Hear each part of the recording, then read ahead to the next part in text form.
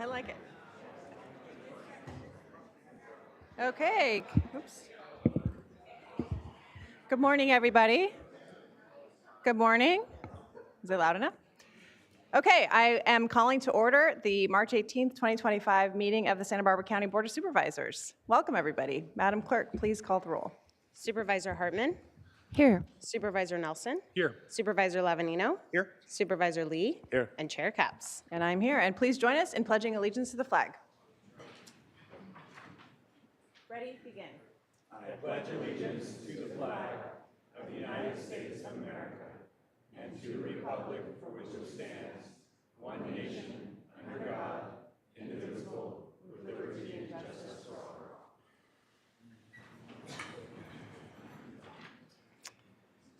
Okay, our first item of business, as usual, is approval of the minutes from the March 11th, 2025 regular meeting.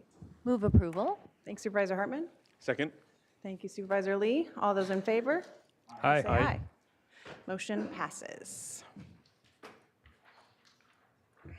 Okay, Madam CEO, your report, please. Good morning, board members. Today we have another edition of our 175th anniversary video series. It features, as you know, our video series celebrates the county's 175th anniversary. It features videos that highlight the history of Santa Barbara County, and the videos in this series are played on Channel 20 throughout the week and are highlighted in our monthly county newsletter, on CSB TV's YouTube page, and on our social media channels in both English and Spanish. This morning's video highlights the rich history of the county's indigenous people. And thank you once again to Kelsey Butita for putting these together. Welcome to Santa Barbara County, a place with immense natural beauty and rich history. Founded in 1850 as one of California's original counties. Join us as we acknowledge the 175th anniversary of the County of Santa Barbara. In this video, we honor the rich history of this land's indigenous population, the Chumash. Santa Barbara County is where our band, the San Ynez Band of Chumash, have resided since time immemorial. Our ancestors are a testament to this area. Pretty much anywhere you go, there's evidence of life for thousands and thousands of years, including the Channel Islands. Pre-contact, we had about 150 villages throughout our territory, tens of thousands of Chumash people living off the land, living off the sea. The greater Chumash community covered the Aboriginal territory of about 7,000 square miles. The San Ynez Band of Chumash, we gained federal recognition in 1901. For us, it's bitter. We have recognition, but not without a lot of loss over the years. Loss of land, loss of territory, loss of our culture. San Ynez Band, we take it seriously that we are the only federally recognized tribe, but it's extremely important that we reach out to all of our brothers and sisters throughout our Aboriginal territory. One of those local tribes is the Coastal Band of the Chumash Nation, a sovereign nation of coastal Chumash indigenous peoples who spearhead the restoration and protection of their sacred lands and resources. We're very proud of our customs, our traditions, whether it's our cultural classes, bow making, basket making. The Tamol is very significant to the Chumash. We're proud to be a part of a larger group of Chumash community members that do celebrate and honor our ancestors by crossing from Ventura all the way over to Santa Cruz to honor our past, but also to come together and share with each other from Chumash band to Chumash band. Many people know of an anthropologist named J.P. Harrington. Our great-great-grandmother, Maria Solares, worked with him to help preserve our language. So we worked with Dr. Applegate, who had studied our languages for many, many years, and some of our elders in recreating a dictionary, both from Somala Chumash language to English and English to Somala Chumash. We're doing everything we can to carry on the traditions of our ancestors.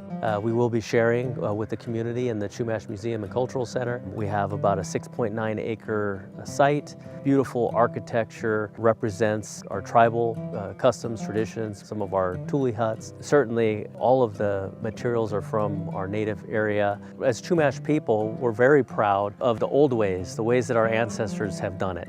Our tribal people were hunters and gatherers. We had pretty much everything we needed in this beautiful, gorgeous setting. From the coast to inland, the mountains, it was one of the most magical places for our people to thrive.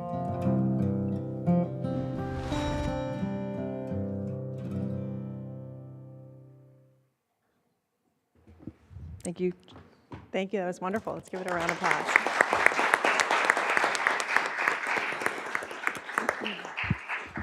Madam Chair. Yes, Can I Supervisor comment on Lavanino. that just for a second? I just want to thank our CEO's office for making that a portion of our history, because in the past, we did have some rocky relationships, and I just really want to point out the efforts of Supervisor Hartman, our CEO's office, for really normalizing relations and recognizing the Chumash as a separate and equal government to our own, and we recognize them and have government-to-government relationship. So I think it was really important that this was part of this, and I'm really excited, and I thought that was a very well done. So thank you. Excellent. Okay, with that, Madam Clerk, are there any announcements or changes to our agenda today? Chair Capps and members of the board, I do have a few announcements this morning. We had a continuation request on administrative item number 4. Administrative item number 4 is sponsored by Supervisor Capps and is a resolution to be presented honoring Dave Carlson upon his retirement from the probation department after over 27 years of faithful and distinguished service to the citizens of Santa Barbara County. And we had a request to continue this item to the April 8th, 2025 board meeting. And that can be included with the balance of today's administrative agenda. Additionally, we had a quick announcement on administrative item number 13. Administrative item number 13 is from the Community Services Department and is regarding a second reading of an ordinance to amend County Code Chapter 46A, Inclusionary Housing. This item was mistakenly included on the March 11th, 2025 agenda and was carried forward to today's meeting as was previously noticed. And lastly, for the Board of Supervisors, methods of public participation and to provide public comment on general public comment or an item on the board's agenda, please see page 2 of the agenda. Individuals that would like to provide verbal public comment may do so via Zoom by registering in advance via the link available on page 2. If you have any questions, please contact the clerk of the board's office at area code 805-568-2240. Again, that number is 805-568-2240. And that concludes my announcements for today. Okay, thank you. Supervisor Hartman. Madam Chair, I move that we continue item A4 to April 8th. Okay. I'll second that. Okay, let's see. Do we need to read that? Oh, you did. Okay. Thanks. Sorry about that. Okay. All those in Chair- favor, please say aye. Chair Capps, members of the board, was that also to include, never mind. Okay. We have a motion and a second by Supervisor Lee. All those in favor, please say aye. Aye. Aye. Motion carries.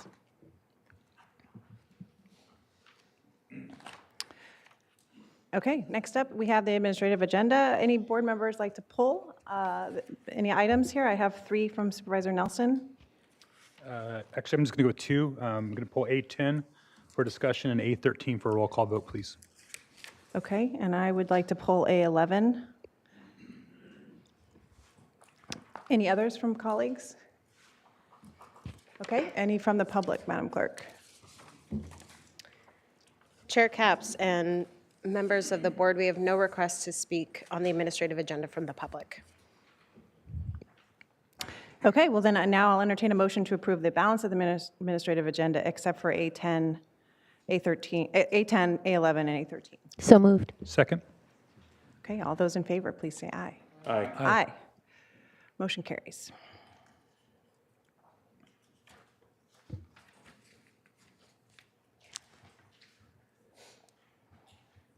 Okay, when we're ready, we'll move on to the resolutions to be presented. I believe we have 7 today, which is why there might be a lot of folks here this morning. Okay, when you're ready, Madam Clerk, administrative item number 1, please. Chair Capps and members of the board, administrative item number 1 is sponsored by Supervisor Lee. It is to adopt a resolution proclaiming the month of March 2025 as American Red Cross Month in Santa Barbara County. And joining us in person today, we have Richard Steele. And Richard, if you can make your way to the podium, I'll go ahead and read the resolution. Whereas in 1881, Clara Barton established the American Red Cross, transforming her unwavering commitment to aiding those in need into a powerful humanitarian mission that has endured for over 140 years. Today, we recognize the dedication and generosity of Red Cross volunteers in Santa Barbara County who continue to uphold Clara Barton's life-saving legacy. And whereas, in moments of crisis, the residents of Santa Barbara County demonstrate their compassion and unity by supporting one another and our neighbors to the north and south, as exhibited by the Los Angeles fires in January. The spirit of humanitarianism is a cornerstone of our community and is reflected in the tireless efforts of Red Cross volunteers who contribute their time and acquire vital life-saving skills through Red Cross programs. And whereas this voluntary and generous contributions shine a beacon of hope and critical support in people's darkest hours, whether it's offering shelter, food, and comfort during disasters such as the recent neighboring mountain fire, providing critical blood donations for hospital and surgery patients, supporting service members, veterans, and their families through unique challenges, saving lives with first aid, CPR, AED, and other disaster preparedness skills, or delivering international aid and reconnecting loved ones separated by global crisis. And whereas we dedicate this March to honoring our Santa Barbara County community members who continue to advance the noble mission of the American Red Cross, inspired by Clara Barton's guiding principle, you must never think of anything except the need and how to meet it. We encourage all members of our community to embrace the spirit of service and generosity. Now, therefore, be it hereby ordered and resolved that this Santa Barbara County Board of Supervisors hereby proclaims March 2025 as American Red Cross Month and encourages residents to engage in preparedness and relief efforts in the humanitarian spirit of the American Red Cross, passed and adopted today.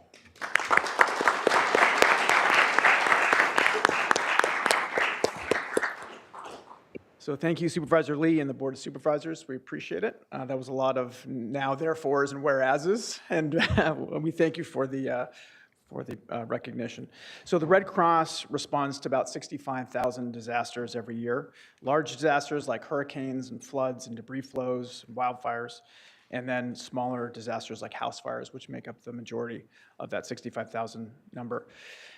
Every 2 seconds, somebody in the United States needs blood, and the Red Cross provides about 40% of the United States blood supply. We depend on the generosity of donors to help save lives in that regard. The Red Cross is very proud that an average of 90 cents of every dollar spent is invested in providing care and comfort to people in need, and volunteers are the lifeblood of the Red Cross. 90% of our workforce is volunteers. We support military members and their families from the moment a service member takes their oath to the time that they're navigating life as a veteran, and we're very proud of that history of service as well. Red Cross Month has been going for 81 years since President Roosevelt declared the first Red Cross Month in the month of March. We are very honored and proud that the County of Santa Barbara is continuing that tradition and recognizing Red Cross Month. Thank you very much.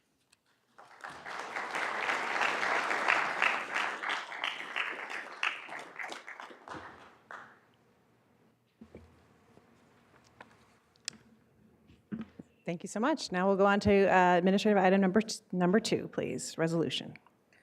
Chair Capps and members of the board, administrative item number 2 is sponsored by Supervisor Capps. It is to adopt a resolution proclaiming the week of March 22nd, 2025 through March 30th, 2025 as Tsunami Preparedness Week in Santa Barbara County. And joining us in person today, we have Stacy Silva and Kelly Hubbard and Jackie Ruiz. And while they're making their way to the podium, I'll go ahead and read the resolution.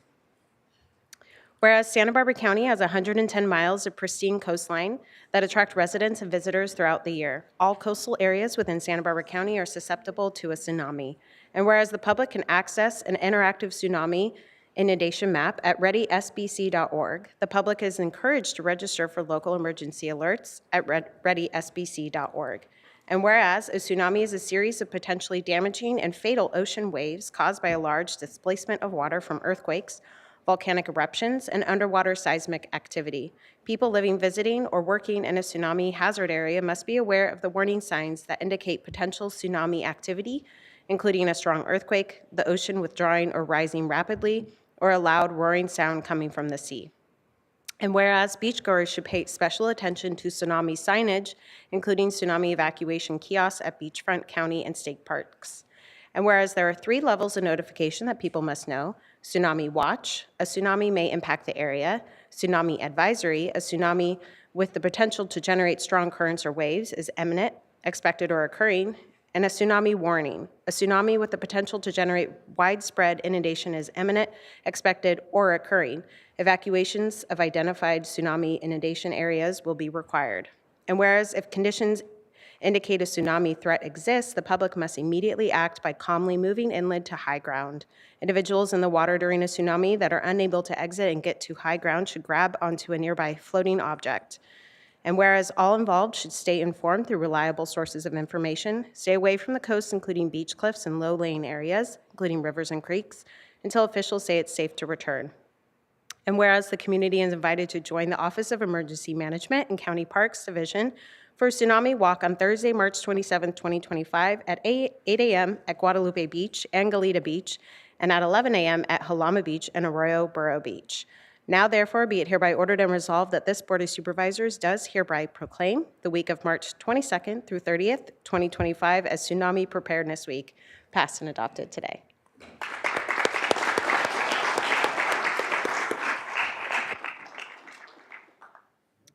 Chair Capps, members of the board, thank you for taking the time to recognize Tsunami Preparedness Week. Santa Barbara County is susceptible to tsunamis from both local and distant sources. We know that tsunamis and earthquakes are directly connected. So, in honor of the 100th anniversary of the Santa Barbara earthquake, this year we are partnering with county parks to host tsunami walk and roll events. We will have beach wheelchairs available to those who need that support at specific beaches countywide. We invite you all to join us as we take steps to prepare by following the tsunami signage and building muscle memory and physically taking those steps to safety in the event that a tsunami does impact our coast. Thank you so much.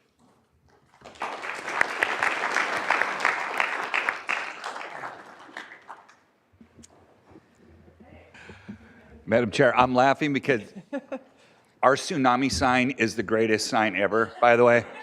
So if you haven't seen it, it's a giant wave coming up and a guy running uphill.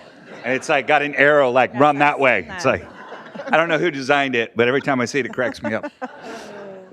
Okay, good. All right, thank you very much. Moving right along to Women's Equal Pay Day, item number 3. Chair Capps and members of the board, administrative item number 3 is sponsored by Supervisor Hartman and Supervisor Capps. It is to adopt a resolution proclaiming March 25th, 2025 as Women's Equal Pay Day in Santa Barbara County. And joining us in person today, we have Lucy Thomas Harrington, President of Lompoc Vandenberg Branch of AAUW, American Association of University Women. And if you can please make your way to the podium, anyone else you'd like to join with you, and I'll go ahead and read the resolution. Whereas more than 50 years after the passage of the Equal Pay Act, women and disproportionately women of color still do not earn wages equal to those of their male peers. And whereas according to the U.S. Census Bureau, women working full-time year-round in Santa Barbara County earn approximately 83% of what men earn. And whereas the Lilly Ledbetter Fair Pay Act of 2009 provided a legal framework for challenging pay inequity, yet the need remains for further legislative action, such as the Paycheck Fairness Act, to close loopholes and strengthen protections against wage discrimination. And whereas in the United States, 40% of women with children are primary breadwinners of their households, and nearly 2/3 are primary or significant earners, making pay equity critical to family economic security.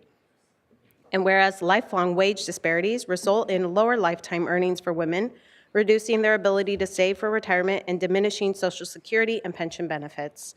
And whereas fair pay strengthens family financial stability and eases future retirement costs while benefiting the broader economy. And whereas March 25th, 2025 symbolizes the date when the wages paid to American women catch up to the wages paid to men in the previous calendar year.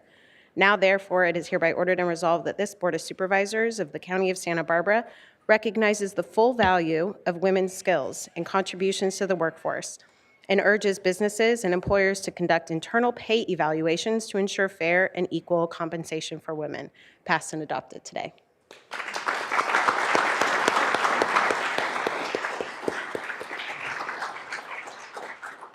Good morning, and thank you to the esteemed members of the Board of Supervisors and Chair, community members and guests. We are honored and humbled to stand before you today to accept the Equal Pay Proclamation on behalf of the American Association of University Women, a nonpartisan organization open to all genders, committed to improving the lives of women and girls in our communities, our state, and our nation through education, research, and advocacy. In each one of the supervisory districts, there is an AEUW branch. Santa Barbara Goleta Valley, UCSB Isla Vista, Lompoc Vandenberg, which also includes the San Ynez Valley, and Santa Maria. This recognition of equal pay is not only a symbol of progress, it's a powerful reminder of the work that we still have to do and the difference that we can make when we all stand together in the pursuit of fairness and equality. We want to also acknowledge the tireless advocates, workers, and allies who have been at the forefront with us and you, standing with AUW, like the Santa Barbara County Commission for Women and so many others. Your courage, persistence, and unwavering belief in the cause has paved the way for this progress. Equal pay isn't just a matter of fairness, it is an essential component of a thriving society. When individuals, regardless of race, gender, or background, are paid equally for the work they do, it strengthens families, improves the economy, and improves the community as a whole. For far too long, unequal pay has been an issue that affects far too many people. But today, this proclamation represents not only a recognition of the progress that we've made, but a promise to continue the fight for those still left behind. We know that equal pay for equal work leads to better outcomes for everyone. While this proclamation is a significant step, it's not the final one. Our work is far from over. The gender pay gap is real, as evidenced by the AUW 2025 report update entitled The Not So Simple Truth, which I will leave with each of you today. It demonstrates the work which remains for all women and the large gap facing women of color.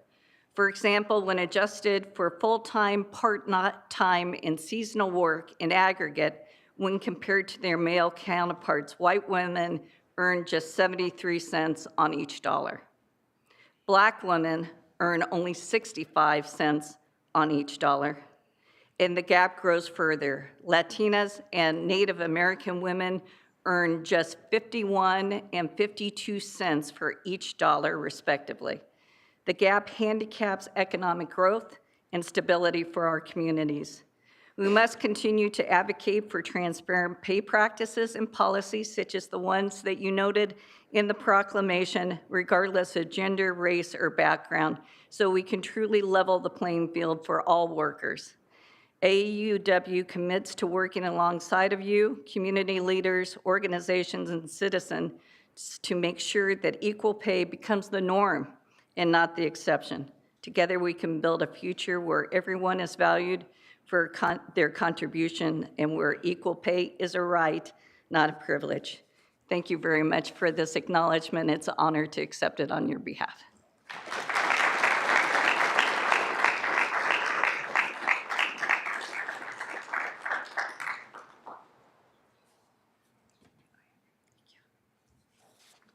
Thank you so much.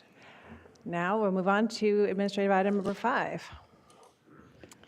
Chair Capps and members of the board, administrative item number 5 is sponsored by Supervisor Capps. It is to adopt a resolution of commendation and recognition and appreciation of Ron Werft's distinguished service to Cottage Health in Santa Barbara County. And joining us here in person today, we have Ron Werft.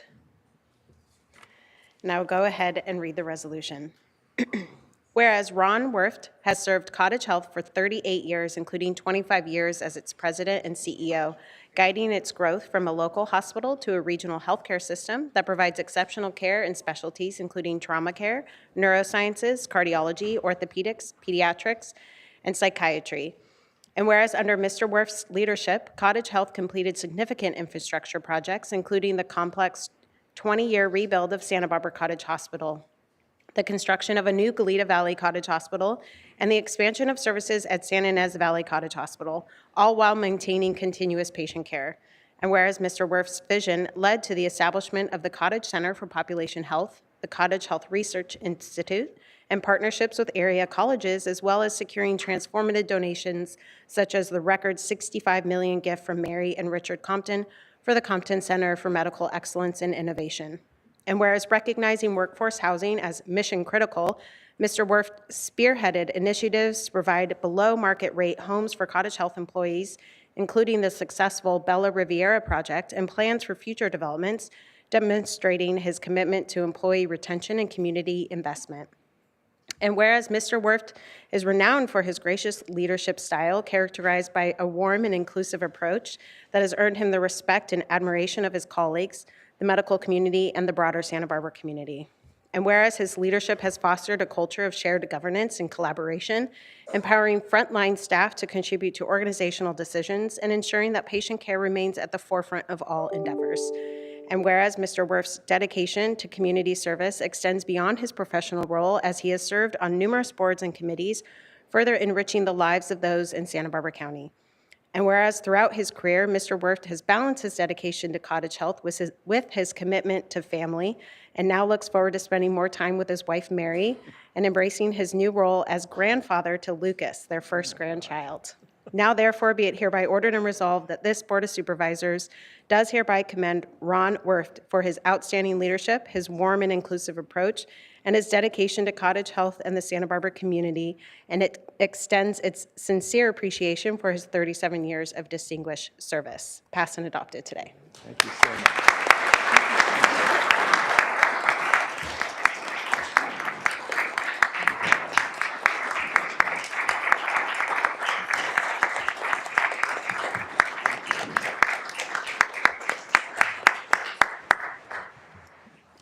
Supervisor Capps, members of the board, thank you so much for this honor and recognition.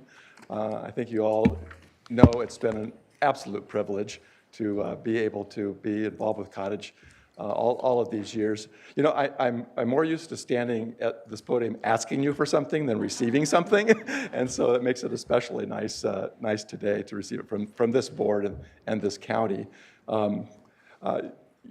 You know, I really appreciated the video today, and to learn again that the history of Santa Barbara County. You know, Santa Barbara Cottage Hospital is an old established institution also, and it was founded by 50 women in Santa Barbara in 1888. And contrary to popular opinion, I wasn't here at the opening day. But we've enjoyed a wonderful partnership with the county, and I could point to so many things where Santa Barbara is a better place because of the work that we've been able to do together. And Mona, to you and your team, I think particularly with public health, with behavioral wellness, with in times of fires and debris flows, the fire chief, being able to call people and get the help that we need at the hospital has been a blessing. And we've done some great work together. I have a number of members of my team here. I asked them to join me up here. They said no, but I want them to raise their hands because they're the ones who make all those things happen. And lastly, thank you for including Mary and my family and Lucas in the resolution. I am very, very lucky to have been married for 42 years to Mary Werf here in the second row here. So.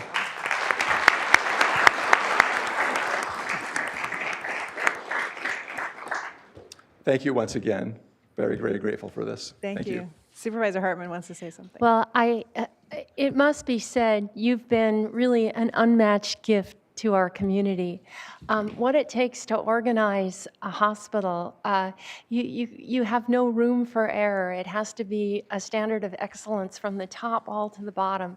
And we aspire to that in the county. We don't always make it, but your institution stands as a model. You've attracted top talent, and what you've done in terms of expanding and modernizing facilities, so that there's even a cottage urgent care a few blocks from my house in Santa Ynez. I mean, that makes it so We easy. knew where you lived. Anyway, you've left your mark on this community in healthcare, and we're all the better for it. Thank you. Thank you so much. Thank you. Yeah, and I just want to add, thank you, Supervisor Hartman. It's a pleasure to bestow this to you. 37 years is incredible. As someone who was born at Cottage Hospital long before you started, it just is amazing to see the transformation of what this hospital has become and all of the different branches. And I just want to particularly thank you for the leadership on workforce housing, as you call it, mission critical. We've learned from you. You've been so gracious with your time. Your team has been so gracious with their time in educating us in the county. And just recently, our housing team met with you over lunch, the best lunches at Cottage Hospital, to learn more about how you develop workforce housing so successfully so that you retain your workers and you have such an incredible retention rate because of the community that you foster and the type of workplace it is. So thank you. More to come. Thank you. Thank you very much. Thanks, everyone. Thank you.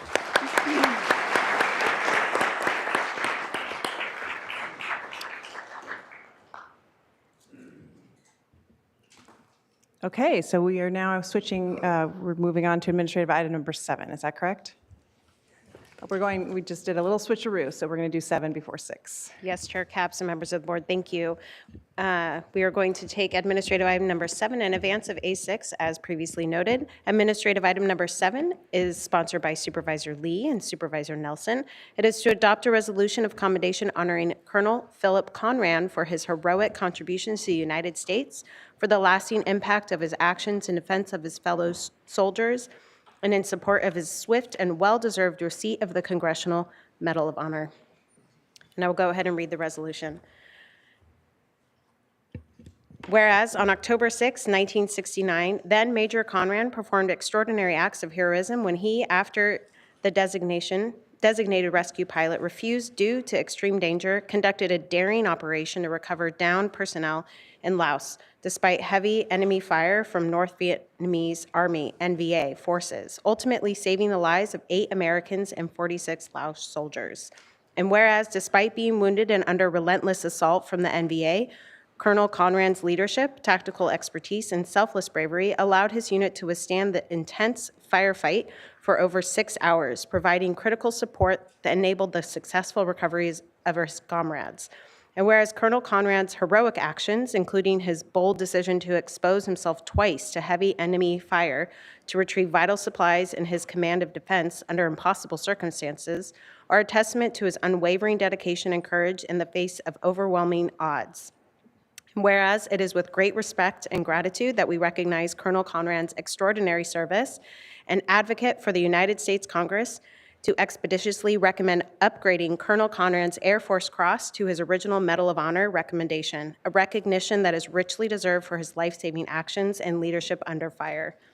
And whereas, as a Santa Barbara neighbor for the past 25 years, Colonel Conran has demonstrated exceptional leadership and dedication to community service, having served on the board of the Vieja Gardens Association for 24 years, held national leadership roles with the Legion of Valor, contributed significantly to veteran organizations and the Military Order of the Purple Heart, played key roles in Santa Barbara's Memorial Day and July 4th ceremonies, and currently serves as treasurer for the California branch of the American Irish Historic Society, all while cherishing a 66-year marriage to Margaret and a loving family of children, grandchildren, and great-grandchildren.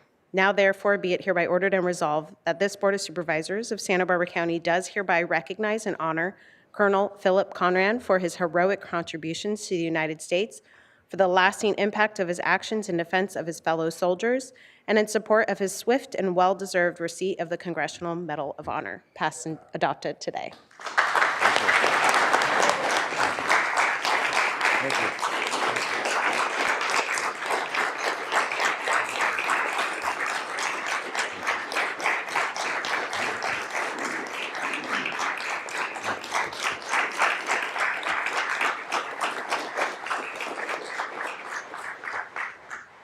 Supervisors, I wish to thank you personally for your resolution, and in particular, Roy, thank you. And based upon your association with Michael Cook, who was the past commander of the Purple Heart organization, I thank you. And lastly, Laura, I want to thank you and pass on my best to your mom, because your mom started this 13 years ago when she introduced a bill in Congress to upgrade the Air Force Cross to the Medal of Honor, which was originally recommended in 1969. Now, I won't embarrass you and ask you where you were in October 6, 1969, but I know where I was. I had just finished up a year flying combat over in Southeast Asia, and my job was to ferry my heroes up into the north, drop them off, Special Forces, Army Special Forces group, drop them off, and hopefully pick them up in 5, 7 days later. Unfortunately, most of them, the pickups, were emergency exfils because they were under contact with the North Vietnamese. So it was an interesting year over in Southeast Asia. And one of our unit's symbols was the last mission that you flew was supposed to be a walk in the park. And on October 6th, I was a happy man because I had my orders and I was headed for Hawaii to catch satellites when they'd come back in. Of course, you people don't realize that we used to catch the satellites and distribute the knowledge and the information, the film that they had back to the Kodak in Rochester, New York, where they processed it. Well, anyways, we took off. There were 5 helicopters taken off from NKP on a classified mission. The CIA director said, "It's a piece of cake. You'll be home for lunch." And this was supposed to be a clean mission. We were going down to South Laos to pick up 125 Laotian troops and bring them to another secure CIA base. We picked them up and we transported them over, and the mission consisted of the CIA leader, 2 A-1 fighters, 1 rescue helicopter, and us 5 helicopters. We proceeded into the area and it was clear, so number 1, I was number 2. Number 1 went in and he promptly got shot down. So I immediately did an exfil out of the area and brought the fighters in to sanitize the area. When the area became fairly quiet, I asked the rescue pilot to go in there and pick up the 4 crewmen that were down on the first aircraft. He refused, saying it was much too dangerous. And it was. But I was left to make a decision, and I decided that they would be overrun and killed if I didn't go in there and bring in my 25 troops and hopefully save the day. I got in there, and it was amazing. The enemy came up out of the ground firing as I was coming in, and they ruined my helicopter, but I could still control it. It's like you're going down the street at 100 miles an hour and your power steering goes out. You can still control that automobile, but it's difficult. And I decided that since I could still control it, I would continue with the mission.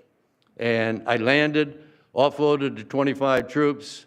Actually, it was 24 at that time because 1 was perished. And got the 4 Americans on board and was just taking off, and they blew out my transmission. So I finished up fighting for 6 hours, establishing the perimeter, et cetera, and we, fortunately, the on-scene commander at that time, airborne, brought in 4 A1s that had non-lethal gas. And I mention non-lethal because the NBC, CBS, ABC at the time accused us of having lethal gas when they brought the A1s in. 2 came streaming down north to south, dropped it east and west, immediately followed by 2 more coming east to west, dropping the gas north and south, completely saturating us with gas. And it was very debilitating gas. You were doing a lot of things. But anyways, 2 H-53s came in and picked us up, and we got out of there. And it was a harrowing walk in the park that day. I immediately, after I got out of the hospital, I left for Hawaii, and my squadron commander wrote me up for the Medal of Honor. And it was initially approved, according to General Clark in Hawaii, but it was then downplayed because of the fact that we were operating in Laos, and President Nixon's foreign directive stated that no American troops were in Laos. Consequently, an award couldn't be issued.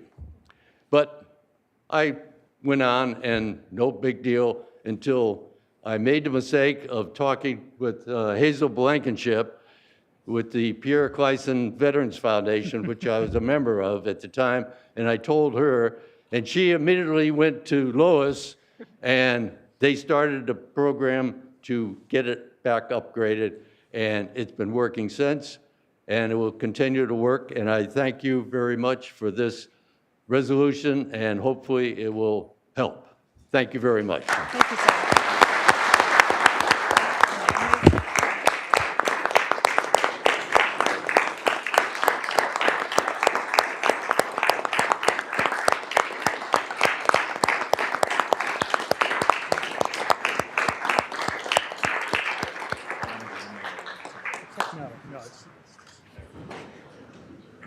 Supervisor Lee.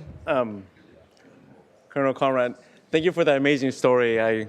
I can immerse myself in the whole scenario you just said. I just want to thank you. Thank you for your service to our country, to our people, and to our community. And anybody out there, write to your congressperson, advocate for this medal of honor for our hero that stands before us. Thank you. Thank you. Supervisor Nelson. Yes, thank you, Chair Capps, and thank you, Supervisor Lee, for letting me be included on the special honor for Phil here, and for Margaret as well, because we know that none of that could have been possible without her back home raising the 3 children and supporting the family. So just thank you both so much for your service. You guys are both heroes and local treasures, and I know I'm going to be taking a little extra effort when I'm in D.C. to see if I can't advocate on your behalf. So we appreciate you and we support you, and we thank you for your service. Okay, last resolution to be presented, going back to administrative item number 6. Chair Capps and members of the board, administrative item number 6 is sponsored by Supervisor Hartman. It is to adopt a resolution of commendation honoring Scott Hosking upon his retirement from the General Services Department after over 36 years of faithful and distinguished service to the citizens of Santa Barbara County. And joining us in person today, we have Scott Hosking, Kurt Lagerquist, Director of General Services, and John Green, Assistant Director of General Services.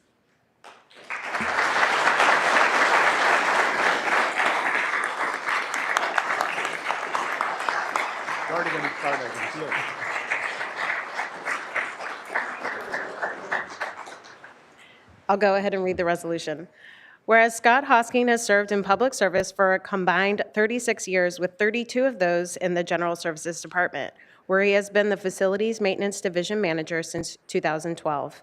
And whereas Scott began his career in 1987 at the County of Santa Barbara as an engineer tech aide with the Public Works Department, assisting the county architect with vital county projects, later advancing into the role of engineering tech 2 and supporting special projects such as the underground storage tank removal program, fuel station construction, and the asbestos awareness program. And whereas Scott took a brief leave from county employment to pursue a business partnership, later returning to public service as a contractor on payroll, working as a project manager and overseeing the construction of these notable county facilities: Casanueva, Children's Services, District Attorney's Office building, and the Public Defender Courthouse remodel. And whereas Scott's impact in the diverse roles that he has held at the county can be summarized in 3 words: exceptional public service. There are very few employees at the county who don't know who Scott is and what he does. Scott is a key contributor at the Emergency Operations Center Logistics section, where he always responds and is the go-to resource for logistics, providing support and solutions during emergency activations. Scott's personable approach and leadership style are widely known throughout the county. His dedication and commitment to serving the county is synonymous with the county's core values. And whereas Scott's next chapter of life will be filled with opportunities to share time with family, travel, and explore new adventures. Now, therefore, be it hereby ordered and resolved that this Board of Supervisors of Santa Barbara County does hereby acknowledge Scott Hosking for his years of dedicated service to the citizens of Santa Barbara County and congratulates him upon his retirement. Passed and adopted today.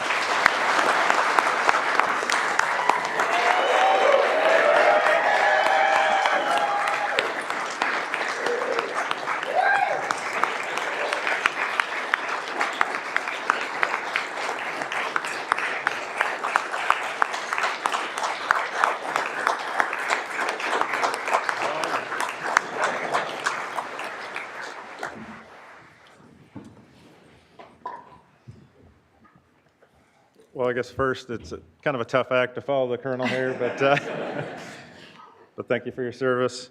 It's a rare day that I get my entire department together, and usually there needs to be a promise of food, and I'm told there's donuts, so I'm glad they're here. I think maybe they're here to make sure you actually leave, or no, they're here because they love and respect you, Scott.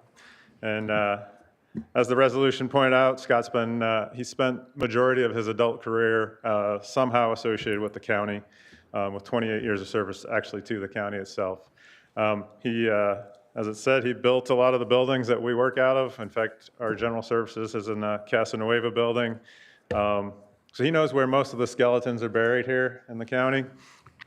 And he knows all these buildings inside and out.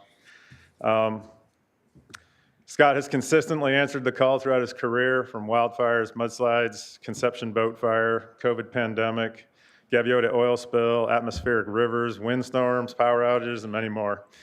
Day or night, weekends, Scott could always be counted on to be on the scene and in the middle of it. I always knew if I called him, he was probably already there. Scott leads by example. He has earned the trust and respect of the facilities team, most of them here today. He has mentored many and has been a key to the succession planning within general services. And lastly, has developed lifelong friendships. So while he retires this month and will be moving away from California, I'm certain he will continue to maintain those relationships and friendships and reflect fondly upon the exceptional service and work that he completed throughout his time here. So Scott, on behalf of General Services, thank you for your years of dedicated service to the county. We wish you the very best in retirement, and I'll end with a traditional Navy saying, fair winds and following seas.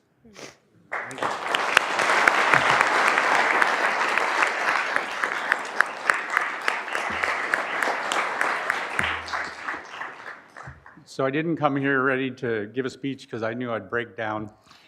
When I was honored the Employee of the Month, I pretty much fell apart. But I just want to thank everybody that have worked through the entire career here. It's been fun. I'm honored to have my previous boss here, Mark Minneveller. Glad he was able to make it.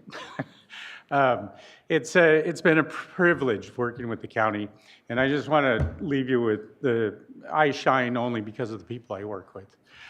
They shine for me. So, thank you.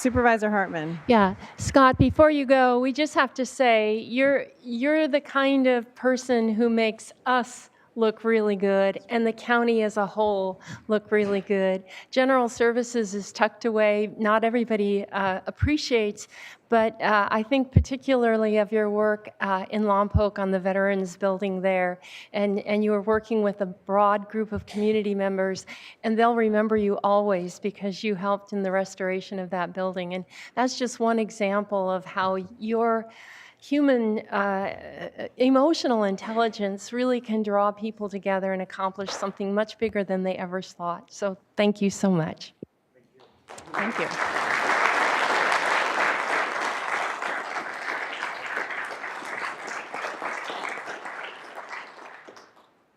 Okay, now for a section a little less emotional, we'll move on to our administrative items that have been pulled by the board or the public. We have 3. Madam Clerk, if you could please read into the record A10. Chair Capps and members of the board. Administrative item number 10 is from the Community Services Department. It is to consider recommendations regarding the preservation of an inclusionary housing unit through acquisition located at 2615 Caspia Lane, Summerlin, California, 93067, and this is in the 1st District.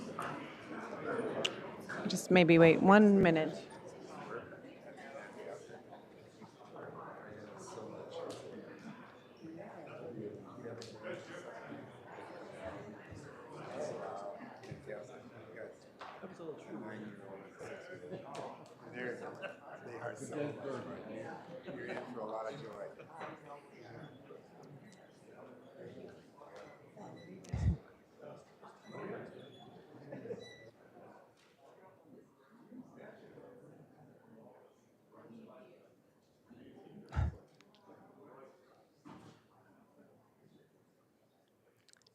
Okay, I think you can continue. Do you all need it reread? Okay, Supervisor Nelson? Yes. Thank you, Chair Capps. So I pulled A10. This is the inclusionary housing unit in Summerlin that the county has an option to purchase. And I talked to staff a little bit about this because reading the board letter, we're going to purchase this property for $160,000. It's worth about $1.1 million. I know there's a covenant on there that we have recorded, the county has, to make this an affordable unit. And I just was musing while I was reading about it, like, is that $1 million of value best used on this unit? Or is there a way for us to maybe look at removing our own covenant on that property, selling it at market rate in the future, and taking that $1 million and applying it across to maybe facilitate some additional projects, not just one single unit? And Sorry, if we just need some conversations in the back to go outside into the lobby, please, so we can continue. So it occurred to me that I thought that, just have that discussion. This item right now is to purchase it and then authorize staff to move forward with selling it again, which is going to be potentially kind of a lottery for somebody to, win the opportunity to buy this property at a very affordable, which is what we want to create, affordable options, in perpetuity. And it just seems like that there might be a better opportunity to leverage those funds elsewhere. So I just thought maybe we could direct staff to take a deeper look before directing them to go ahead and resell the unit after we purchase it back. And so I talked to Mr. Armas prior to this about, what that could look like. I'm in favor of moving forward and purchasing it. But I just thought we could maybe do a little bit deeper dive to make sure that we're maximizing that value that exists there. Instead of just benefiting one family, maybe there's a chance to benefit multiple families by redeploying those assets in some type of other project. And so that's really the reason why I pulled it, was to discuss that. And if the board did support that, I would still move the item, but remove item D, which is authorizing as the CSD director or designee to issue a request for proposals, but instead have staff take a look and maybe bring it back to us on options, which may come back to being that they should just continue forward with the plan. But I thought we should at least talk about it. Any thoughts? Supervisor Lee, or do you want to hear from Director Armas first? I'll go first really fast. Okay, I just sounds want to great. thank Supervisor Nelson for bringing this forward and bringing this idea. I think it's a great idea, and I want to hear from Jesus. Thank you. Thank you, Chair Capps and members of the board. Jesus Armas, Community Services Director.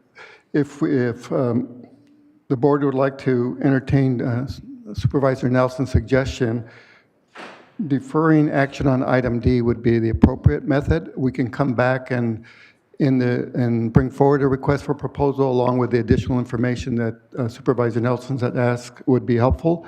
And at that point, a determination can be made as to the best path forward. Great. And Supervisor Lee, just to confirm, you're good with that? Yes, I am. Thank you. Okay, great.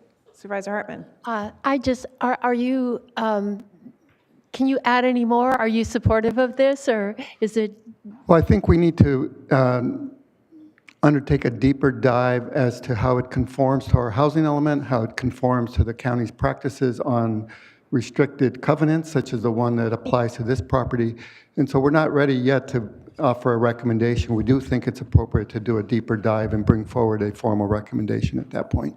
And that's my intention. This may still be the best option. I just thought we could just take another second look. If it's difficult and too expensive or illegal for one to do something else, then we shouldn't do that, of course. But I thought we should just take a look. I mean, there's potential another $900,000 of value out there that we might be able to deploy. And I'm all about leveraging funds. So this might be one of those opportunities. And like I said before, instead of benefiting just one family, which there has a lot of value there, maybe there's a chance to benefit many more with affordable housing options. So that's where the idea came from. So Okay. if the board's okay, I'll go ahead and make a motion of A, B, C, and E with the direction and we're going to defer D into direction to staff to take an evaluation about how to potentially dispose of the property after we acquire it. And I'll second. Okay, we have a motion and a second. All those in favor, please say aye. Aye. Motion carries.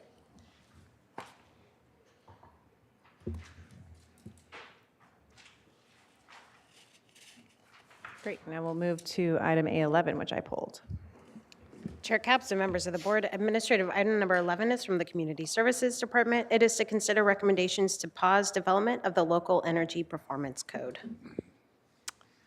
Yeah, thank you to my colleagues. I pulled this just to give a little more airtime, a little bit similar to what just occurred with the previous item. I fully support the direction to take a pause, given the development that the state standards really are doing what we hope to do with this set of REACH codes anyhow. But I thought if I could just ask Director Armas to explain that a little bit, and I'm hoping to hear a couple things about the next round of building codes and our exploration of potential REACH codes to match that. Thank you, Chair Capps. I appreciate the opportunity to embellish on the staff report. We are, of course, in a unique situation. The energy code will be taking effect in its new form just 6 months from now. And even if we were to proceed with the code as we originally contemplated, we would need to return to the Energy Commission for its approval in January. So we thought it best to take a step back, take a look more carefully at what we can do. There are some additional enhancements that the Energy Code will implement that in large measure is consistent with our cap. This offers us an opportunity to look at whether there are other opportunities, make sure we work closely and carefully with planning and development to make sure that it doesn't create additional obligations through the building permit process, and we'd welcome the opportunity to bring forward some additional items for your consideration thereafter. Thank you. Just one other piece of this is I'm a big supporter of the transition to electric, but I also know that it's quite confusing for builders, and I heard this directly from the chamber when I met with them about this topic. When there's different REACH codes and different codes, city jurisdictions versus county. So can you just elaborate as to how you're in coordination? I understand that the city of Goleta is moving forward with REACH codes, albeit very short, whereas the city of Santa Barbara is following our path. Can you just please assure me that you're going to stay in close coordination so that building, which is a high priority, can not be delayed? Thank you again, Chair Capps, for that question. We do want to work closely with Goleta and Santa Barbara. As you know, they've taken different paths, and so we want to make sure that regionally we can work together so that the development community can have some consistency across the jurisdictions that you've mentioned. And so I think this affords us an opportunity, and we do want to work closely, and as we've indicated previously, we would want to work closely with those other jurisdictions to develop as best we can a uniform approach so that development that is interested in a city project would address the same kind of considerations as a county project, and we think there's some value there. Additionally, to facilitate the calculations associated with complying with the energy code, there is a software program that the development community utilizes, and I participated in a webinar just recently where it was reported that a new software tool will be released sometime in the first 6 months of 25. So that will facilitate, again, the development community being able to use those resources. Great. Thank you, Director Armas. With those two assurances, I'm happy to support staff recommendation, and I make the motion. Second. Excellent. We've got a motion and a second. All those in favor, please say aye. Aye. Motion carries. And I believe the last item is A13, just for a roll call vote. Yes, please. Chair Capps and members of the board, administrative item number 13 was previously read into the record, but as a reminder, this item is from the Community Services Department. It is to consider recommendations regarding an ordinance to amend County Code Chapter 46A, inclusionary housing. And this is a second reading, which was previously mistakenly added to the March 11th agenda, but re-added to today's agenda as previously noted.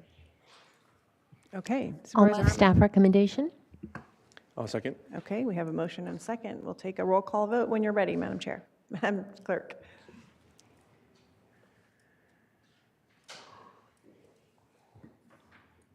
Supervisor Hartman? Aye. Supervisor Nelson? No. Supervisor Lavanino? Aye.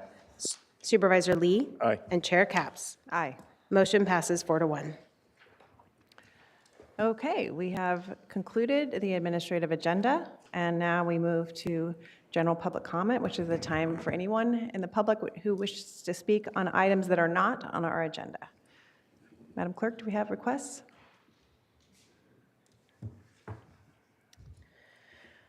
Chair Capps and members of the board, we have 3 requests to speak from the public on general public comment today. We are going to remain here in Santa Barbara and begin with Diana Sandoval, to be followed by Marcia Wirtz. Diana?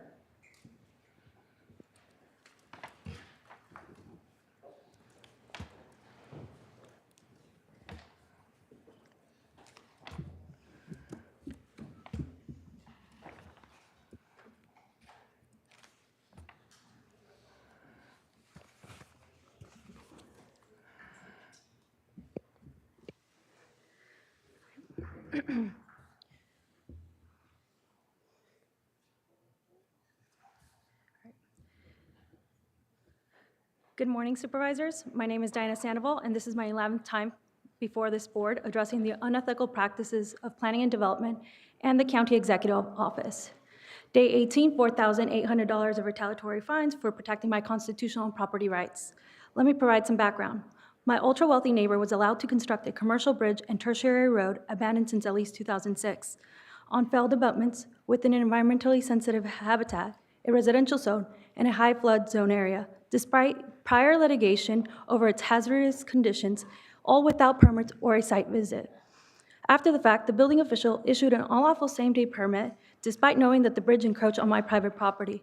This constitutes an illegal taking of my land by the county. Even though they took my land, they cannot use it because I have a lawful fence. Yet now, the county is colluding and retaliating, in my opinion, by imposing retaliatory enforcement action against my lawful fence. Planning and Development refuses to acknowledge that CZO 35115 mandates the fence for screening a non-residential parking area from a residential area. Despite multiple requests, Planning Director Lisa Plowman has been unwilling to provide a legal basis for why this rightful ordinance does not apply. To illustrate Planning and Development's further retaliatory actions, Planning Director Lisa Plowman acknowledged and approved of my fence since 2023. 90% of the homes along the creek have similar fencing, and the fence was installed years before I purchased my property. Deputy Director Aaron Briggs and Inspector Paul Hanna shifted the classification of my fence to a gate in the retaliatory notice of violation. In my opinion, these inconsistencies suggest collusion and corruption within the department, indicating an effort to finish what they started with the illegal bridge. By mischaracterizing my lawful fence as a gate, the county appears to be laying the groundwork to remove it and force me to get a permit for a gate, and ultimately allow a commercial road across my property. Additionally, I have formally requested a full stay of enforcement, including the suspension of the alleged violation and any associated fines, until the litigation finish. In accordance with the county executive's office position, that litigation needs to play out. My request remains unanswered despite 12 formal requests. The county's goal is clear, in my opinion.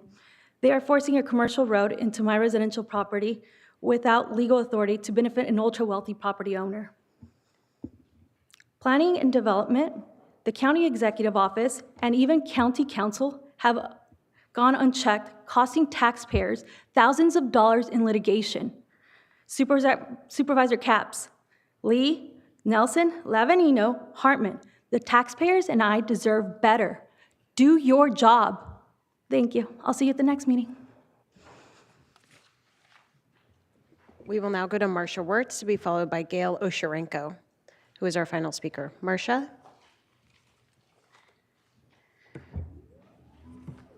Good morning.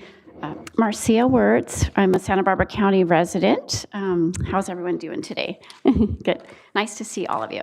I just wanted to bring to the awareness of the county, and just for the purposes of the public record, that since February on the Clean Air bus, the Santa Barbara County Clean Air Express buses, there's flyers that are posted that read, due to maintenance, the tap and ride, quote unquote, credit and debit card readers are out of service. So passes, cash, or trip tickets required beginning Friday, February 14th. And there was also an indication that it would be a temporary interruption to that particular service. And as of today, effective today, or as of today, March 18th, 2025, that service is still inactive for riders. Now, the one thing to note with that is that thereby forces anyone that doesn't already have a ticket or a monthly pass to pay cash. And the thing with cash is the cash fare is $1 more than the debit or credit card fare. So it's essentially forcing the riders to come up with an extra $1 just for their one trip, which, which $1 may not be, that much to everyone, but to some people, $1 can make all the difference, or $2 on their round trip for the day.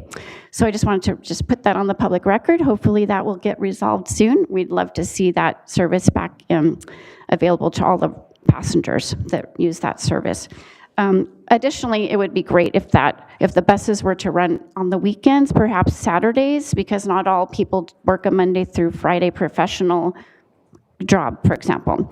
So there's that. And then also, I just wanted to request of the county that the County of Santa Barbara draft and implement a resolution to ban all SAI programs, all weather modification programs, from being deployed over the populations, over the environment of Santa Barbara County, over the waters of Santa Barbara County. And then that's what I'd like you to consider. Thank you so much. Have a nice day. Bye. Supervisor Hartman. Ms. Wirtz, I just had a question. Was this on one bus, or it's on all the buses? I personally ride multiple buses, different drivers. So I've seen it on those buses, but I can't speak for every other bus. Well, good for you, and we'll notify SB CAG about It's just this. Thanks for $1 can, attention. or perhaps, yes, thank you. Okay, thank you. We will now go to our final speaker, Gail Osherenko. Gail?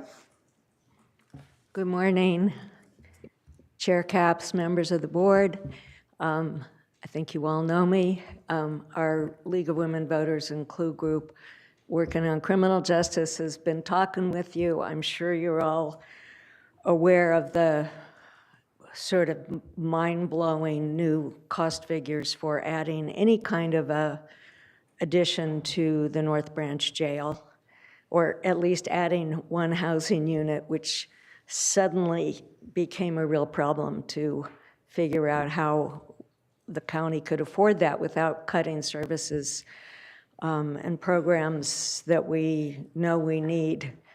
So I'm just here today to tell you where we're thinking. We're thinking a lot about the need to create a task force that doesn't just piecemeal say, how are we going to reduce the numbers in the jail, but that pulls everybody together, maybe including the courts who charge too much bail, not complying with the law, and behavioral wellness, and all the agencies that could help us really beef up the mental health services and facilities that we have to have in order not to spend a huge amount overbuilding a structure that probably doesn't really need to be built out more in order to reduce the number who are in the jail.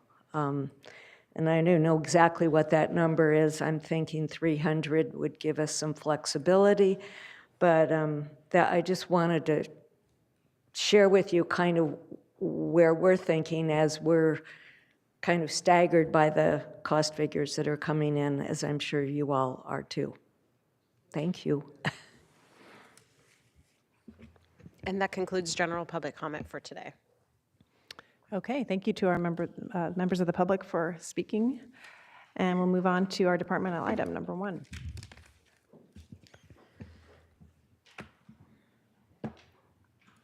Chair Capps and members of the board, departmental item number 1 is from the Treasurer, Tax Collector, Public Administrator. It is a hearing to consider recommendations regarding an extra help services and retirement waiver for the Treasurer, Tax Collector's office. Chair Capps, members of the board, this waiver is something I usually don't do, is come back with extra help employees after they've just retired. But this is a unique situation. Victoria Highland is a long-term employee in our office, and her responsibilities include the bank reconciliations. And so that's based upon FIN right now. It'd be very difficult for us to train someone during this interim period before Workday has been implemented. So we didn't think we'd be getting to this point. We thought Workday would have been implemented already, but because it hasn't, we're in this situation. We're hoping that it goes live in August, so we're estimating September 30th of a period, a 6-month period for this. Thanks, Mr. Hagan, for that explanation. Does anyone have any comments, questions? Mr. Nelson, Supervisor Nelson. Thank you, Chair Capps. As I'm usually the skeptic on these, that's perfect explanation and a perfect reason to do this. So I would support your request. Is that a motion? Yeah. If there's no other comments, yeah, I'll make a motion to accept staff recommendation A through C. Second? Okay, we have a motion and a second. Oh, I'm sorry, do we have public comment on this item? Chair Capps and members of the board, I did just want to note for the record that we had no request to speak, and my apologies, I did miss the motion and the second, so if you can please take those again. Sure, I should have noticed you were. Yeah. Motion was from Nelson, A through C, staff recommendations. Second, Hartman. Fabulous, thank you. Okay, all those in favor, please say aye. Aye. Motion carries. We are ahead of schedule. We will move on to department item number 2.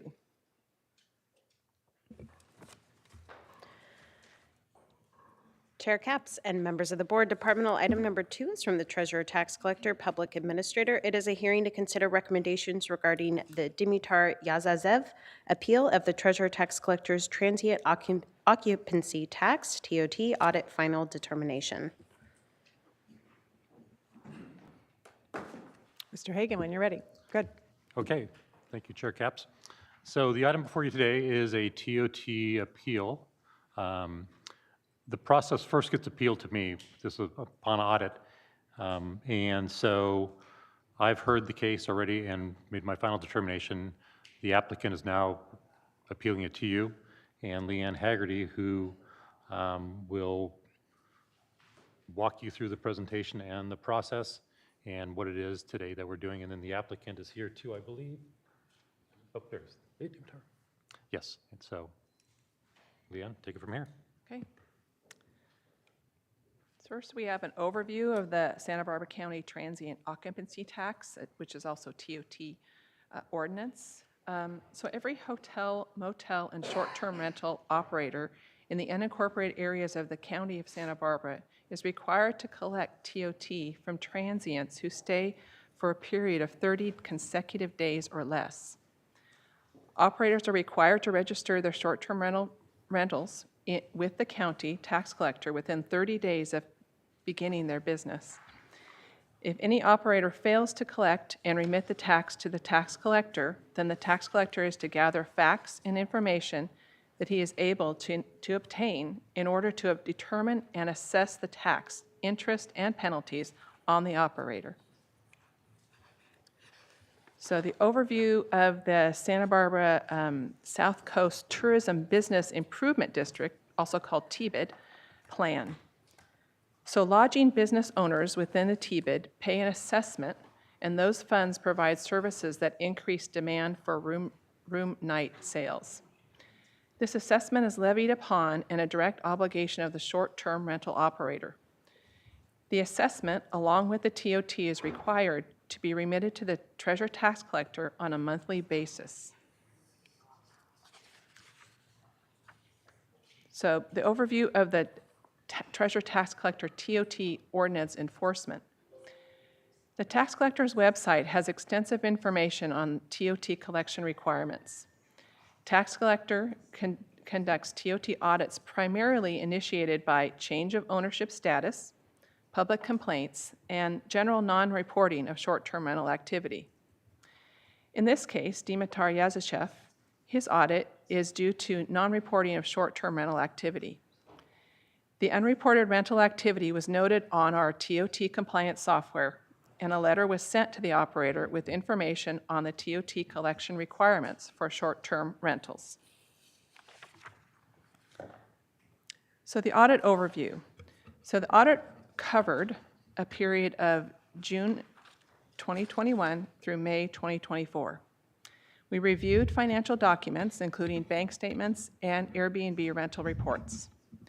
The final audit determination was that the amount due to the county is $8,034.37.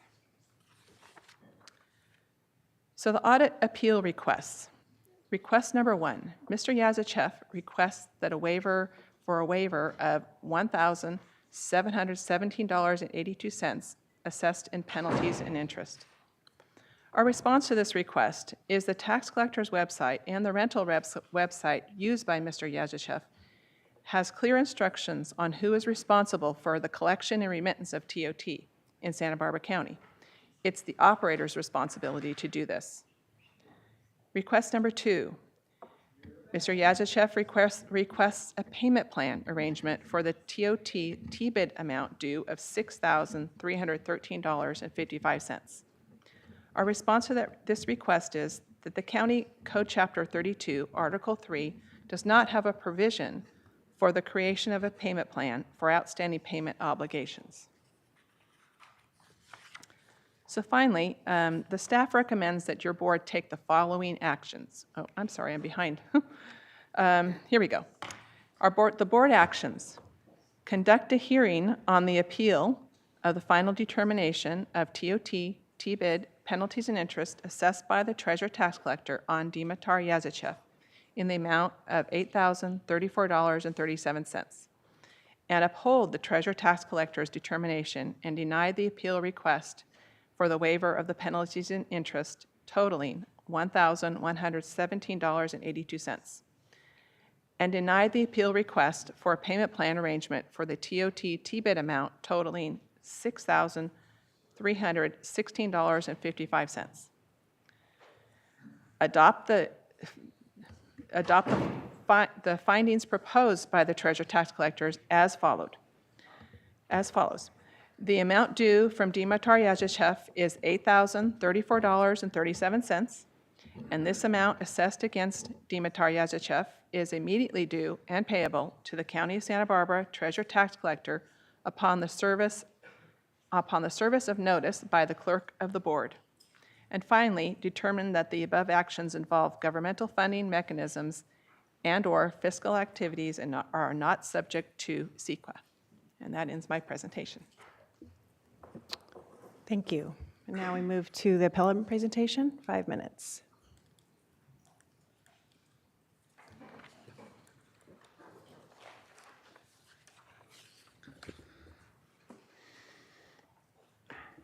Good morning, supervisors. My name is Dmitry Azagiev. Thank you for the opportunity to speak today regarding my appeal request. I truly appreciate your time and consideration as I work toward resolving this matter in full compliance with the county requirements. I'm specifically requesting an appeal for the $1,717.82 assessed in penalties and interest under fining 2. This is my first compliance issue, and I sincerely did not know that I was required to pay those taxes directly to the county. I have always reported and paid the taxes on my rentals income to both IRS and the state of California, believing that I was fulfilling all taxes obligations. As soon as I became aware of this local requirement, I took immediate steps and ensured the full compliance. Additionally, I wanted to clarify that the local taxes were already included into my advertising rental price. However, it appears that in this assessment, taxes have been calculated on top of that amount I receive from the guest rather than being the factor into the total price I charge. This discrepancy has significantly impacted the assessed amount, given that this was like a honest misunderstanding and that I have since taken correct actions to stay compliant. I respectfully request leniency and waiver of those penalties and interests.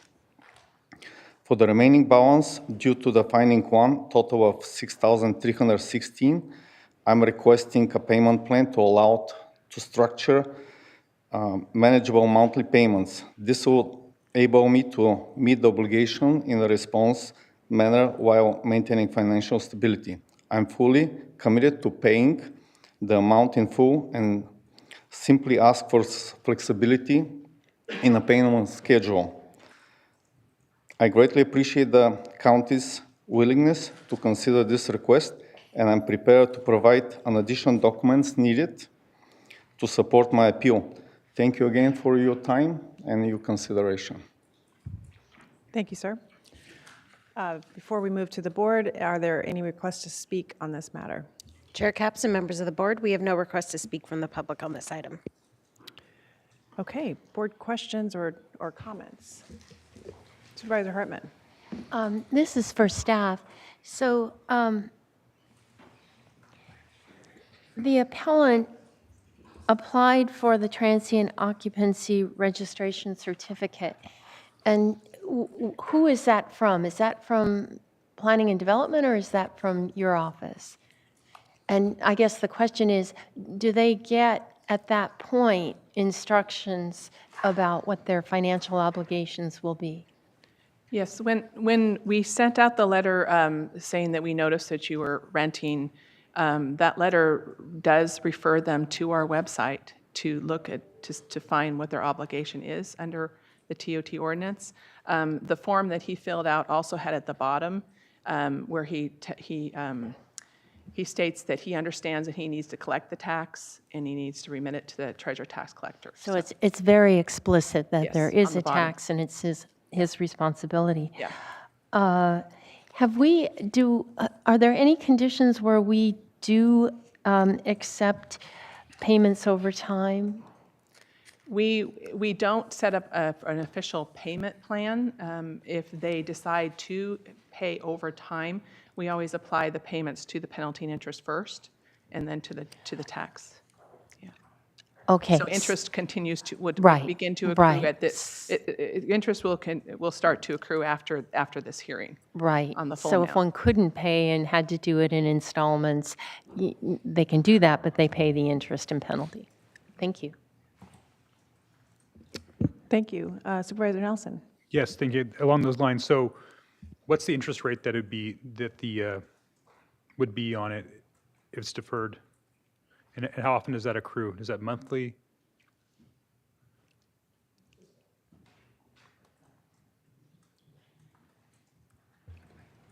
Yeah, it's 0.5% a month. 0.5% a month, so 6% a year. Yeah, Okay. 6% a year. Is this, do we know, is this a lawful short-term rental under our planning code? Does it have a permit for a short-term rental? Homestay permit? A homestay? It's a homestay? That's what yeah, it's homestay permit. It's a homestay permit, okay. No, no, no, that's what it's called, a homestay permit. Right. Do you have a homestay permit? Yes. To the You county. do have a- Okay. All right, those are my questions for right now. Thank you. Okay, Supervisor Lee. Thank you. So there is no payment plan, but is it possible to delay payment instead of just in? Supervisor Lee, through the chair. The reality is, we're the tax collector. If someone wants to pay us, even if it's not the full amount, we're going to accept it and apply it. So yes. But it's not a payment plan. But that hasn't happened here? That has not happened in this case here? No. Yes. No, not until this is finalized. Yeah. Supervisor Lavanino, you have your... Thank you, Madam Chair. So, it's a hard one. So, the question I guess I'm going to ask staff is, obviously, we do everything we can to try to make it as simple as possible and fair as possible. So what are the implications? I guess first I have to ask council, is there any wiggle room or leeway for us to make a decision about whether or not to defer or put in a payment plan, or are we bound by the ordinance?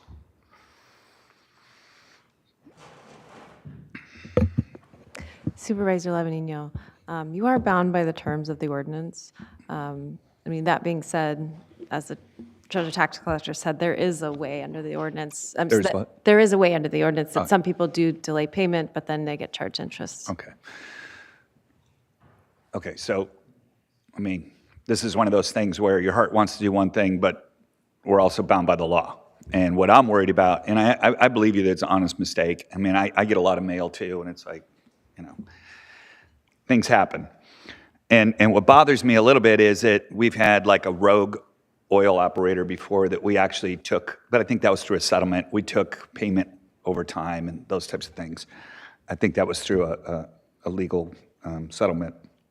And then I also look at like the IRS, and I've actually been in that situation before where they allow you to set up a 72-month payment plan, but interest is accruing at the same time, and it feels like you're really not paying anything off because the interest is higher than basically with the payments you're making.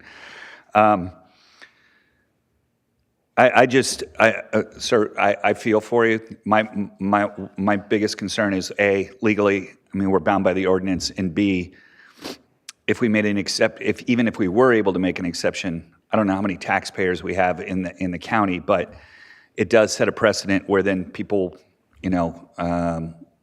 would begin just trying to set up payment plans, and the way we budget, it's, we plan for these taxes to be here at a certain time. So I looked at the place. It looks like a great place. I hope someday I can come down and rent it from you.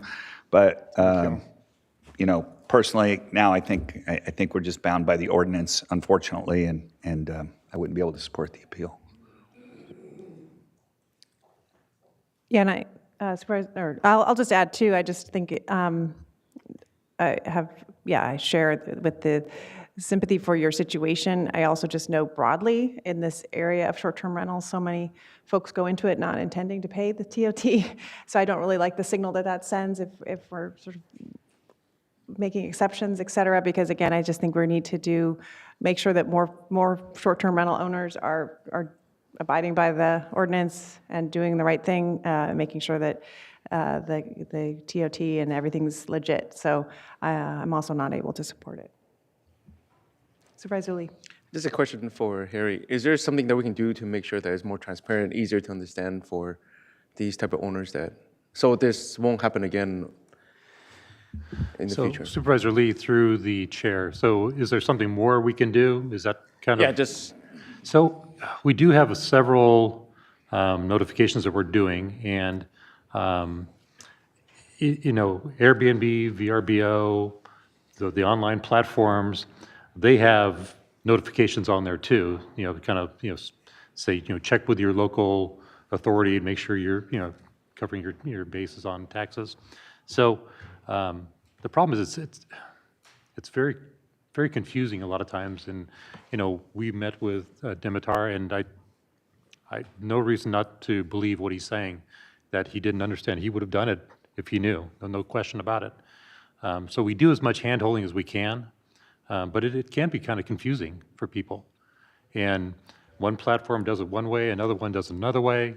Then if you're trying to do it on your own, it's hard sometimes. So I see how people get in this situation. But the ordinance, at least from our perspective, it's very cut and dry on what we can do and what we can't do. And it's like what Supervisor Labdino said. I mean, you want to do it with your heart, but your brain says you really can't with the ordinance the way it is. Yeah. And to answer your question, we have about 600 short-term rentals when you're talking about the numbers of what we're doing right now. Yeah. Other comments or questions? Supervisor Nelson? Yes, thank you, Chair Capps. I also believe in sincerity, but I do think we are restricted by the code here. We're up here not just really interpreting the law on your appeal here, and it seems pretty cut and dry for myself as well as my colleagues on that. So again, our sympathy with you, but I think the 6% a year interest that you're going to be looking at is not that bad in this scheme of credit out there, and especially if you can pay it off sooner. It seems like it's only a half interest accrued, 0.5% interest every month. So I think that you guys can set up essentially a payment plan to get that done over this period. So I think that should be give you some consolation as you move forward there. I understand it's an honest mistake, but at this point, I think the overall message that we need to send to all taxpayers is it's a level playing field, and honestly, not knowing or is not really an acceptable defense on this type of thing. I also do want to just have you double check on your permitting. I just Googled on our county's planning and development site. I don't see a permit for homestay on our site. So you may want to just make sure that everything is legal on the planning and development side moving forward as well, so that you're also not out of compliance on the zoning piece. And again, this is what's really hard for the public. We've got the treasurer tax collector, that we've got planning and development, we have the building code, we have environmental health, we have all these departments, and it's all siloed out, so it makes it very difficult for a business owner to try to come in and start a business in our county. I've got a yogurt shop that was trying to do tenant improvements. They just finally got their permit after 15 months. So, it's not easy, and that's something that this board has been talking about for a long time and that we hope to improve in the future, because I think, if we ever hope to have small businesses or businesses improve, health improve in our county, we have to somehow get that under some kind of level of economic development or business help, or some type of ombudsman to help people through these processes so that they can know whether they have a permit or whether they're paying their taxes correctly. I think just the evidence that you paid your IRS taxes and your taxes to the state shows that you're an honest person and that you're trying to do it the right way. And you have my respect and my condolences, but I think ultimately, I'm going to have to support the staff recommendation here. Okay. I think Treasurer Tax Collector Hagan had something more to add. Thanks. Thank you, Supervisor Hartman. So just to kind of follow up what you were talking about, Bob, is that planning and development and our office, we work really closely together. So we transfer information to them on a monthly basis. They transfer back to us. So we work really closely on this. So regardless if it's permitted or not, if someone is doing that, we still go forward with the collection part though. Thank you for that. Okay, any other comments? Are we ready for a motion? Supervisors, we could also have our PIO send something out as a reminder to everyone to address Supervisor Nelson's and your comments about making sure the public is aware. So we can also have Kelsey do something like that in the future. Good suggestion. Okay, Supervisor Lee. Oh, no, I'm ready for a motion. Okay. Supervisor Nelson? Yes, I'll go ahead and make the motion. A through E, where uphold the tax structure's final determination and deny the appeal and adopt the findings as well as the CEQA determination. So A through E. And I will, I'll second. okay. do you got, We have a motion, a second. Supervisor Hartman, did you have a comment? Is it A through E or A through B? A through E? E. E? Oh, I must be looking at I'm the looking wrong on. thing. Okay, we have a motion and a second. Motion by Supervisor Nelson, second by Supervisor Lee. All those in favor? Aye. Aye. Motion carries. Okay, thank you. Thank you.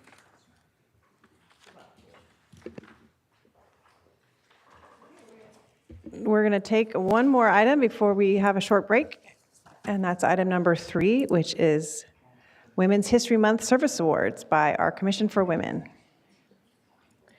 Chair Capps and members of the board, departmental item number 3 is from the Community Services Department. It is a hearing to consider recommendations regarding the Commission for Women's 2025 Women's History Month Service Awards.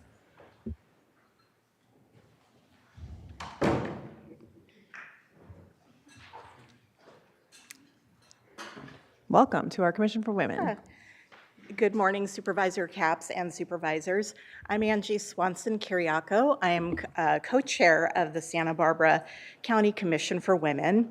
And my fellow commissioners and I are delighted to be here this morning during Women's History Month to honor 5 dynamic women in Santa Barbara County with the 2025 Commission for Women Service Awards. The honorees are all shining examples of dedication, creativity, tenacity, intelligence, bravery, and compassion in the professional and volunteer accomplishments they have all achieved. We are incredibly grateful for all that they do for our community. I'd like to hand it over to my fellow co-chair, if she'd like to say a few words. I'm super excited to be here with you guys today. I'm JoJo Murdoch, and I'm also the co-chair of the Women for Commission of Women. And I'm just excited to see these women honored for all the hard work and dedication they put into our community, and to show them that we really appreciate who they are, and we appreciate you guys allowing us to do that today. Thank you. So we're having to switch a little bit. Our District 1 honoree and commissioners are en route. Our District 2 honoree, she is unable to be here today, so I'd like to say a few words about her.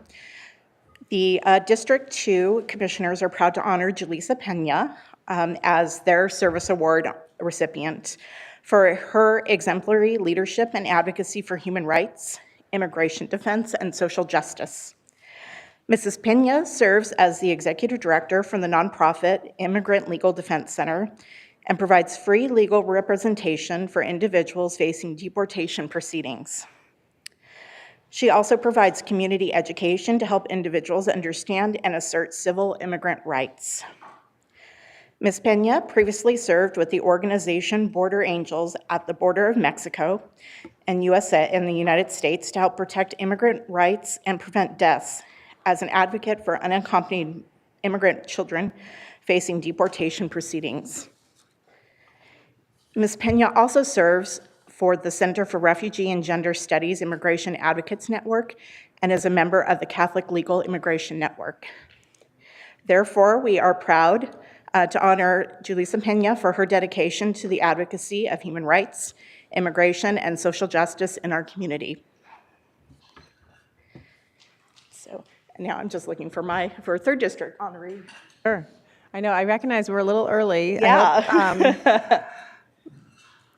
I don't know if if folks are on their way, we can Okay. certainly, I don't know, Madam Clerk, if there's a recommendation, if we want to Or if we can table this shift- and come back. or if I would we hate can for shift folks to to fourth district. miss it, just because we happen to be running ahead of schedule. Okay. Yeah, how So- about we, do you have a sense of their timing? So District 1 has just arrived. Excellent. And then we can pop to District 4 and 5 if needed. Well, why don't we just take a 15-minute break, Okay. or come back a little after 11? Does that work for you all? That works. Thank you so much. Okay, all right. Thank you so you. much.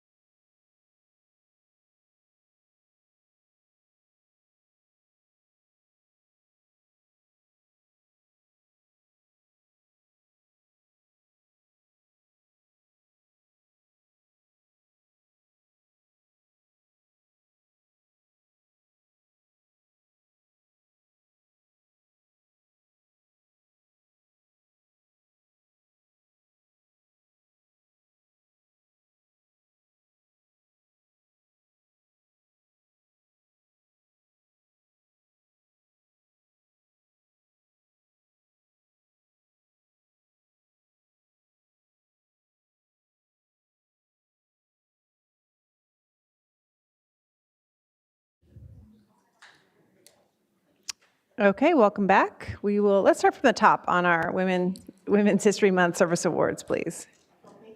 Supervisors, for your flexibility. I'd like to now introduce my fellow commissioners for District 1, Commissioners Scully and Zick. Good morning, Chair Capps and Board of Supervisors. Thank you for having us today. My name is Jordy Scully, and this is Raquel Zick, and we are First District Commissioners. Along with Supervisor Lee, we have selected Erin Maker for our 2025 Service Award. We chose Erin for two reasons. One, because she works on climate issues, and climate change is fundamentally a women's issue. Women are disproportionately affected by climate change and climate disasters, and she has worked very hard in the city of Carpinteria to work on climate change issues. The second reason is because she is kind of a quiet leader, but very effective. And we think that these types of leaders don't always get awards. She has worked her way up at the city of Carpinteria for 15 years. She led in the creation of the city's first sustainability department and is a founding member of the Santa Barbara Climate Collaborative, which the county is a part of. And she engages underserved communities on climate-related issues. And so for those reasons, we'd like to present Erin with the Santa Barbara County Commission for Women Service Award for 2025.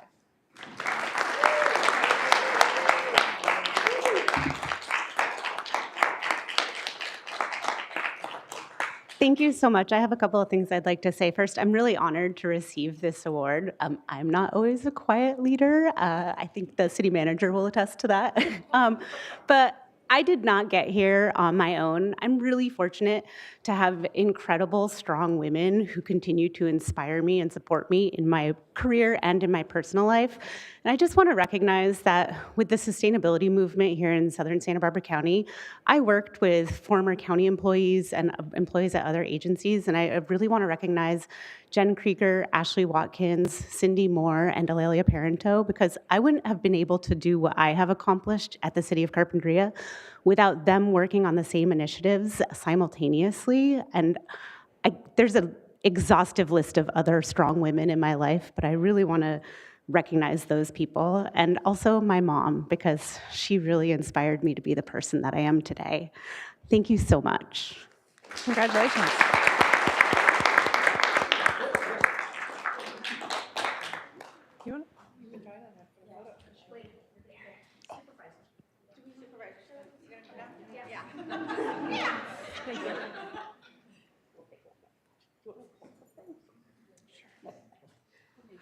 Just behind you. How about that? Stand right here.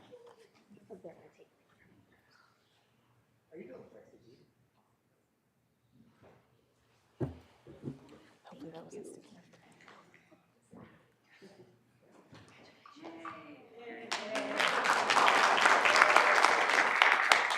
Actually, Supervisor Lee has some comments. Yes, having worked with Erin, I can attest that she is an amazing person, and it's great to see the Carp City family here supporting her. And Erin, just thank you for what you do.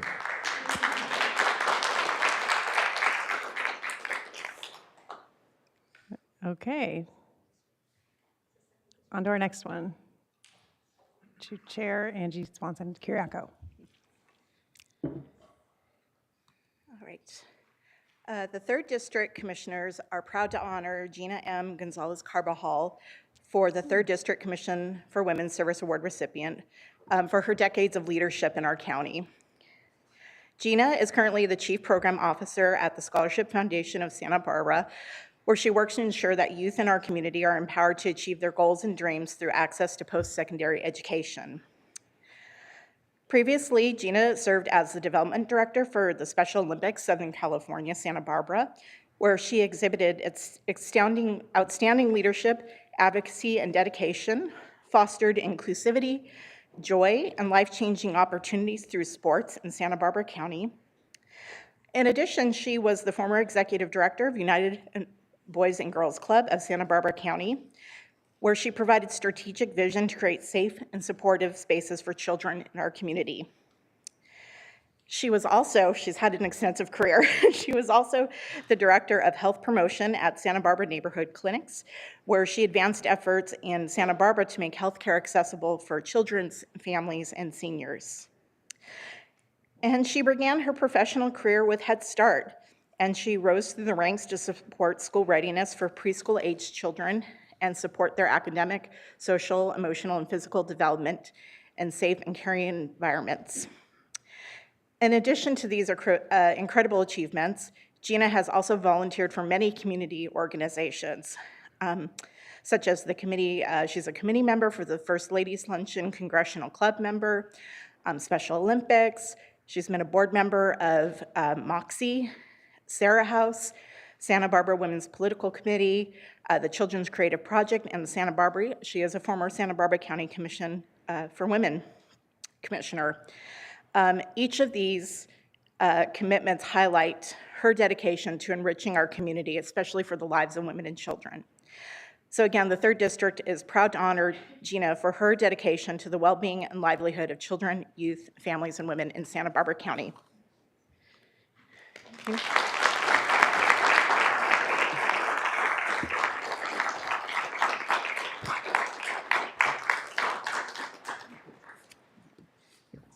Would you like to say a few words? Oh, okay. Hello. I would like to just thank everyone that came before me that were mentors to me in the nonprofit sector. I've been in nonprofit for about 38 years, so I've had such wonderful mentors throughout my career, and again, I would be remiss in not recognizing my family. My family has been very supportive over the years. I have my son Michael, my daughter Natasha, and I have, she's family to us, Lisa Valencia Sherritt, and then also my son's girlfriend, Lolly. So thank you so much. Unfortunately, my husband's flying back to the East Coast, dropped him off at the airport, but again, I could not do it without all the support that I've had over the years. Thank you so much.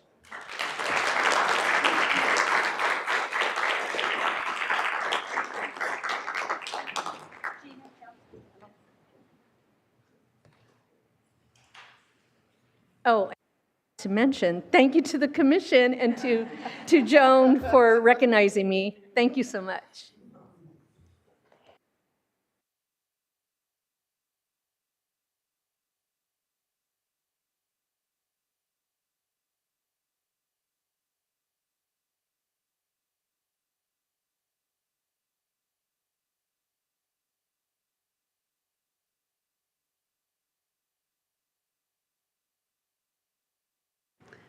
Hello, Board of Supervisors. Thank you for honoring our honorees today. I am Suzanne Levy, and this is JoJo Murdoch from the 4th District, and we're really proud to honor Terry Lee Coleman. Terry has been very involved in our community for a long time. She's served over 20 years as a board member for both the Boys and Girls Clubs and the Santa Maria Valley YMCA. She's been in charge of things like the Day of Hope for Mission Cancer Center, co-chairs the Human Trafficking Awareness Forums with Santa Maria Rotary South, works with the Santa Maria Police Council, was on the All-American City Committee, the Committee to Improve North County, as well as many other things through her many years. She's been recognized many times for this, most recently by the Santa Maria Valley Chamber of Commerce, the Santa Maria Times, Assemblyman Kachajian, the Boys and Girls Club, and the Santa Maria Police Department. And we're really proud to add the County of Santa Barbara and the 4th District to our list. We'd like to honor Terry Lee Coleman.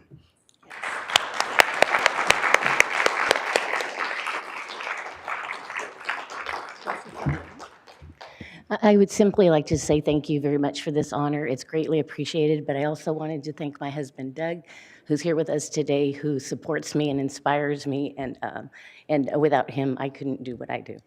Thank you. Terry. Thank you.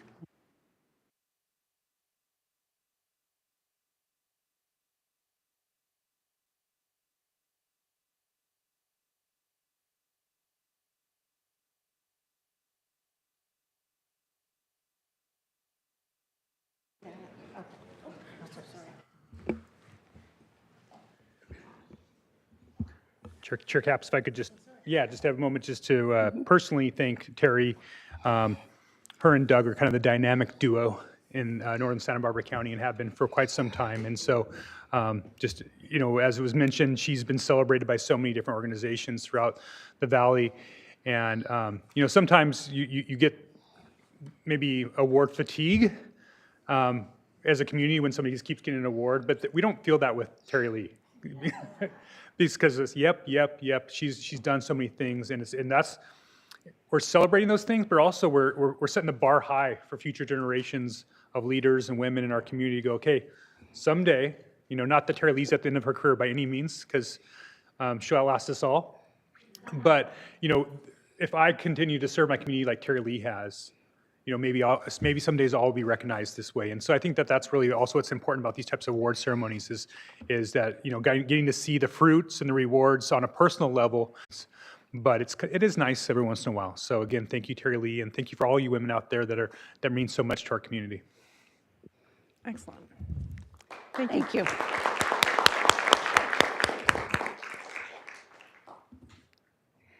Good morning, Supervisors, Chair Capps, Supervisors, and especially Steve Lavanino, who I work for. It is an honor to stand before you today and celebrate a woman who truly embodies the spirit of service, vision, dedication to women in our community. Back in 2021, 6 women came together to write a grant for California Commissions on the Status of Women, better known as CCSWG. On a Zoom call back then, we brainstormed from 8 o'clock at night till 2 in the morning. And we strategized, discussed how we could strengthen better the Santa Barbara County Women's Commission. These women were Marks Fitzwilliams, Susan Peck, Anna Everett, Yvette Peralta, myself, and the wonderful Allison Wells. We started with a wish list. We felt a commission could do better with things we needed to improve impact with this grant. We were able to do this with getting marketing materials for each district, such as tablecloth, pull banners, material to showcase awareness, to support the Pass the Mic, which came from LGBTQIA students by Commissioner Peck, creating commercials to promote the 50th anniversary of the commission. But in the midst of all that, one vision stood out, a vision that started with a few words from one woman. That woman had a vision, a passion for supporting women veterans in distress, providing them with help that was desperately needed. She simply yet powerfully an idea. The idea came on behalf of women veterans for Santa Barbara County that needed a safe and private space to connect, share their stories, and heal. This vision sparked an understanding of Women Nowhere for counseling that was done and began to take root. That woman is Allison Wales, that has already served on the commission 3 years at that time. With her 25-year experience, particularly those who had experience, she had experience helping women in trauma. Allison recognized the need for something that wasn't there, and it was called She Raised Her Hand. She reached out to Kathy Seamus, a trusted, connected person in the nonprofit world, to help open doors for the Santa Barbara County Veterans Collaborative and Allen Hancock College for their veterans program. Throughout these partnerships, Allison's vision became a reality. A small initiative was born with Kathy, her, and the Santa Barbara Veterans Collaborative. Today, the initiative serves over 31 women throughout Santa Barbara County, providing them a space to share their stories, seek solutions, to support a private, safe environment. This is why Allison is here today, because she took an initiative to raise her hand as we were writing a grant, and she made a real difference. Over the 30 years, Allison has had a dedicated career helping women in vulnerable situations, including her valuable work at the North County Rape Crisis Center. Her dedication is unmatched, is why we're here. And it's my great privilege to make sure that we worked with Steve and honored her correctly. And Allison has been a force, and she is a force that you listen to through the rain, through thick and thin, and she doesn't miss a meeting. And I'm going to turn it over. I think Kathy is on Zoom right now to speak. Good morning, Chair Capps and members of the board and members of the Commission for Women.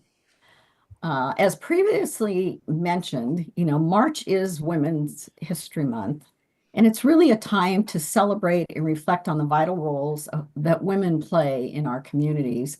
And what a wonderful occasion to recognize Allison Wales for her many commitments and contributions and truly unwavering commitments to our communities. So I've worked and volunteered in the veteran landscape for many years, and I'm honored to be here today to shed some light on Allison's contributions to the veteran community. So you've already heard a little bit of this from Tracy, but I'm going to share a little bit more about the one achievement in particular, which is the She Raised Her Hand initiative.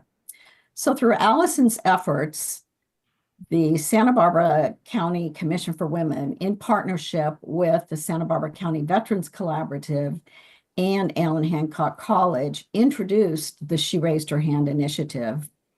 And interestingly enough, the initiative was initially funded by a very small portion of a grant from the California Commission on the Status of Women and Girls to the County of Santa Barbara Commission for Women. And this initiative recognizes the many remarkable women in our county who have served their country through the armed forces. So a little bit about the background. The current U.S. veteran population, includes about 2 million women veterans, and that number is growing rapidly, so there is definitely a need. The policies and programs to support veterans' transition to civilian life often falls short in meeting the needs of women veterans. This initiative provides much needed opportunities to rekindle the bonds of sisterhood, camaraderie, and connection. And information is provided to connect the women to their benefits and their resources. And through Allison's many connections and her diligent work, she made the launch of this initiative a reality. So while this initiative aims to shine the light on the contributions and the value within the women veteran in Santa Barbara County, today I really would like to shine the light on Allison's contributions to the initiative. So congratulations to you, Allison, on this extraordinary recognition, and I'm proud to work alongside you on the initiative. Thank you. Thank you. Good morning. I'm Ann McCarty, Executive Director for the North County Rape Crisis and Child Protection Center, and I'm honored to be here to highlight the work of a remarkable advocate. In mid-1994, I walked through the doors of the center, hired to lead an already established volunteer program. That day, a young woman who would come to define,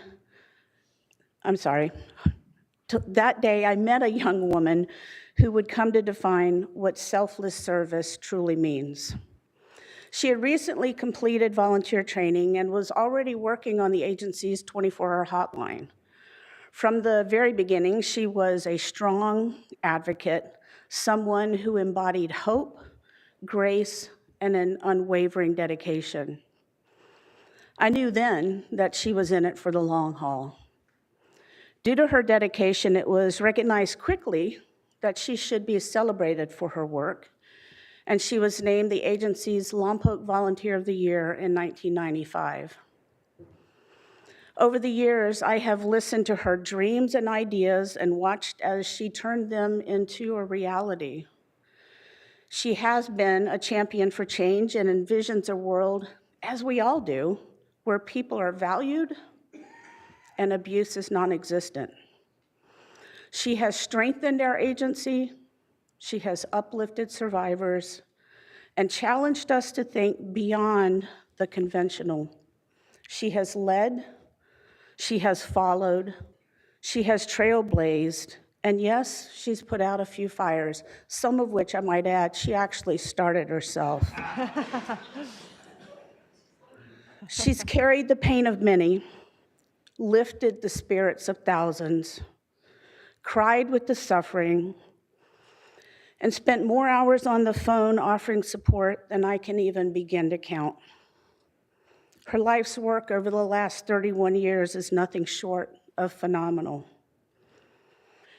When the Santa Barbara County Commission for Women gig came up, I knew she would approach that work with professionalism and tenacity. She set her own path with respect to the work and has been a voice to many in our community. Her work on the She Raised Her Hand project is inspiring. Her desire to be an integral part in giving a space for women veterans to have their voices heard, to help them recognize their purpose, and find an even stronger camaraderie among female veterans to help reduce isolation and be better connected to the civilian community they lived and worked in has been something marvelous to watch. I know she probably thinks I wasn't paying attention all along, but I have been, and I've been oh so proud. It's impossible to fully capture her impact on paper, but I can tell you this. Every single day that I walk through the doors of our agency, I feel the power of what she has done. I see the artwork from the support group she has led. I see the reminders of outreach that she has spearheaded. And I feel the power of the grace that she has given many.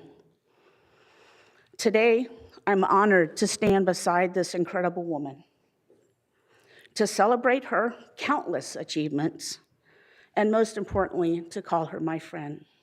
Please join me in honoring Allison Wales. All right.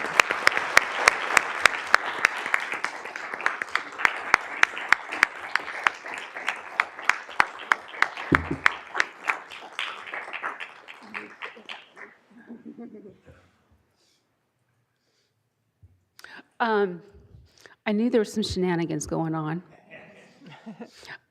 First of all, I want to thank you to everyone for speaking, and I just want to mention Kathy and Kate and Andrea from the She Raised Her Hand. Kathy is a workhorse, and she's taught me a great deal, and I love her dearly. In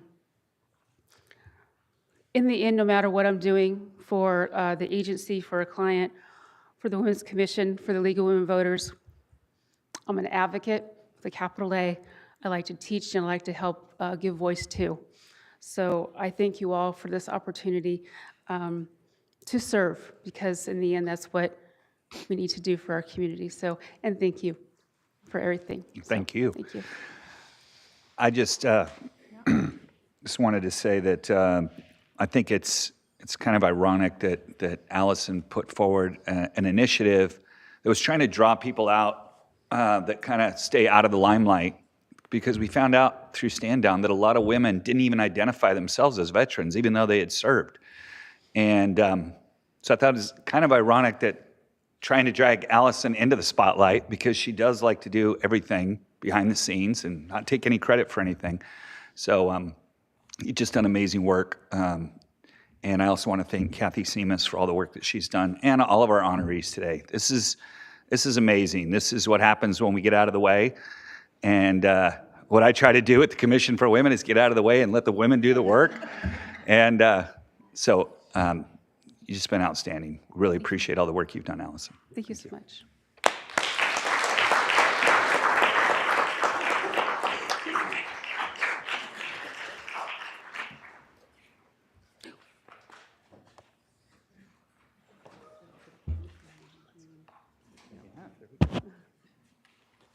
Hold up, wait a minute, I'm not photo ready yet.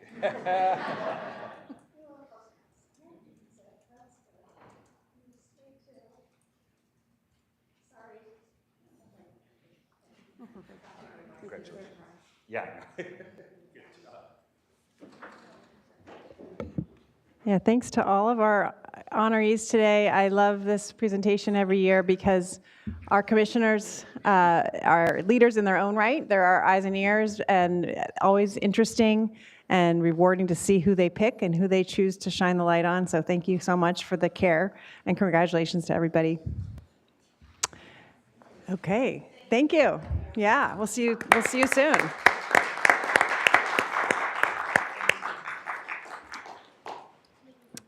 And now we will move on to item number 4, which is our, I'm sorry, we do need a motion on that. It wasn't just a fun celebration. We actually need to take a motion, please. Supervisor Nelson. Yes, thank you, Chair Capps. I'll go ahead and make the motion to receive and file, and that's not a project under sequest, so I'll take staff recommendation here. Okay. And I will second. Okay, thanks Supervisor Hartman. We have a motion and a second. All those in favor, please say aye. Aye. Motion carries. And now we will move on to item number 4. Chair Capps and members of the board. Departmental item number 4 is from the General Services Department and Community Services Department. It is a hearing to consider recommendations regarding the Santa Barbara Bowl Foundation Annual Report for 2023, and this is in the 1st District. Chair Capps, members of the board, just a brief introductory remarks, and then we'll invite the Chief Executive Officer of the foundation to present some information on behalf of the bowl and the foundation.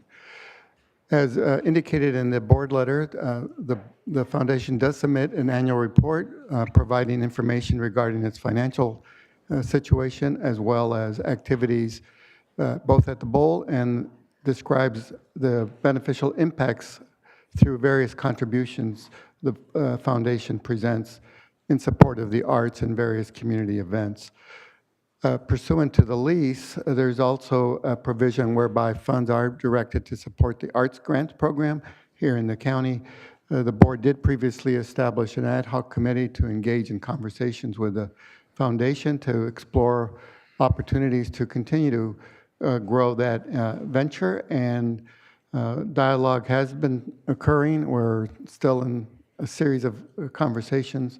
We don't have anything yet concrete to present to you, but want to report that there has been some very positive conversations. With that, I'd like to invite Rick Bowler, the Chief Executive Officer, to present the foundation's information this morning.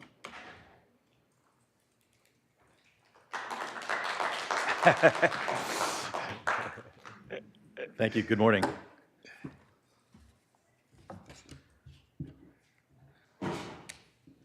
Chair Capps and supervisors of the board, my name is Rick Bowler. I'm the CEO of the Santa Barbara Bowl Foundation. It's nice to see you all this morning.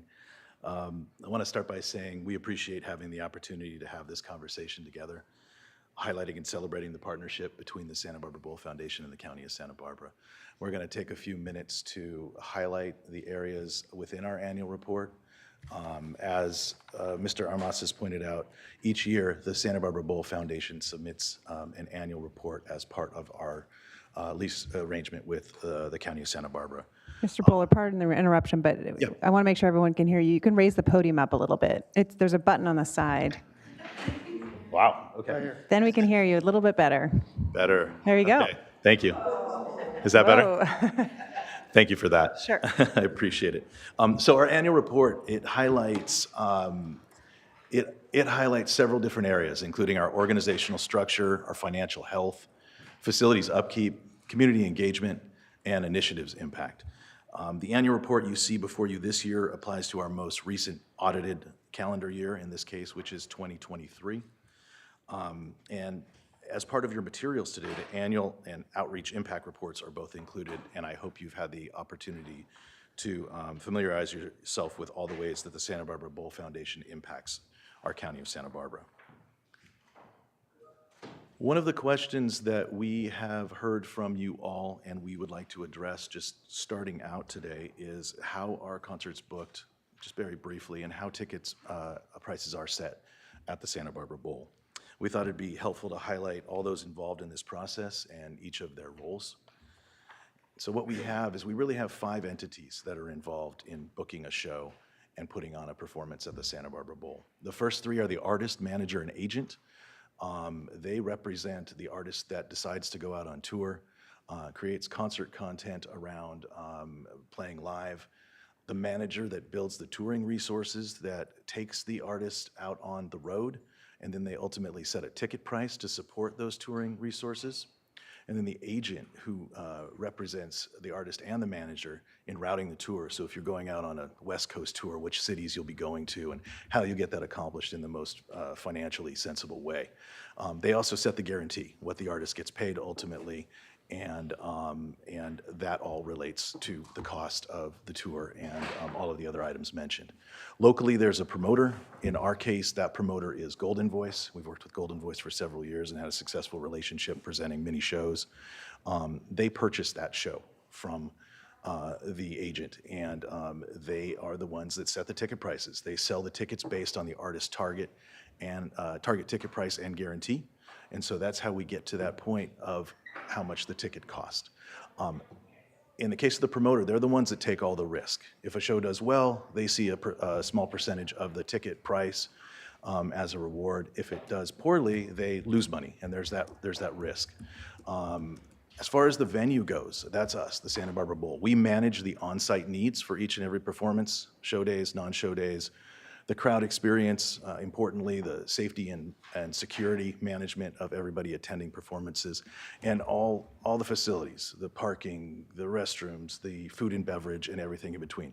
We do not see any of the ticket monies, and that's important to point out, but we make money in other ways through things like food and beverage.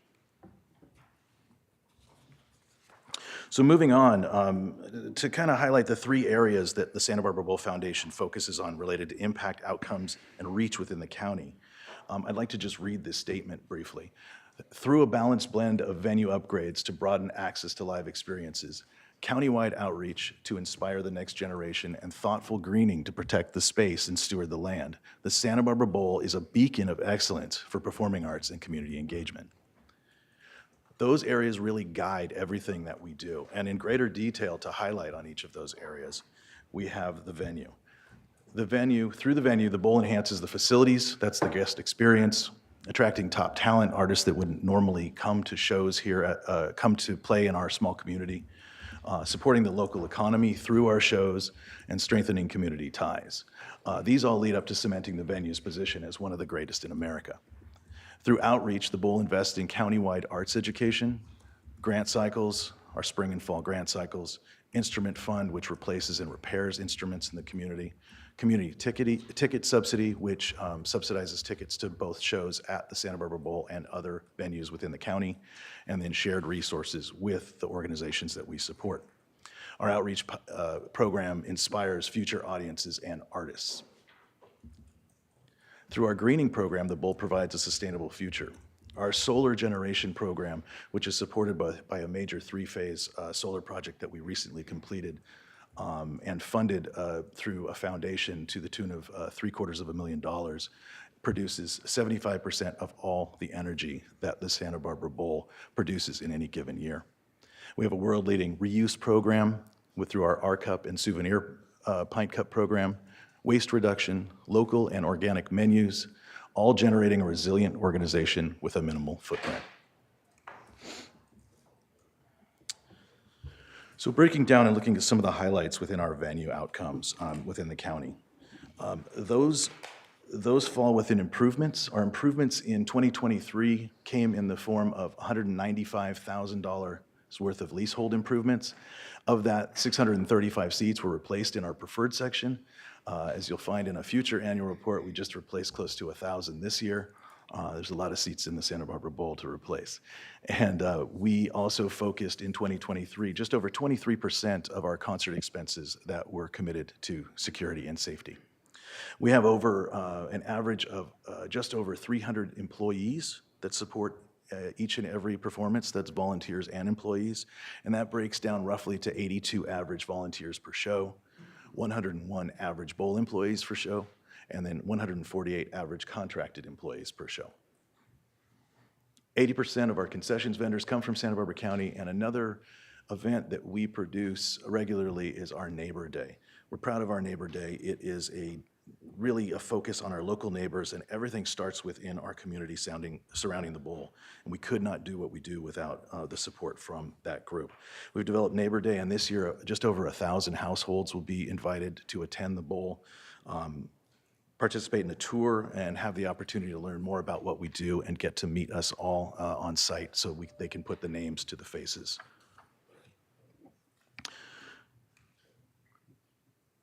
county outcomes and highlights around outreach. Each year, the Santa Barbara Bowl Foundation funds youth performing arts within the community. In 2023, support totaled $700,000, which includes $643,000 in outreach funding countywide. In addition to that, $56,750 went to the County Office of Arts and Culture, bringing our total contribution to the Arts Impact Grant Fund to just under $600,000 since its inception. Through our outreach support, 104 countywide performing arts organizations and schools, and 20,706 students were served in 2023. This grant funding includes our spring and fall grant cycles, 901 tickets underwritten to events at the Santa Barbara Bowl and other venues throughout the county through our CTS program, and 588 instruments, supplies, and music equipment through our instrument fund. Santa Barbara Bowl Foundation is committed to supporting youth performing arts throughout the county and has steadily increased that support annually since 2014. County outcomes and highlights around greening. As part of the Santa Barbara Bowl Foundation's greening programs in 2023, I mentioned previously we produced just under 200,000 kilowatt hours of solar energy, or 75% of the total energy consumed for 2023 at the Santa Barbara Bowl. 93,000 single-use plastic cups were eliminated through our souvenir pint and our cup programs. 28% of our food and beverage is also produced in the county, in Santa Barbara County. 3,016 bikes were valeted through our free bike valet program, and all waste for events is hand sorted at each event to ensure the highest percentage of landfill diversion. In 2023, we were able to identify that Performance Day attendees came from, that 59% of our Performance Day attendees and attended the, let me start again. 2023, we learned that 59% of the patrons that attended a bowl performance come from within the county of Santa Barbara. We were also able to chart these visitors and find that they enjoy local businesses both before and after concerts, and that we've also found that 80% of all patrons come within a 60-mile radius of the Santa Barbara Bowl.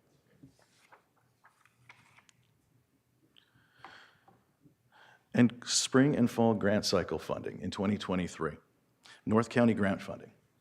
Santa Barbara Bowl Foundation Outreach Program provides funding through the county of Santa Barbara, throughout the county of Santa Barbara, excuse me. In 2023, 25% of the organizations that receive funding through our spring and fall grant cycles were in North County. Once again, Santa Barbara Bowl Outreach is committed to supporting countywide arts education. So I want to take a moment to thank you all on behalf of the Santa Barbara Bowl Foundation for giving us the opportunity to share our progress with you all.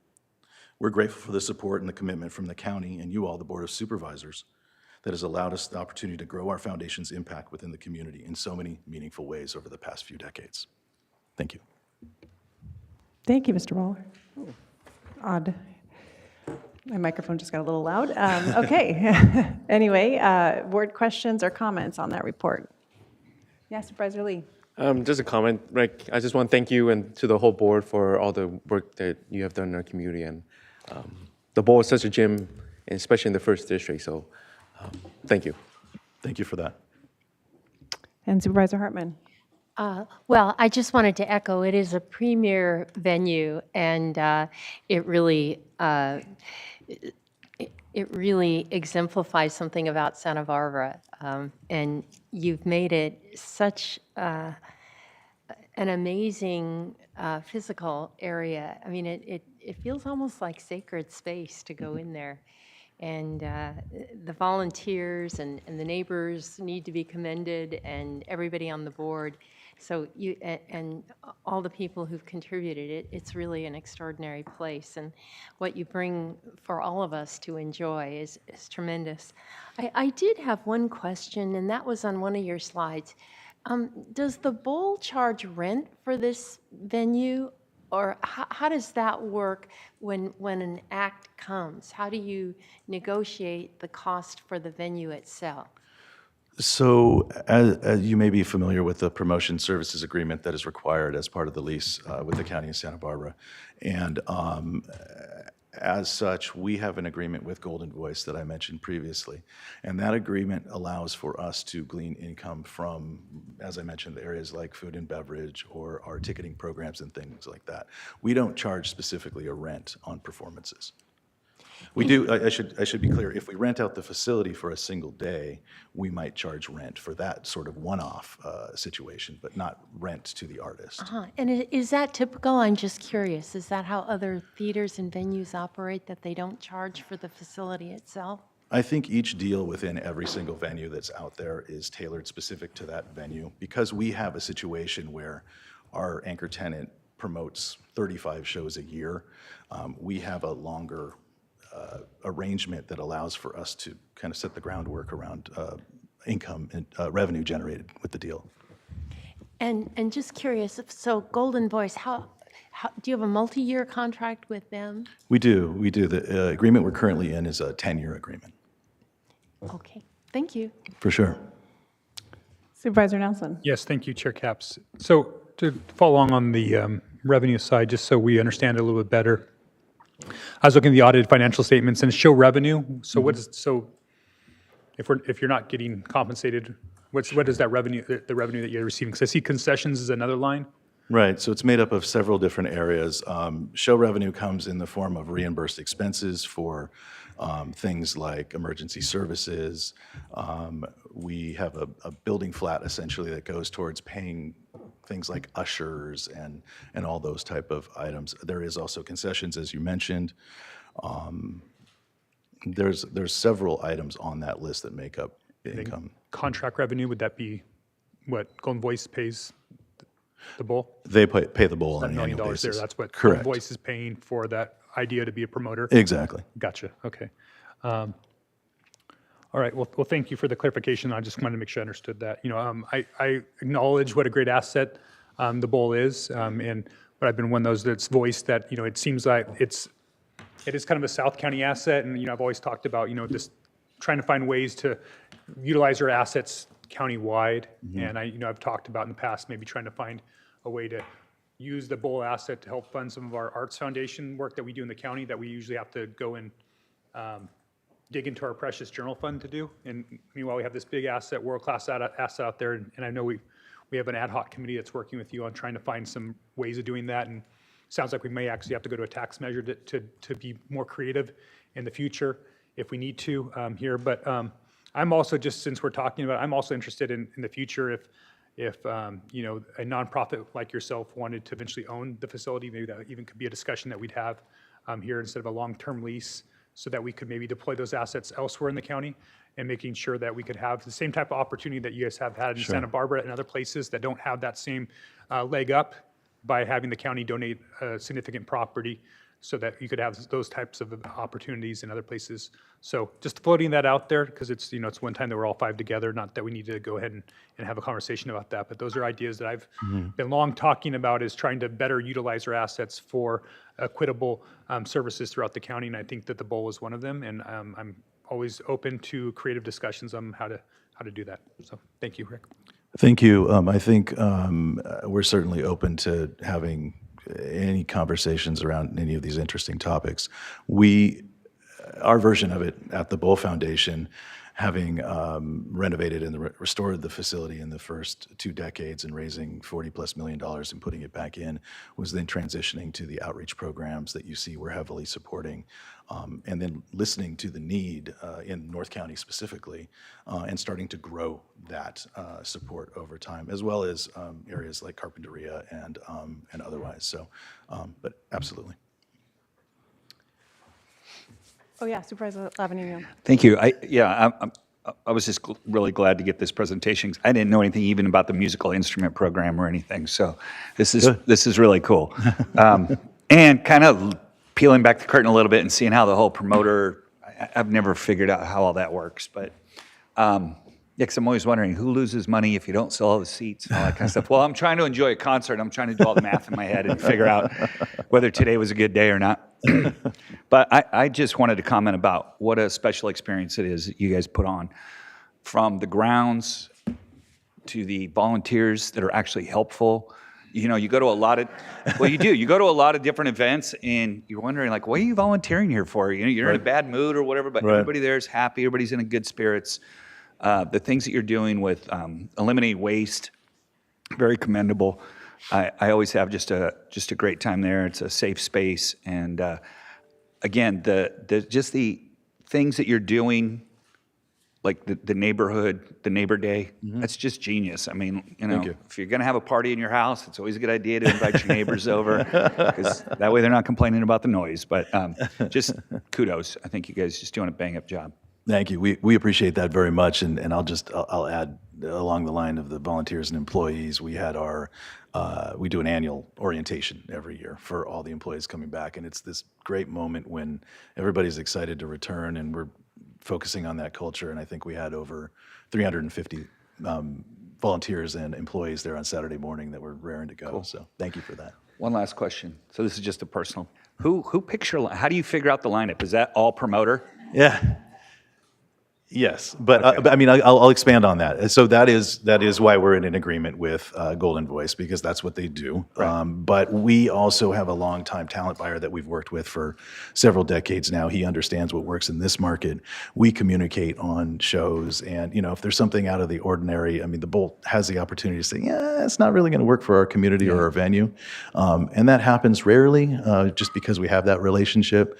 But it is driven very much by what's out on tour, what's popular. We try to be as diverse as possible with all kinds of. You do a great job of that. Thank you. Yeah. But I will say, I never feel older than when I'm looking through your lineup, and I'm like, I don't know any of these groups, you know. But yeah, thanks. Thank you. Yeah, I'll join in the chorus of love for the Bowl, especially the programs you do. I've experienced with kids for free, and to see all those kids, especially the ones that they walk from Franklin up. Just so thank you for that, and sure. I know you have plans to keep that going. Maybe this is a question more for staff or potentially my colleagues. I'm just curious about the ad hoc committee. Are there reports, or just what's the structure? What's the intention behind the ad hoc committee? Just purely out of curiosity, because we're talking about this today. I don't know if that's something for Director Armas or those of you that serve on the committee. Are there asks between you all? Like, is it a formal thing? Is there a report? Is it okay if I lower this? Yeah, you can. Let me defer to Supervisor Hartman. She's been leading this committee in the change of the composition, and then I'll be happy to embellish on that if I may. Okay. Well, the ad hoc committee has been first and foremost learning about the bowl and how it operates. It started with Supervisor Williams and I, and now Supervisor Lee has taken it up. And in addition to learning about how the bowl functions, we're looking at what kinds of artistic endeavors in our county are funded by the Bowl, both through their program, which is primarily musical, and our program, which the county program, which spans the whole gamut. And we're trying to figure out ways where we might expand the pool for both of those. Okay. And it's just an ongoing committee. There's no end date. It is an ad hoc committee, and they do legally can't go on forever. There's not a clear time. We kind of use a 6-month benchmark, but so we may have to be reconstituted in some way at some point, or maybe we'll finish. Okay. Thank you. Okay. Any requests to speak from the public on the Santa Barbara Bowl? Chair Capps and members of the board, we do have 3 requests to speak from the public on this item. We are going to Zoom with Jennifer Peterson, to be followed by Karen Dutton. Jennifer? My apologies. In person. Great. We will go to Jennifer, to be followed by Karen Dutton. Thank you. Hi, my name is Jennifer Peterson, and I teach choral music and CTE theater at Cabrillo High School in Lompoc. This is my 29th year of teaching, and I am a very proud graduate of Cabrillo High School. Go Conks. I am so grateful to be here today to speak on behalf of the Santa Barbara Bowl and what they are doing for performing arts in Santa Barbara County. In the past 4 years, the Santa Barbara Bowl has donated over $35,000 to my choir and theater program alone. $35,000, that is program-changing money. How many bake sales, car washes, popcorn sales would we have to do to raise a fraction of that kind of money? So what has the Bowl invested in? 4 musicals, 2 plays, a portable sound system, a large iPad, a trip to perform with the Cal Poly Slow choirs, 2 trips to the Pantages Theater in Hollywood to see Broadway musicals, Hamilton and The Wiz, if you're curious which ones. I have also received numerous SBCEO performing arts grants that are sponsored by the Bowl. Their investment in all of Santa Barbara County, they are just as committed to North County arts as they are to Santa Barbara City and South County. I am proud to be among the honored teachers in Santa Barbara County that have been named the Santa Barbara Bowl's Performing Arts Teacher of the Year, or PATOY for short. This is an award that is given through Santa Barbara County Office of Ed and sponsored by the Bowl. I'm very proud to brag that 4 of the 10 PATOYs have been from our 2 Lompoc area high schools. Lindsay Cook, where'd she go? Did she move on me? Lindsay Cook, now I lost my place. The Bowl's outreach program manager started her position the year I became PATOY. I didn't know what getting the crown for the year looked like. I sent her monthly reports on what my kids were doing, sending her way more information than she probably needed, but we had a great time getting to know each other over the years. Rick, Lindsay, and everyone I have ever encountered at the Bowl has been beyond generous. They even sponsored Lompoc Unified VAPA teachers for a professional development day. Not only did they give us a tour, but they provided the lunch and gave us a space to be together. My time as Performing Arts Teacher of the Year was truly special. Not many teachers get to be filmed for an awards package, get showered with gift baskets, or walk a red carpet during their tenure. It was a truly special experience to get to celebrate the honor with my family, friends, and students. My students feel connected to the Santa Barbara Bowl. They feel special and recognize that an organization like the Bowl is investing in their performing arts life. I'm truly amazed when I attend a grant reception at just how many grants are being given out to local performing arts groups. Sorry, COVID was especially hard on school performing arts programs, and now we are seeing local programs on the chopping block. The work that the Santa Barbara Bowl is doing for our county is vitally important and inspirational. The physical structure of the Santa Barbara Bowl is a treasure for the Central Coast, but the people who maintain, create, and envision what the Santa Barbara Bowl is are the true treasures in Santa Barbara County. Thank you. Thank you.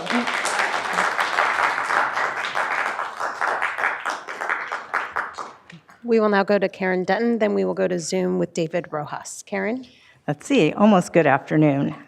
My name is Karen Dutton, and I'm the proud music teacher at Adams Elementary School. I've had the joy of teaching music in the Santa Barbara Unified School District for the past 37 years. Today, I'm excited to share the incredible impact the Santa Barbara Bowl outreach grants have had on my programs, and I better put on my glasses so I can actually read what I'm trying to say. I've been fortunate to receive instrument fund grants, flash grants, and most recently, fall and spring cycle grants, which have helped sustain and grow my Music Mentors program for the past 3 years. Now picture this, a classroom filled with 25 to 30 students, most of whom have never held an instrument before. Some are trying to learn how to play the flute, others the clarinet, and others the saxophone, all at the same time in the same class. As a trained music educator, I can guide them, but with only 1 class per week, it's a challenge to give each student the attention they need to thrive. That's when I had a what-if moment. What if I could bring in experienced musicians from our community to mentor my 5th and 6th graders? Thanks to the Santa Barbara Bowl Fall and Spring Cycle grants, that idea became a reality. The Music Mentors program pairs students with skilled, passionate musicians who provide one-on-one coaching. These mentors help with instrument technique, rhythm, and tone, but more importantly, they help build confidence in my students. I've seen students who started the year hesitant and unsure and unsure transform into proud, motivated musicians. Their eyes light up when they finally master a tricky passage or play a song all the way through. That sense of accomplishment doesn't stop in the music room. It follows them into their classrooms, their friendships, and their lives. This program goes beyond teaching music. It builds community.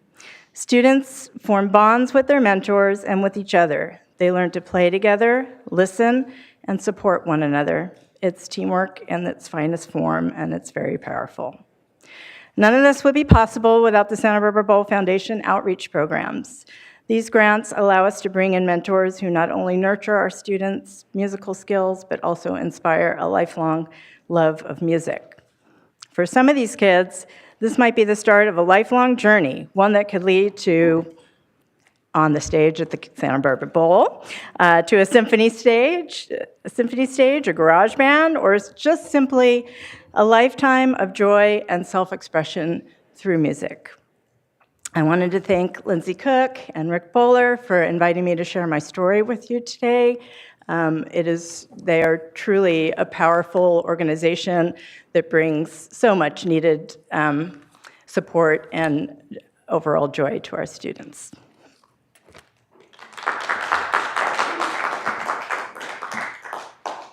We will now go to Zoom with David Rojas, who is our final speaker on this item. David?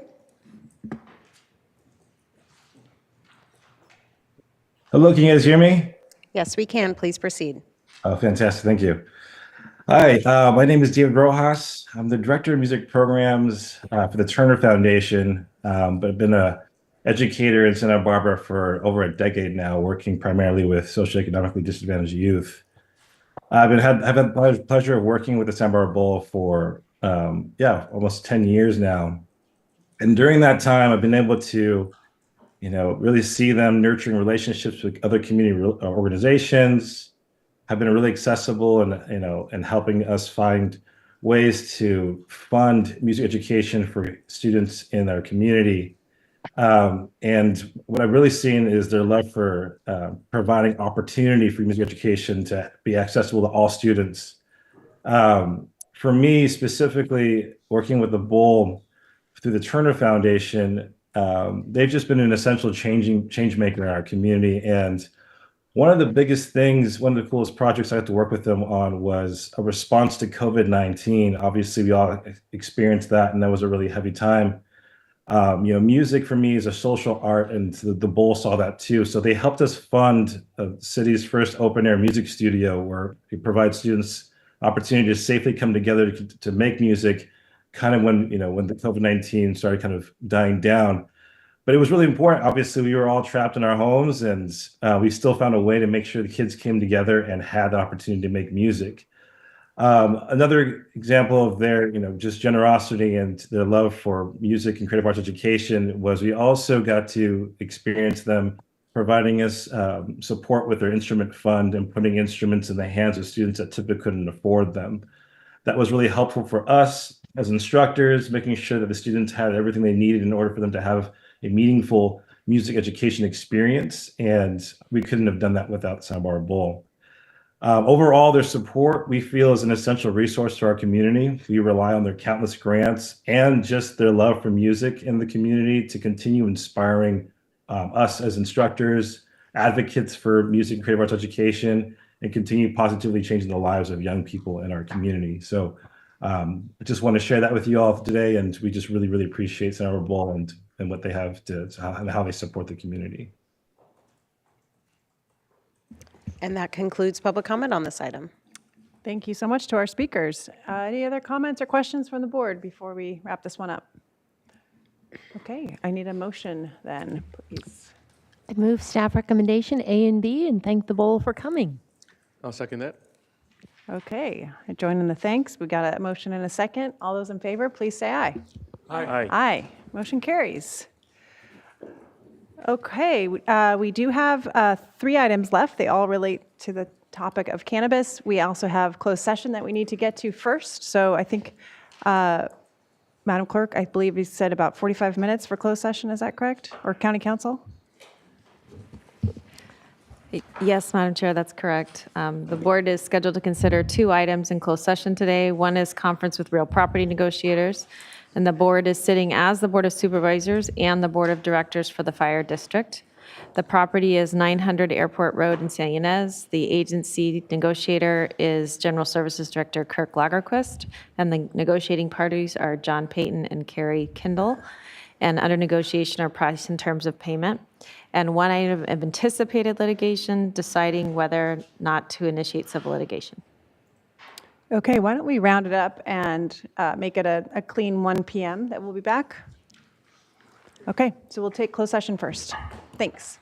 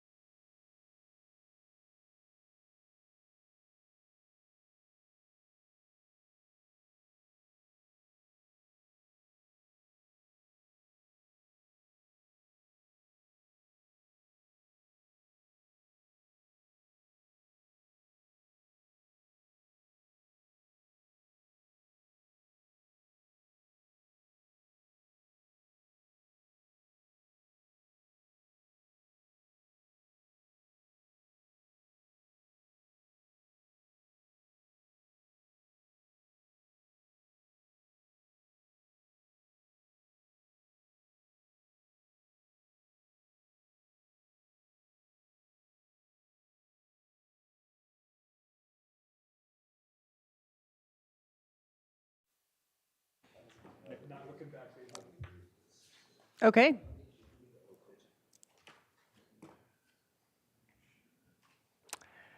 Welcome back.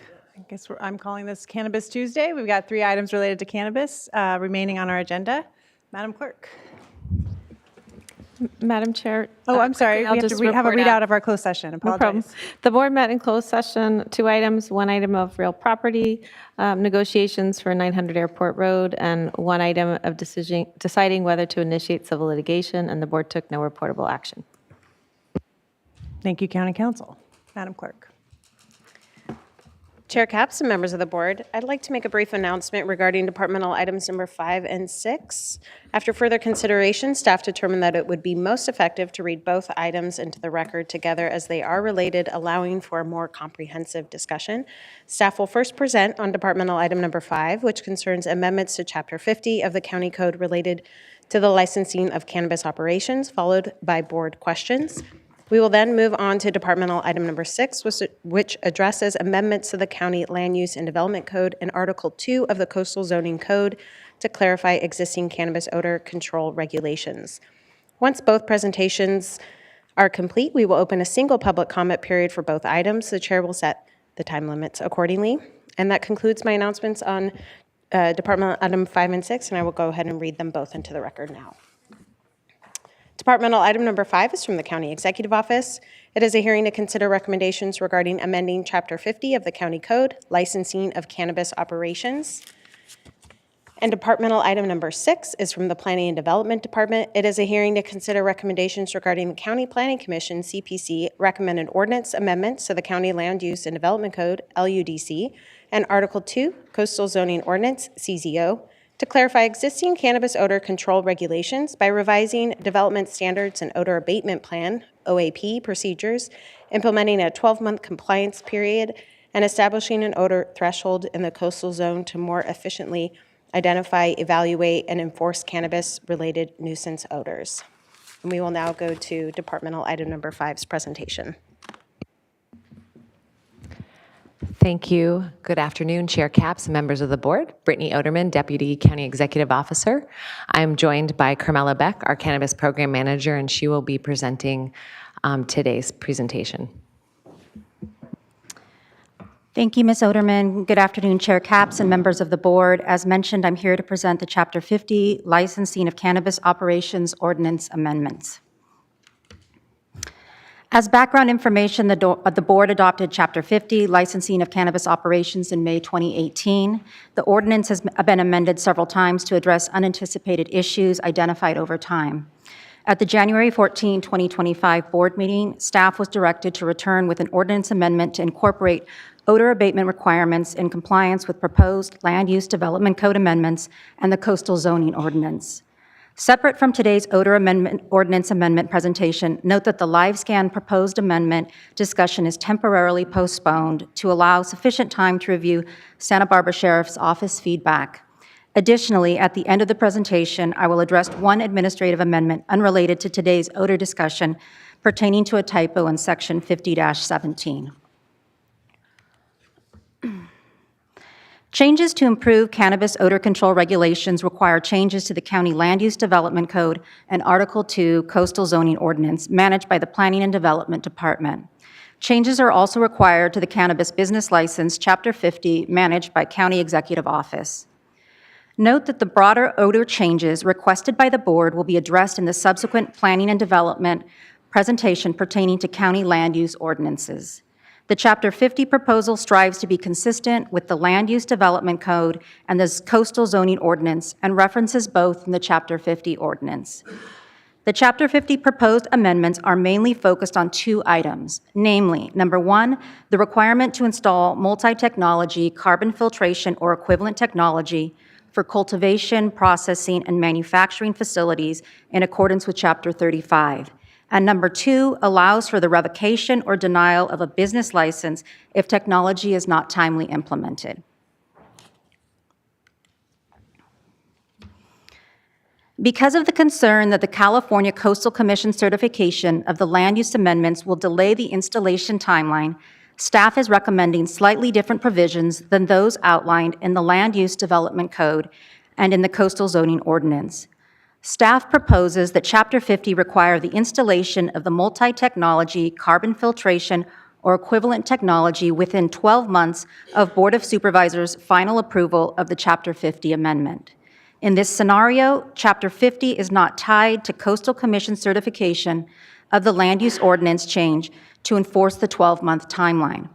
For cannabis business license holders, the clock starts with Board of Supervisor approval on April 1st, 2025.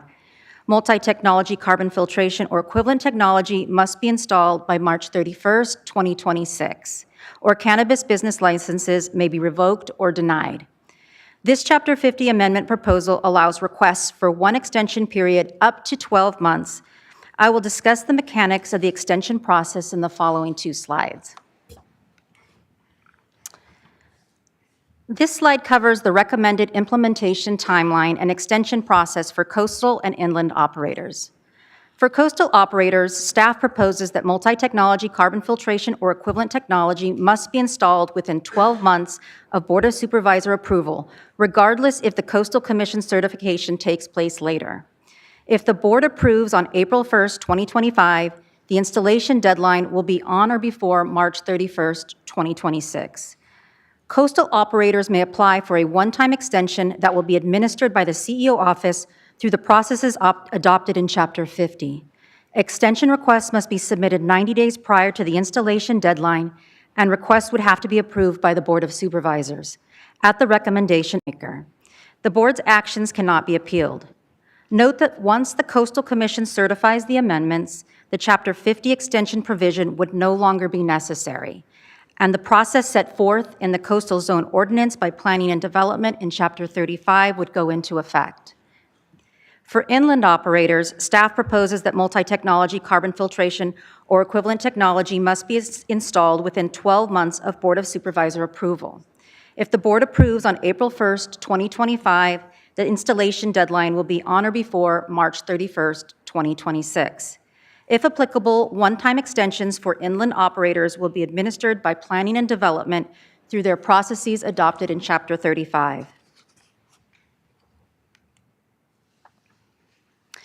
Acceptable reasons for requested one-time extensions may include, but are not limited to, supply chain delays, on-site power supply upgrades, off-site power supply upgrades and availability, and other extenuating circumstances as determined by the board. In order to align Chapter 35 and Chapter 50, staff recommends that the board apply the proposed Chapter 50 extension criteria to Chapter 35 and consider only one land use development code, coastal zoning ordinance extension period up to 12 months. Staff suggests that extensions should be recommended by the Planning and Development Director to be approved by the Board of Supervisors. Just like the previously described Chapter 50 proposal, requests for extensions must be submitted 90 days prior to expiration of the installation period, and there will be no allowance for further extensions. The board is the final decision maker, and their actions cannot be appealed.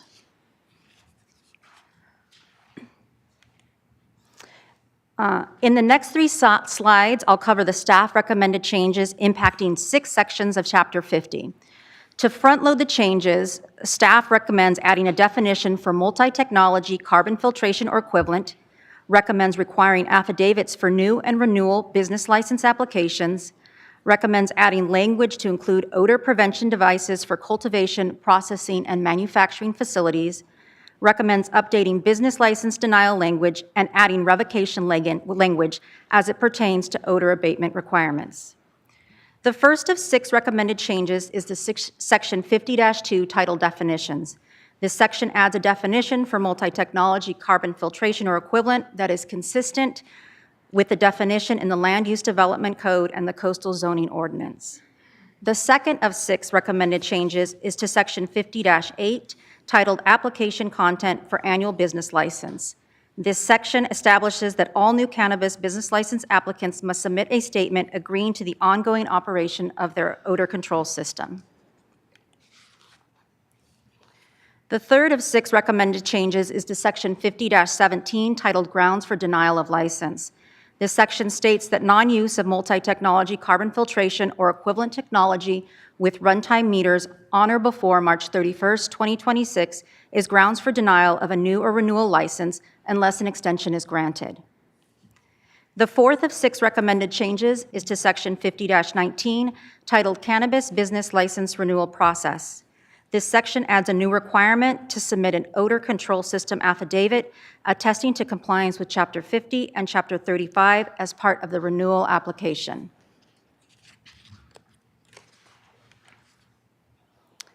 The fifth of 6 recommended changes is to Section 50-25, titled Cannabis Business License Operating Requirements. This section updates language to include continuous operation of odor prevention devices for cultivation, processing, and manufacturing facilities.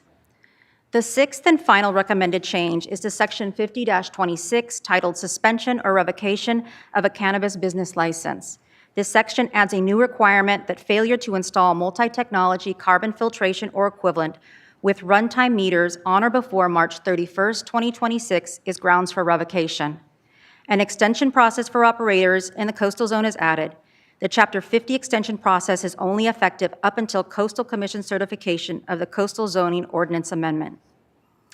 This concludes the Chapter 50 proposed odor amendments. The final administrative amendment unrelated to today's odor presentation corrects the typo found in Section 5017 and updates 50-17-1 to read 50-17L.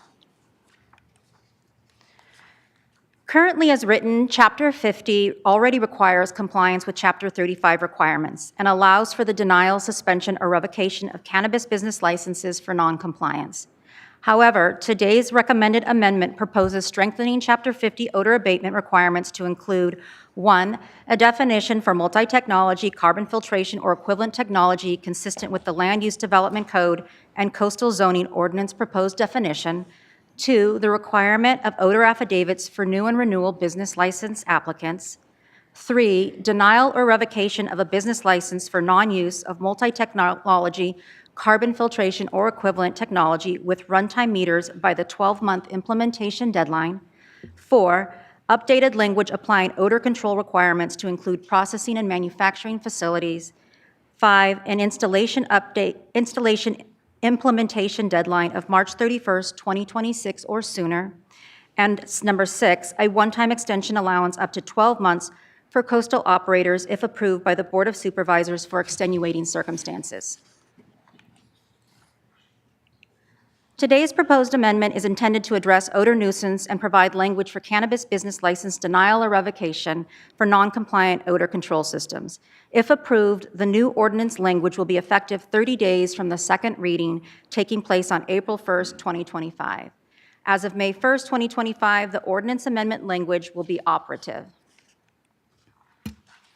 Our recommended actions today are to consider the first reading of an ordinance of the Board of Supervisors of the County of Santa Barbara, amending Chapter 50 of the Santa Barbara County Code, licensing of cannabis operations, existing odor abatement requirements for cultivation, processing, and manufacturing facilities to require the use of multi-technology carbon filtration or equivalent odor systems, to read the title and waive further reading of the ordinance in full, and to set a hearing on the administrative agenda for April 1st, 2025, to consider the second reading and seek a determination for amendments to Chapter 50. Thank you. That concludes our presentation. We're available for questions. Thank you, Ms. Beck and Ms. Oderman. So just to clarify the process here, we're going to take Chapter 50 presentation, board questions. Then we'll go to the next one, next item, board questions. Then we'll go to the public.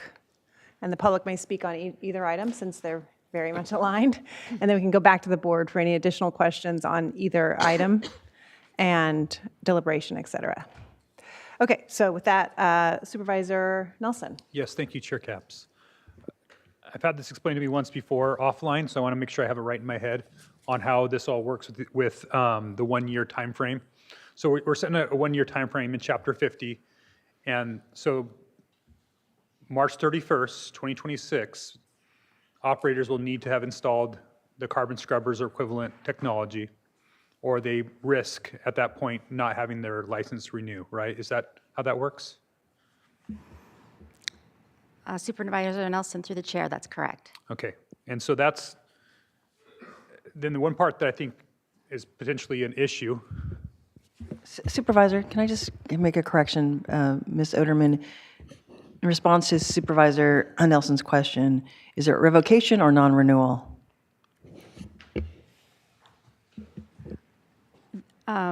To clarify, it's could be revocation or it could be denial. So Chapter 50 allows for denial, suspension, revocation. For odor abatement, we are only discussing today denial and revocation. So both. Yeah, it could be either. So it depends on where you are in your renewal process, right? So one or the other would apply. If you're waiting for renewal, you may not get renewed. If you just got renewed 3 months ago, like on January 1st, you'd be you revoked. might be potentially be revoked. Okay, so that's one scenario. The other scenario is, okay, now this goes through the Coastal Commission. Let's say hypothetically the Coastal Commission approves these changes on August 1st this year. Let's say give them a few months. And so that would, this process goes away and then we default to the Coastal Commission. So does that create another year from that date, or does it only go at that point another 8 months? I'm just trying to make sure, I want to make sure my dates are right in my head and that everybody's clear on it. Yeah, so Supervisor Nelson, through the chair, it's just a 12-month. There is no extension. So if the Coastal Commission gets certified first, we are still sticking with our March 31st, 2026 deadline. So, but if Coastal Commission goes later, isn't there a year also in the Coastal Commission and the land use side? I just want to know, this is the only place that the year exists? Supervisor Nelson, through the chair, my understanding of what's being proposed for the land use code is 12 months or Coastal Commission certification if it's later than the 12 months. Understood. Okay. Correct. So it's, if the Coastal Commission goes in August, 12 months applies to everybody in both codes. And sorry, I wanted to make sure we get it all straight because I think there's a lot of confusion on this. Yeah. And I just think let's make sure from the outset we understand that we're talking about the same thing so we don't leave the meeting and have different interpretations. Certainly, Madam Chair, Supervisor Nelson. So the 12 months starts April 1 and goes to March 31st, 2026. And the Coastal Commission, we hope, will take action within that year. If they take action in August, the deadline is still April 1st, 2026. If they take action after that, you have your March 31st deadline in Chapter 50, but the Chapter 35 provisions would not go into effect until the Coastal Commission takes action in the coastal zone. So it could be June 1st, 2026 if it takes a little bit Could longer. be. But that's not the intention. That's not the signals that we've heard at this point. Right. We think that there's a good chance this would be approved by the Coastal Commission within that year period. Yes, that's correct. May I jump in just on this timeframe? Just that, thank you. Just to speak to this, I met with our Coastal Commissioner yesterday, and she reiterated that they would fast track this. She said I could say that publicly, that she and several of her colleagues are on record from their hearings saying they're enthusiastic about considering these changes today. So I'm very optimistic that they would happen within our 12 months. And just to add to Supervisor Capps' remarks, we had a meeting yesterday with Coastal Commission staff, and we asked them the very same question, and they believed they could get it done within a year of the hearing today. Thank you. Did you have further questions? Okay, Supervisor Lavanino. I have a question about what happens if in the interim of the year, or if there's an extension granted, which I'm not sure everybody's on board with that. But anyway, if in this time frame, because currently agricultural products are exempt from any odor nuisance, correct? Because so what happens if we're in the middle of this? Federal government comes in and says, okay, now marijuana is considered an agricultural product. What would happen at that point? Is our ordinance still effective, or would it be moot? Supervisor Lavanino, through the chair, it's an interesting question. I think if that were to happen, we would have to come back to the board and talk about the next steps that the county wanted to take. Other questions? Do you have Supervisor Lavanino? I'm sorry. It's okay. When we're putting these two together, I'm trying to remember which questions go to what. We're having some fluidity. Okay. You can go So I'll back. bounce around. So, do we know, what's the universe of all, how many are we talking about that are going to need to put in odor control? And how many, so what I'd like to know is like how many operators already have what we consider a carbon filtration system that works, and how many need to go do that? Thank you, Supervisor Lavanino, through the chair. We talked about this a bit with planning and development. We believe there's between 15 and 20 operators that would need to install either get rid of their vapor system and install completely carbon systems or have a combination. I don't know how many are already compliant. Do you? Couple. What? Between 5 and 7 is what I'm being told by Ms. Lavia. Of what they already have? Okay. So it's about 12 that would need them? No. I think she's saying it's 15 to 20 need them and 5 to 7 already have them. Okay. Okay. Yeah. Supervisor Hartman. Yes. The first question, what have we learned about energy hookups? Does Southern California Edison, did we have any conversation? Do we have some assurance that they can work expeditiously, or is that still a big question mark?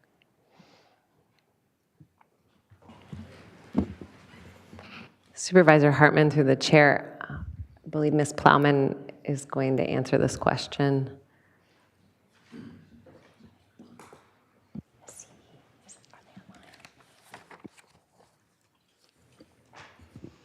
Madam Chair, members of the board, and Supervisor Hartman.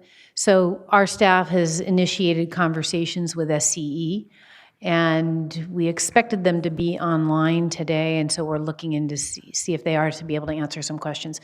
We have not initiated the study. I mean, we started our conversation, so we've initiated work towards that, but the current ordinance package has taken up the time of staff, and so we will be proceeding once we complete this action with the board. And Supervisors, if I may, the last time we did talk about this, I believe Edison said it was basically a case-by-case basis, and your board had some discussion whether you wanted planning to do a study or not, but that was Edison's response, I recall. And they're typically what they say is you need to submit an application to be able to get information about how long it would take. And my second question, last hearing we heard from Mr. Van Wingerden about a scrubber that he's installed already, and we're requiring the multi-stage scrubber, which I gather is a better technology because the carbon lasts longer in a moist environment, doesn't require so much in operating costs. But my question is there a way to grandfather somebody like Mr. Van Wingerden if he wants to invest in that? Yeah. So Supervisor Hartman, through the chair. So the way we have drafted the definition allows for multiple types of systems as long as they're effective, right? The only thing we're phasing out right now is vapor phase. So you can use the Infinity scrubbers, which are also use photolytic photocatalytic oxidation, PCO, and carbon. So they use that. But you can also use other carbon products, filtration products, and as long as they're effective, they'll be able to use them. If they aren't effective and we are picking up odors through our threshold, then we will take action and coordinate with them to either make sure their systems are working properly, and if they are not, they get repaired. But if they are and they aren't sufficient, then they're going to have to do a new OAP. Maybe they need to add more filters, or maybe they need to change the technology. So in talking to some people in the industry, as I understand it, the PCO, the multi-stage scrubbers, are much better and really are the best available control technology because the carbon can last for 5 or 10 years or more without having to change it out. It doesn't absorb the moisture, which then affects how well it works. So it seems to me we would want an ordinance that expresses that as the preferred technology, but grandfathers or allows those that are already existing but doesn't encourage more of that. So is that possible to do? Supervisor Hartman, through the chair, I caution the board in doing that. I mean, the board could move forward with that, but I think we want to be careful about picking a specific technology and advocating for it. I think our goal is to make sure that they use technology that works. But I guess I would just express some caution about that. Yeah, it's just if we're defining best available, then we're already going towards a particular technology and telling them what to do. I do think it's important to express a preference, again, because over time, it's more effective. I understand that, and I guess what I would say is there might be a technology in the a year Sure. that is better. And so perhaps leaving it a little bit more neutral leaves room for that better But we already technology. do that with an equivalent technology. Right. So equivalent to what? Yeah. Anyway, I think we'll hear more in public comment about that, but be thinking about it because I think that may be a direction to go in.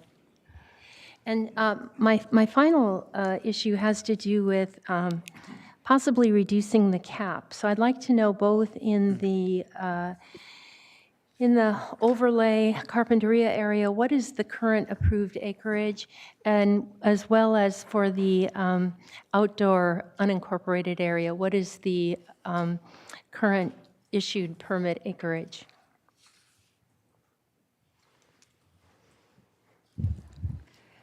Let's see here. For the CARP overlay, the acreage cap is 186 acres. We currently have 170 acres that are permitted, and then we currently have 148 of that are issue permitted. So I'm not sure if I stated that properly, but 186 in the cap, 170 are approved, and 148 are actually issued. Okay, so I'd be interested in reducing the cap to what is already approved. And for the inland open air?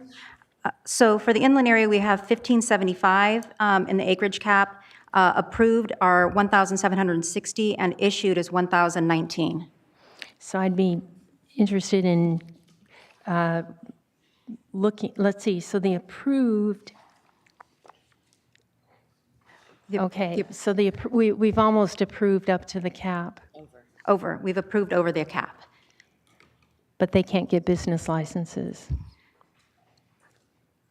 Well, so we've only issued 1,019 acres in the inland area, and we've approved up to 1,760, so there's still room to actually have them be issued.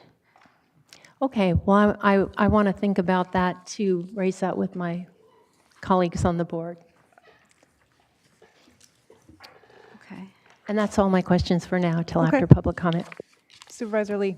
I just want to say I do agree with looking at reducing the caps. Can staff talk about enforcement violations and penalties about odor specifically?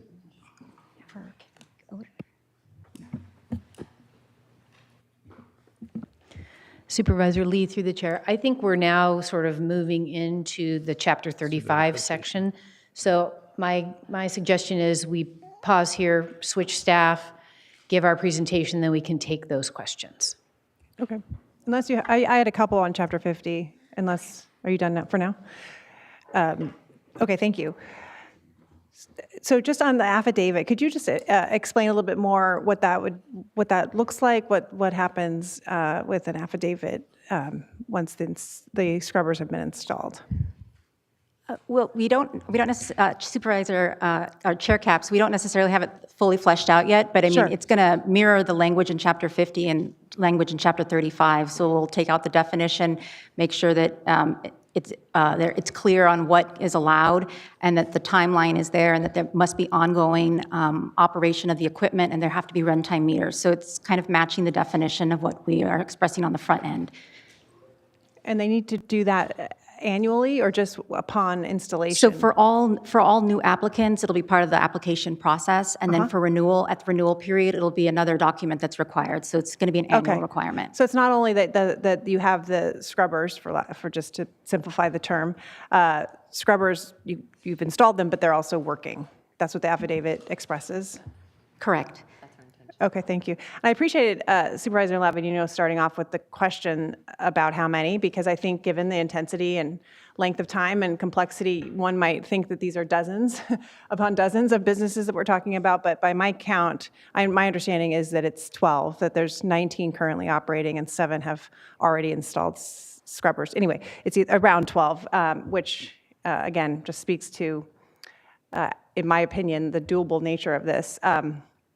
Okay, so I just wanted to ask one last question on Chapter 50 related to extension process. And the CEO's office is recommending that the extension, if there are any, would be granted by the Board of Supervisors upon recommendation of the CEO's office. And I just want to make sure my understanding is correct and why they're proposing that path versus what might be coming in the next presentation. Chair Capps, that's correct. It would be, and this is the only for the coastal operators prior to Coastal Commission certification. It is submitted to the CEO's office for approval recommendation to the board, and the board would have to approve, be the final decision maker. Okay, so that's what the CEO's office is recommending. Correct. That it would, you give a thumbs up, thumbs down to an extension, and then it comes to the board. That's correct. And we're recommending that that also be the extension process that you may want to consider for Chapter 35 to be consistent. That's staff's recommendation. Okay, thank you. That's it for me for now. Why don't we move on to the next item, which would be Chapter 35. And then again, for the public, we'll take your comments very shortly on either item or both.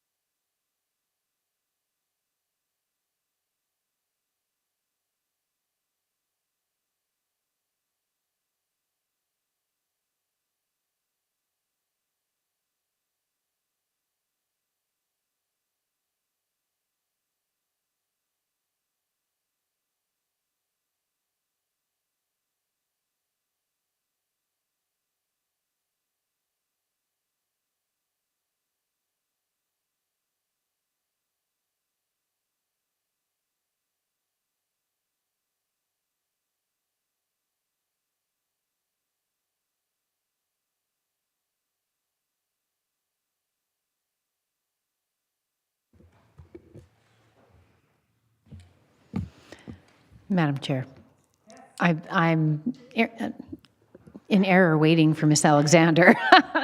Okay, Just realized. I think we're all waiting on each other. We're all good. waiting on us, yes. We're good.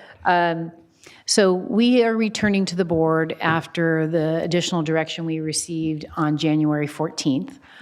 Since that time, we've attended 2 Planning Commission hearings, one in January, one in February, for them to consider the board's direction and provide recommendations to the board.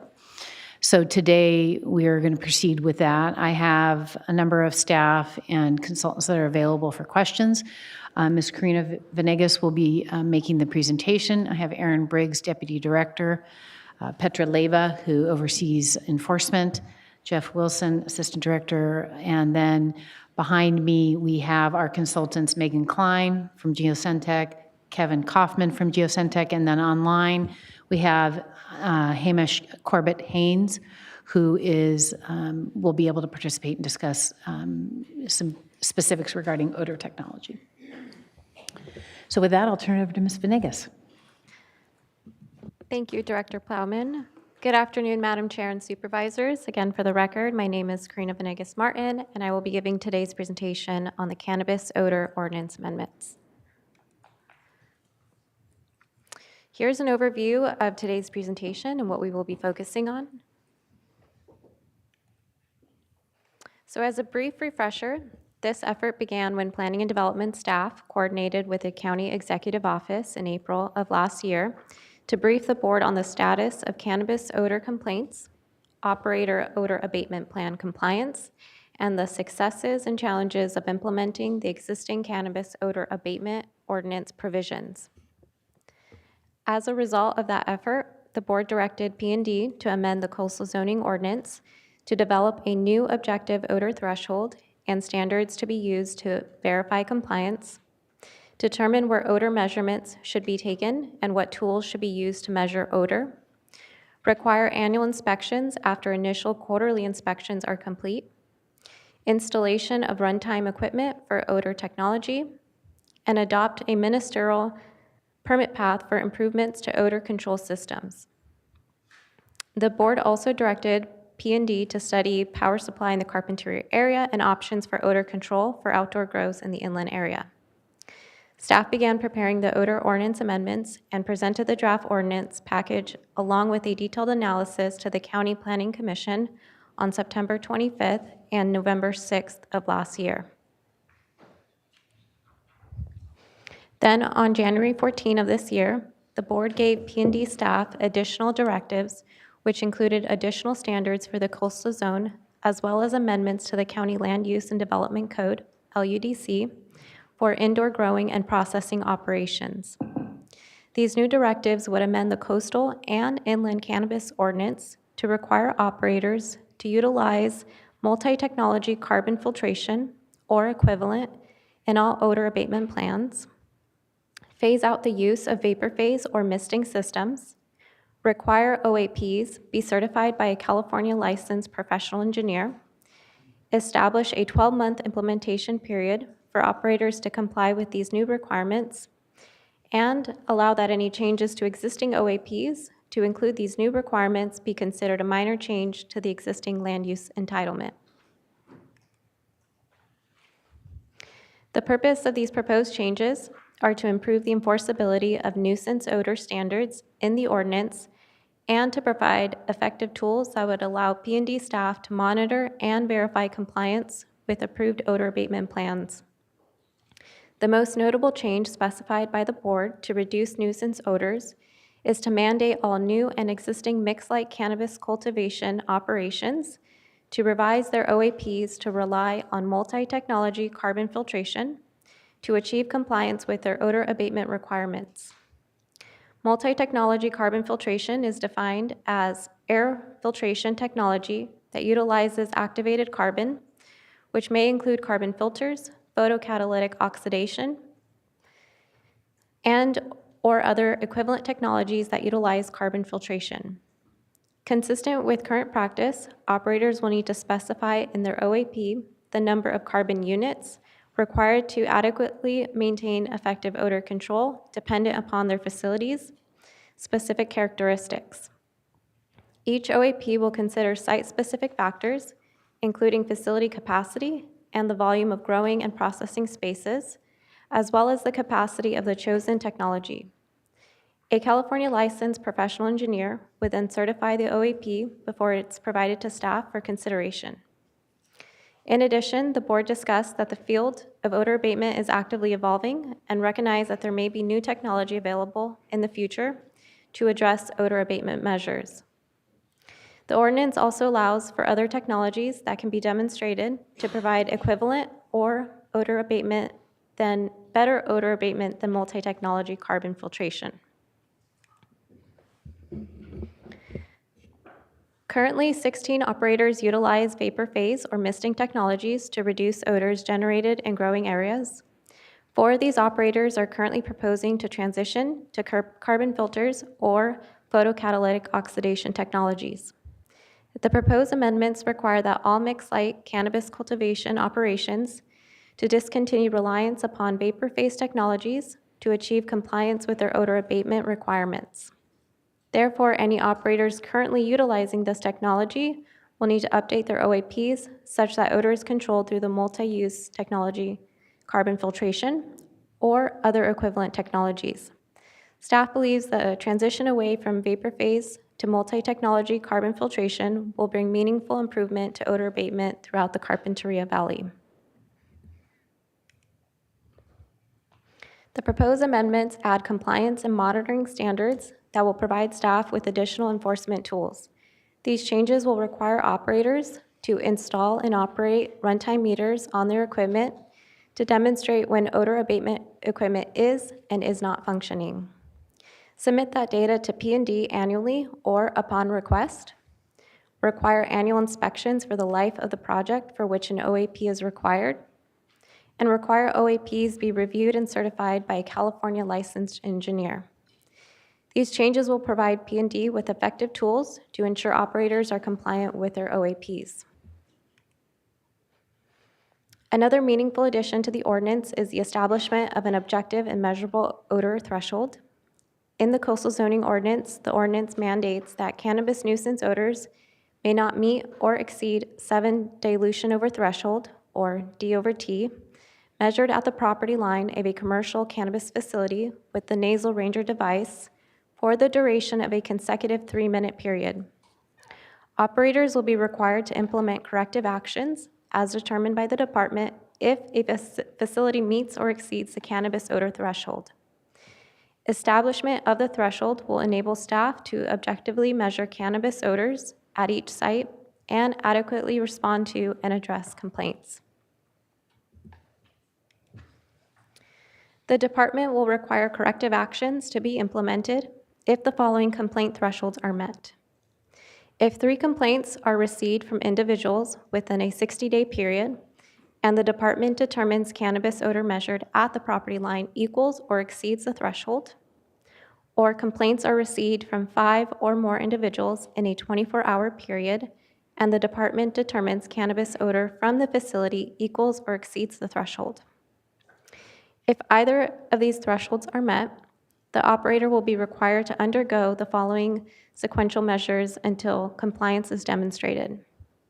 First, submit a written statement that verifies operational compliance with the approved OAP or actions taken to achieve operational compliance. Second, the operator shall conduct diagnostic testing of the existing approved OAP equipment and submit a written statement describing the results of the testing and corrective actions taken to eliminate or reduce the cannabis-related nuisance odors. And third, the operator shall conduct a diagnostic assessment of the odor abatement plan and develop a revised OAP to be recertified by a California licensed engineer, subject to the department's review and approval. By applying this incremental corrective action approach, the department will be able to ensure operators are compliant with the amendment's nuisance odor requirements. The board specified that operators will be required to update their OAPs in compliance with these new standards or develop new OAPs in the inland area and to install and begin operation of any new requirements within a 12-month timeframe from the date of board action. For the inland area, this means that operators will be required to comply within 12 months after the board's adoption of the ordinance. And for the coastal zone, operators will need to comply within 12 months after board adoption or upon California Coastal Commission certification of the amendment package, whichever timeline is later. The board further specified that extensions to this 12-month implementation requirement could be requested.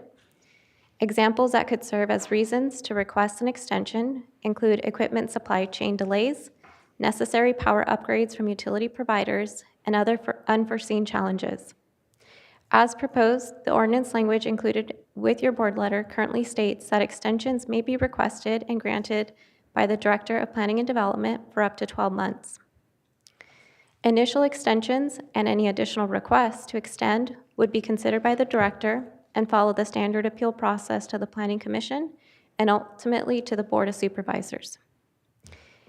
In subsequent slides, Mr. Briggs is going to walk your board through extension request options for your consideration.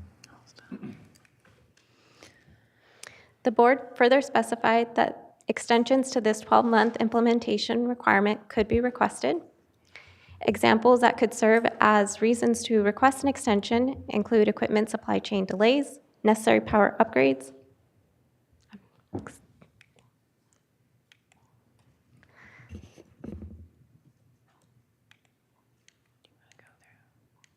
Madam Chair, excuse me, got a little mixed up on my slides. The proposed amendments to the LUDC are within the scope of the programmatic EIR, and no subsequent environmental review is needed pursuant to CEQA guidelines section 15162 and 15168C2. The proposed coastal zoning ordinance amendment affects portions of the county within the coastal zone and constitutes an amendment to the county's local coastal program and is therefore statutorily exempt pursuant to CEQA guidelines section 15265.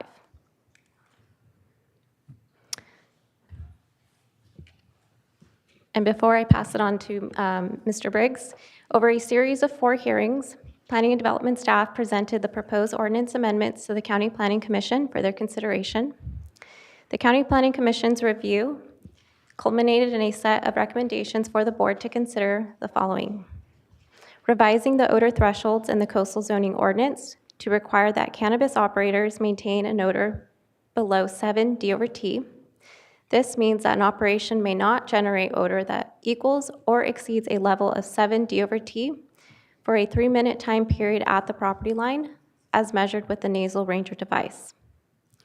Require that extensions to the 12-month implementation timeframe be under the jurisdiction of the Planning and Development Director and appealable to the Planning Commission and then to the board, which would act as the final decision maker.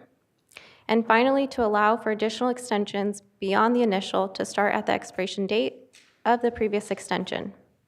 The Planning Commission's final review concluded on February 19th, where they did not make a recommendation for a decision maker of appeal process for additional extensions.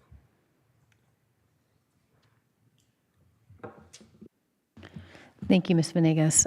So I wanted to transition to the question of extensions.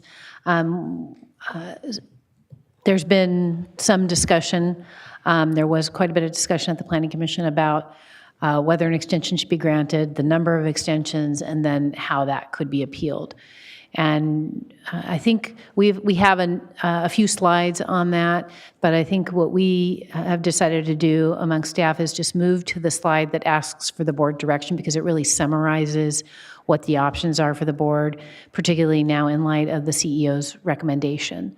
And then we will outline for the board what the Planning Commission's recommendation were. So I'm going to turn that over to Mr. Briggs, and he'll make that presentation.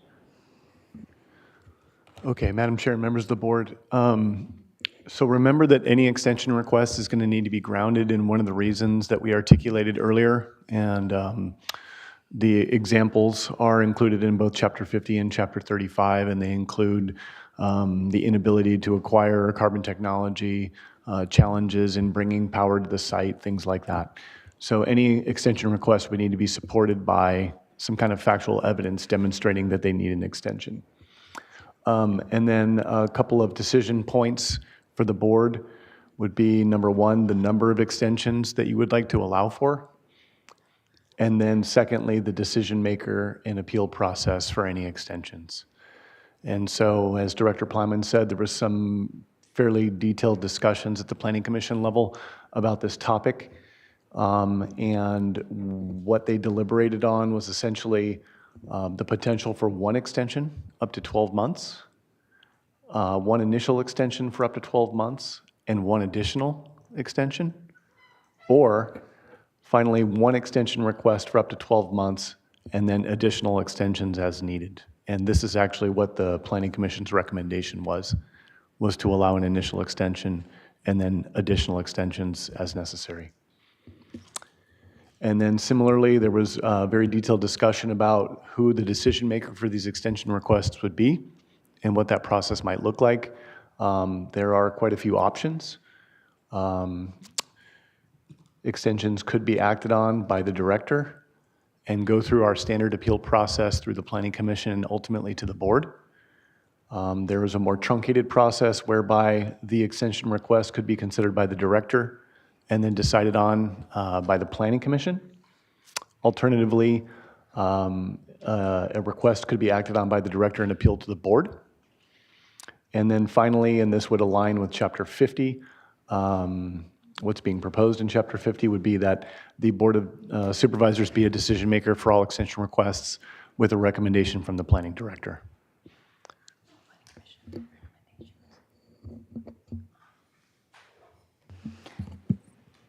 So, Madam Chair, members of the board, so the Planning Commission recommended that the appeal process for the first extension go through our standard process where the director makes the decision, it gets appealed to the PC, and then appealed to the board.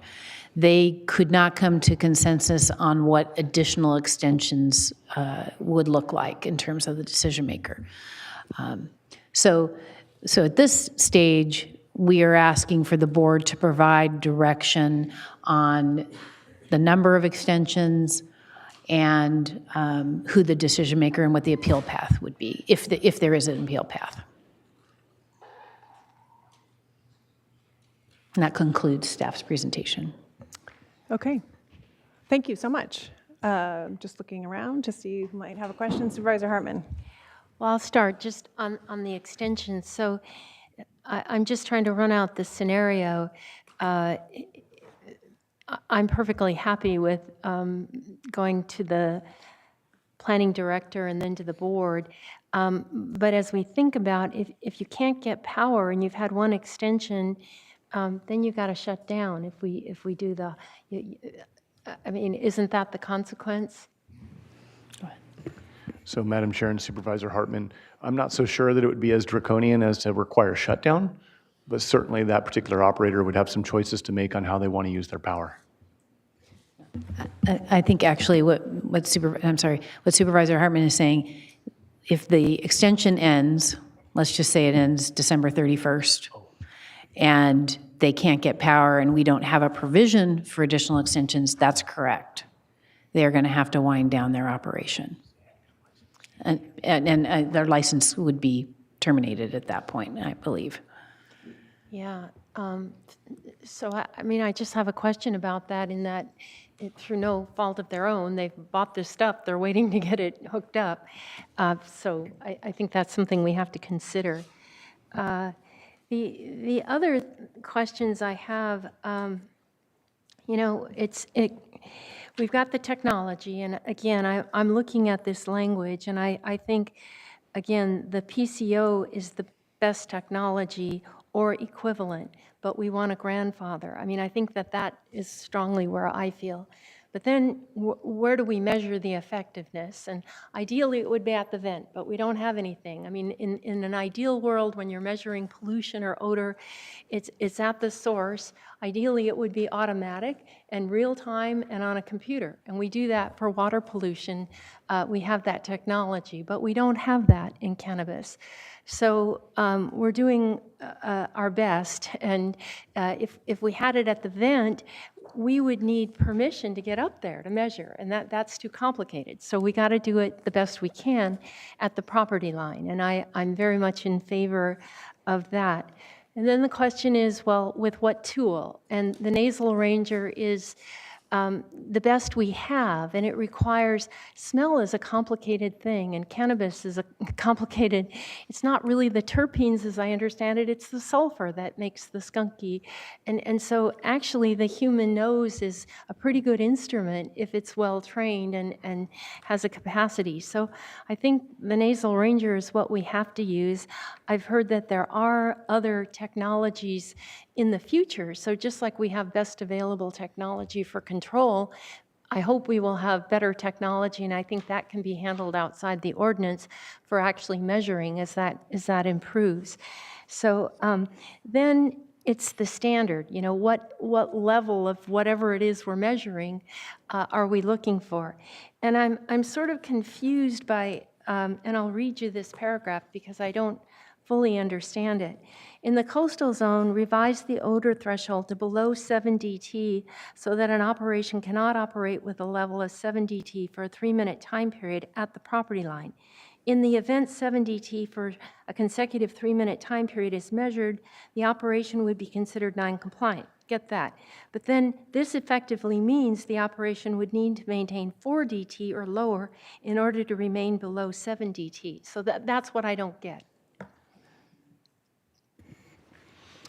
So Madam Chair and Supervisor Hartman, that second sentence is really just kind of meant to add an additional layer to the description. The threshold is written such that 7D over T is an exceedance. That is a violation. And in order to maintain compliance, an operator would need to operate below that level, so 4 or below. And I What think, about 5 and 6? so that's a good question. So Yes, go ahead, the- Mr. Briggs. the Nasal Ranger instrument operates kind of, I don't know what the right word is, off the tip of my tongue, but the instrument has measurements of 1, 2, 4, 7, 15, 30. Okay, So thank you. it doesn't go one by one. It kind Okay, of jumps. That helps me. Yeah. And then here you say in the coastal zone, but wouldn't that be consistent both in and out of the coastal zone? So, Madam Chair and Supervisor Hartman, we have some challenges in implementing the threshold in the inland area because outdoor grows are allowed.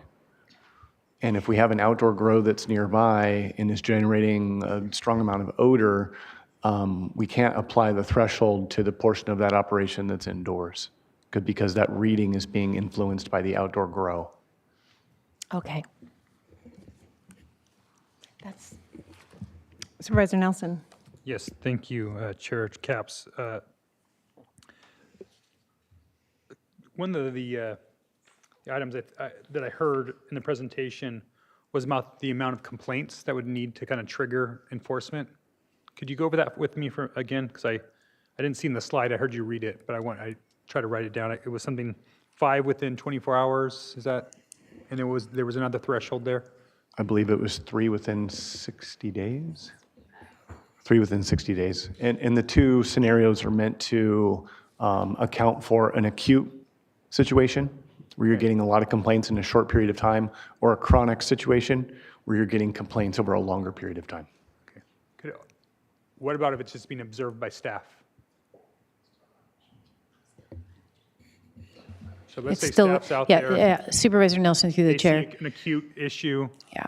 Do they have to make sure that there's 5 complaints within that 24 hours before they can do any action? Can they observe real-time, That's correct, Supervisor Nelson. So if we have staff in the field and we're out doing an inspection and we have a nasal ranger and we detect odor at a property line, then we could consider that a violation. Okay. All right. And through all this, my understanding, as we look at these different thresholds, is really about kind of how you guys design the odor abatement plans, right? As people move forward with new technologies and updating their odor abatement plans.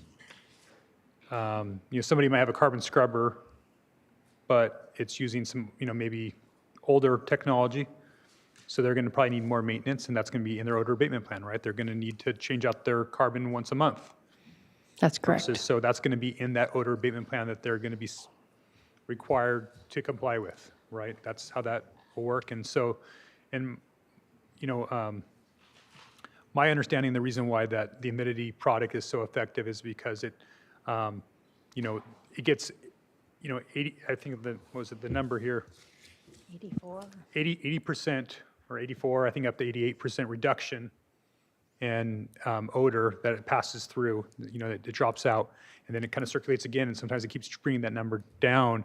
And it sounds like some of these other technologies can do that, but they may not be able to do that for as long, but that's why that maintenance is in place. So when you guys are looking at the odor abatement plan, are you guys looking at the net, reduction in odor as part of that? Are you guys looking at a percentage? So Supervisor Nelson through the chair, what we look at is, and I don't want to mislead you that I know that we say exactly that, but what we look at is what is your technology that you're using and what is it that you have to do to maintain that technology to ensure that it's effective, that it's working. So those components would be built in. I haven't seen an odor abatement plan that specifically says you have to reach a certain percentage. But we have our expert on the line, Amish from Geosentech, that can provide a response to that. Okay, that'd be helpful for me. Thank you. Hi, can you hear me? Am I coming through okay? Yes, we can hear you. Thank you. All right, just so I'm clear, can I Can you please repeat the question? Sorry about that. I was getting a clarification on another issue. So the effectiveness of the reduction in the scrubber technology. So when you guys are looking at that, again, Infinity has been held up to be a standard that's we're looking at, and my understanding is that single pass-through that reduces it between 84 and 88, the smell of the cannabis odor. So when you guys are looking at odor abatement plans, is that, and I understand that other carbon scrubber technologies can also can get that, but can they get that for longevity is always the issue. So is that how you guys are building the odor abatement plans so that it maintains a certain level of reduction over a period of time? It is a good question, and you're certainly right that different technologies will have a better effectiveness over a longer period. It is very dependent on the situation they're in, so humidity, what the contaminants are, how they're being operated. I think a good way to answer this question is this is a reason each of the OAPs is required to be signed off by a PE who is familiar with the settings, with the surroundings, with the actual operations, and can consider the setting in which they're being installed. You're correct in saying that systems which have more pass-through or, as you're saying, more air circulations will be more effective, but it does depend on the technology and the setting. So, but what is the standard that we're setting it to? Because so there's going to be a PE, an engineer that's going to sign off on it. What are they signing off to? It's about meeting the odor thresholds at the property line.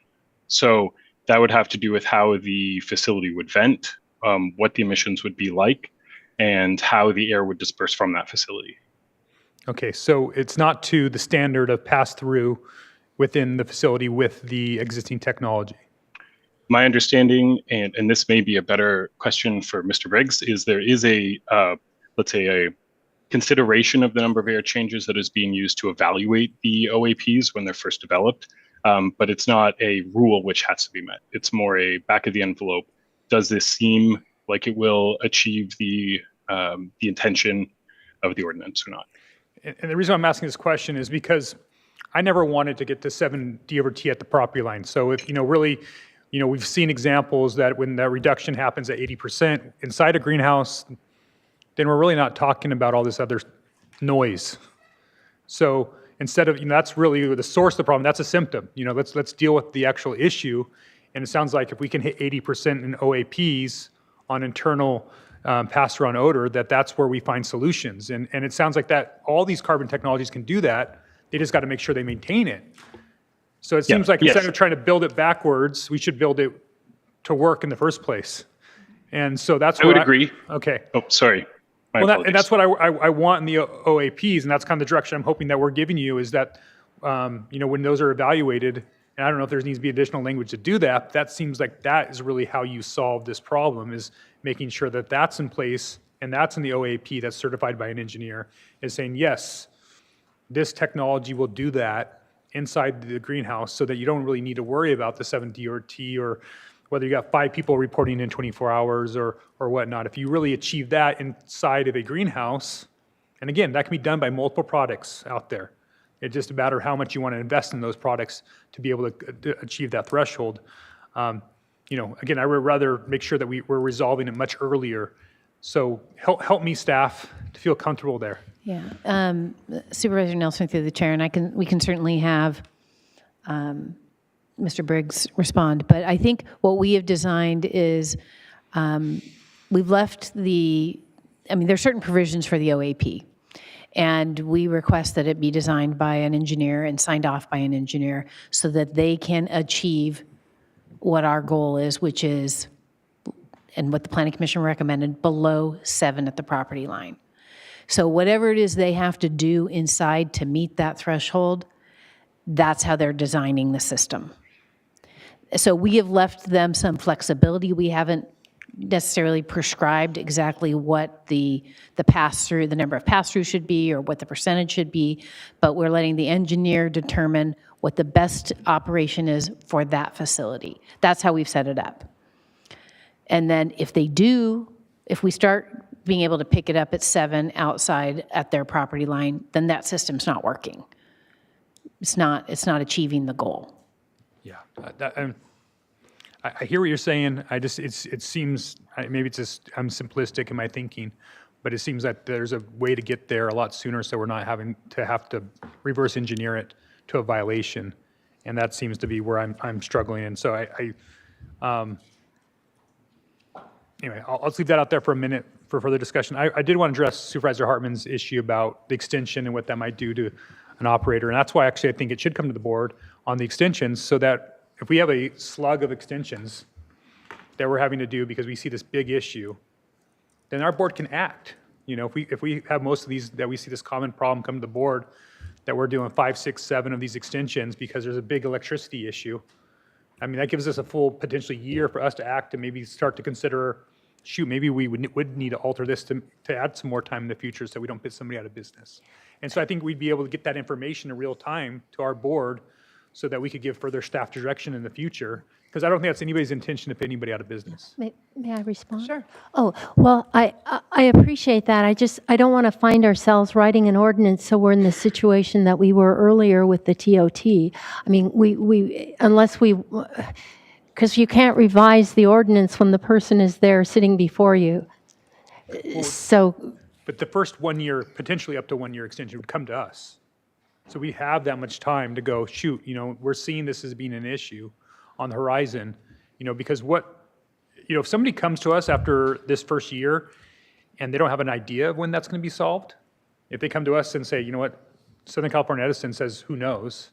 I mean, that's information we're going to take in and go, shoot, okay, you have your whole year, but we need to get updates throughout the year to find out when Southern California Edison is going to start to make the upgrades that they've promised. If I may, I agree. I'm just saying we might want to write it flexibly enough so that we don't have to revamp the ordinance. If it's coming to us, give ourselves a little discretion. That's my only point. Well, I had a question on that front. So our ordinance, as it is written, is best available technology, correct?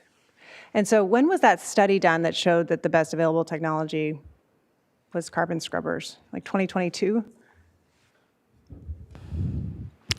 That's a good question. I don't have the exact date. I think that maybe a member of the public. Yeah. One of the speakers if my might have memory that serves, date. it's been a couple years. It's been a couple years. So my feeling is that there's been plenty of time for those operators who really want to solve the problem and get out of litigation and be good neighbors. It's been pretty clear what the best available technology has been, and there's been plenty of time to contact Southern California Edison, start the process. Last April, as presented in your presentation, we had a whole robust discussion of scrubbers, and the upshot wasn't a requirement at that point, but there's certainly a lot of forecasting about that requirement coming, and that was last April of 2023. Meanwhile, that was April of 2024. Meanwhile, January of 2025, there was a 5-0 vote. So it's not as though, the clock technically starts March 31st, but in my mind, in my review of the facts, there's been a lot of time that if someone was very motivated to put in the best available technology, they could start the process with Southern California Edison already. But certainly the way that this is presented gives some ability for a 12-month, in addition to the 12 months, if we're talking 2 years from April, in addition to the forecasting that's been done prior. So I think that's significant. I have other questions, but I just kind of jumped in on your comment about the extensions. If others, Supervisor Lebanino? Mine's not on extensions. Supervisor Lee? All right. Just some feedback on the extensions. I do agree that we do a extension one time up to 12 months. We need to put teeth on this to show people that we're serious. And my concern is that growers are using it to their advantage to wiggle out of this. And that it should come before the board with recommendation from the director. Our board should be the decision makers, so that's my direction. And the DT levels, Supervisor Hartman, I'm a solid 4. I think 4 is a good starting point. With the technology that we have today, 4 is achievable and realistic. Thanks. I'm going to jump in on that. Thank you, Supervisor Lee. On the question, that was my next question, was on the D/T numbers and the nasal ranger capability. So as far as what you're all are recommending, which came from the Planning Commission, I appreciate that, is up to 7. So ostensibly that's 4, correct? So I just think we're trying to talk, some people have said up to 7 is too much, but then they're in the same sentence saying it has to be 4, but that's one and the same. Up to 7 is 4. Because there's no 5 or 6. Correct. And just to So reiterate, like a Willy Wonka situation. Just to reiterate, 7 would be considered a violation, 4 would be considered in compliance. So what came out of the Planning Commission is ostensibly 4. Yes. Correct. Okay. Okay, complaint system. So I have a lot of heartburn over the fact that we're still relying on a complaint system when we've established that a complaint system hasn't worked thus far. So I'm hoping, I'm asking a leading question, that there will also be testing, that there'll be our staff, that it isn't just relying on a complaint system amongst a group of people who are completely burnt out on a complaint system that has not worked. So again, and I should just preface, because I do think we get so in the weeds on this topic that we miss the big picture. My goal and my hope is that when everybody a year from now, fingers crossed, has scrubbers in, that this is all hypothetical because odor has been by and large controlled. And now we're into the hypotheticals of what if there's still odor, then we need a verification system and we're still, so that's my very optimistic vision. So, but in that vision, can you explain how is this complaint system going to be different than the complaint system that has been so frustrating for neighbors? Madam Chair, members of the board, so that's a good question because it has been a frustration for the community and my staff and the board. Yeah. So the question is, will we have the availability to have staff in the field, being in the community, and providing random testing along the property lines? So we do have the ability to have staff going out into the community in a random situation and checking up to make sure that the odor threshold is not being exceeded. But we also need something in place for an acute situation where there are a number of complaints and our staff wasn't out there at that time or in the area, and then we have something to flag it for us. Okay, we need to go, we need to be paying attention to this area, and then we can start working with the grower. But we need to have something that allows for these complaints to come in and then some specific steps that we are required to take. And we would take those steps even if it was our staff that picked up an odor with the nasal ranger on a property line that wasn't based in a complaint. It was just us being out there, noticing the smell of cannabis, and then measuring it. Okay, so, and is there a plan yet, or would there be a plan yet for sort of, I heard somewhere, quarterly testing? My memory serves that came up at some point? So what we do now, Mr. Briggs, did you want to answer that? Yeah, Madam Chair. So the ordinance language is going to require quarterly inspections once an OAP has been certified. So for that first year, staff is going to be going out and on a quarterly basis. And then after that year is up, we would do annual inspections. Okay. Also built into the ordinance is the ability for staff to perform unannounced site visits. And we have done that in the past, and under certain circumstances, we would certainly do that going forward. And these quarterly visits would include nasal ranger testing? Yes. Okay, great. So for neighbors hearing this, it's not just, the complaint system isn't the end-all be-all of verifying that the scrubbers are actually working and installed, et cetera. Correct. Yeah, that's correct. It's a backstop. Okay, it's a backstop. I think that's a really helpful terminology on that. So appreciate that. So, and then also too with the complaint system, a hiccup or a big barrier has been this verification of the complaint. Is that also an element of this, of what you're envisioning here? So the verification of the complaint is staff at the property line with the nasal ranger picking up the odor. That's how we can verify the complaint. And so we would have to, where we are getting complaints about problem areas, we would be going out there to check that. That's how we would verify it. But again, according to neighbors, their complaints have not been recorded or acted upon because they couldn't be verified. And tell me, I'm hoping that is no longer going to be a factor, that there doesn't need to be a verification. So, Madam Chair, I think what our problem was the previous threshold was inoperable, essentially. I mean, it was odors being detected in a residential zone. Okay. So with the threshold that we have now, if we get complaints, we will be going out to that area where we're getting the complaints and doing testing. So there will be a response to complaints, and we will do our best to verify that in that area what level of odor there is. And if it is exceeding the threshold, then we will be taking action.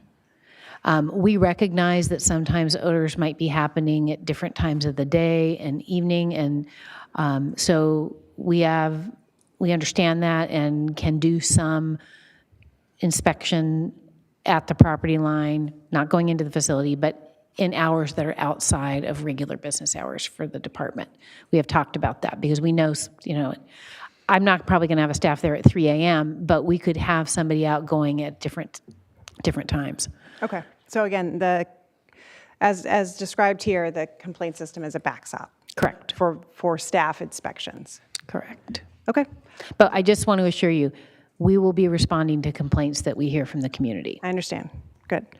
Okay, those are my questions. Supervisor Lavanino. Thank you. So who do we have on staff that's qualified on the nasal ranger? How many people do we have? Madam Chair and Supervisor Lavagnino, we have a number of staff in the division who have been tested. We have 2 compliance planners that are full-time compliance planners that have been tested, and will be able to deploy the device in the field. Myself, Supervisor Petroleva. We also have geosyntech consultants available to us. So, let's just say somebody's out of the office that day, 2 people are out of the office that day. We have a pretty deep roster of folks that are capable of using the device. Great. Good to hear. Okay, and then how do you know? So this has been the problem because these are all concentrated. Generally, they're concentrated together. So the property lines are not that far away in some areas from each other. So how are we going to stop the problem that we've had when you're sitting there with the nasal ranger and you're not sure you're getting it from the guy behind you? Yeah, good question. So Supervisor Lavagnino, the procedures that are outlined in the ordinance, when we run into a situation where we're standing at a property line and we're not 100% sure who it is, and we do have a circumstance where 2 operations are adjacent to each other, we would put both operations through those procedures. Okay. And then, hopefully both of them would prove out and they would ensure that both of their systems are operating the way that they were designed, and the odor would be relieved. Then my last question is, so when you have the nasal ranger and we're determining whether it's over a 4 D/T or 7 D/T, is that cannabis-specific smell? Yes, it is. And we recognize that there are other odors in the community, but when you're using the device, we would act on odors that are verifiable as cannabis. We're not going to be acting on manure or broccoli or other odors. Okay. It'd be cool to, I would like to actually smell, I mean, I don't want to get certified in the nasal ranger, but I think I'm aptly qualified to be a really good operator. We would love to have you come in. Okay, I want to try it out, yeah. Okay, Supervisor Lee. All right, my comments, I would like to get away from complaint system because it seems like from the residents and the growers that it doesn't work and they feel that it's broken. I would support and favor more of a random testing that's done consistently. But there's opportunity that a technology and app that is out there with the city of Carpinteria that we can modify to include cannabis reporting that has location detection in it. So I think that's something we should look into. And the Supervisor Lee, could Yes. you expand on that so we understand better what you're suggesting?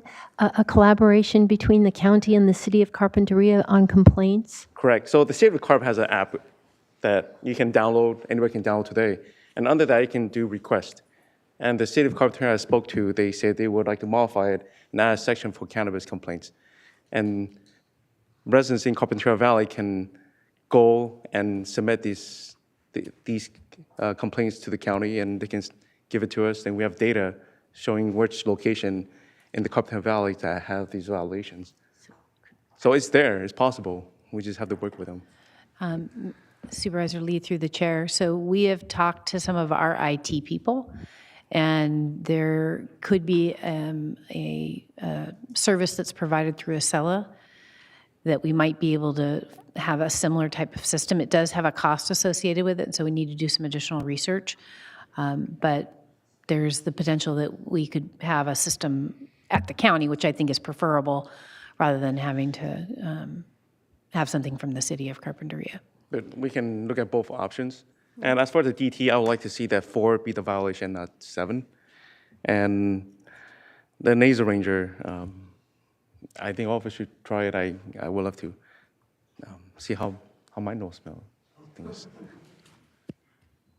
Okay. Can I speak to that? real Yeah, quick? sure. So I agree that the complaint systems hasn't worked in the past.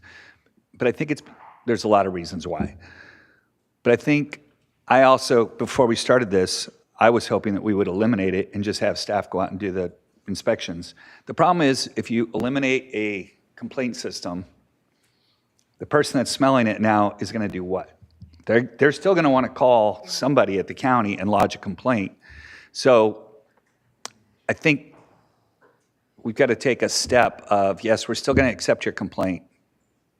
Because it's just like a noise variance. Somebody's going to call the county and say it's too loud. They're going to call and say it smells. But I think having both of those, of having a roving county person doing nasal ranger tests periodically and also receiving complaints, is better than what we've had. But I think of just eliminating it, I've kind of gone back and forth in this meeting, but I've kind of come to the realization that if we eliminate it, people are still going to call anyway.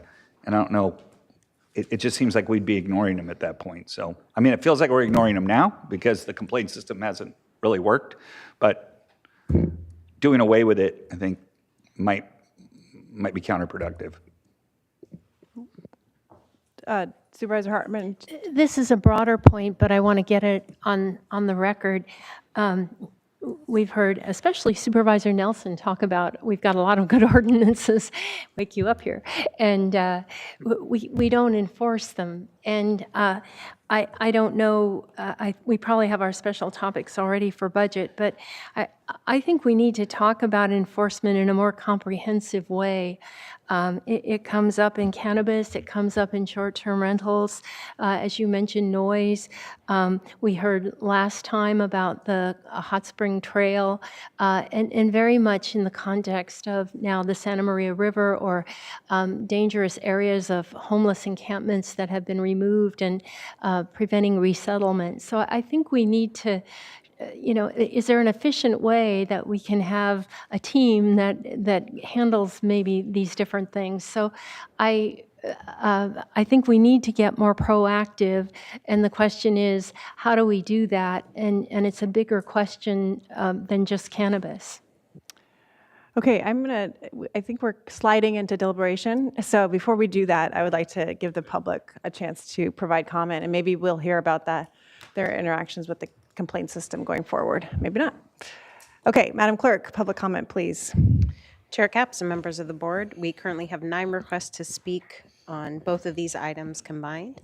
We're going to begin on Zoom with Lorraine McIntyre, to be followed by Anna Carrillo. Lorraine.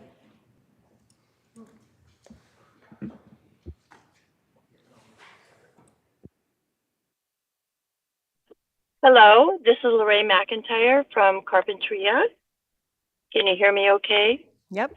Yes, we can. Please proceed. Yeah, thank you so much for giving me the opportunity to speak today. I've been on the Zoom call on and off since 9 o'clock this morning, but listening to the whole hearing today, I find it very interesting. But first of all, what I'd like to say is that cannabis growers, you know, they are farmers. They're not criminals. And if this were garlic, would we be having the same level of discussion as we're having now with cannabis? But regardless of all of that, regarding the complaints, I do want to remind you that the coalition member admitted herself that she's filed over 100 complaints herself. And I would imagine of the thousands of complaints that you've received, it's probably amongst the very few people just filing multiple complaints. And I understand the enforcement and the response to the complaints has been an issue leading to more and more continued calling. But I would encourage the board to not nasal ranger detection to below a 7, because the technology could change over the years where you could get a reading of 5 and 6. Right now you're saying it jumps from 4 to 7, but don't make it a 4. Make it the violation still a 7. And because I think that's reasonable, and that's what other, enforcement levels are measured at. And also, I wanted to say, are we recreating the wheel here? I don't know how much you've benchmarked off of Denver and why, or Colorado, and why their cannabis isn't so much of an issue for the residents there. What have they done differently to make it so successful? And then the final thing I'd like to say is that I do agree with Roy in that I would encourage you to allow at least one extension, especially if you've got issues with contractors and getting the power and permitting and things like that, because that's something that's out of control of the cannabis. And again, these are farmers, they're not criminals. So thank you very much for giving me this opportunity to speak. Thank you. And before we get to the next person, I'm just going to close public comment. We will now go to Anna Carrillo to be followed by Mark Byers. Anna?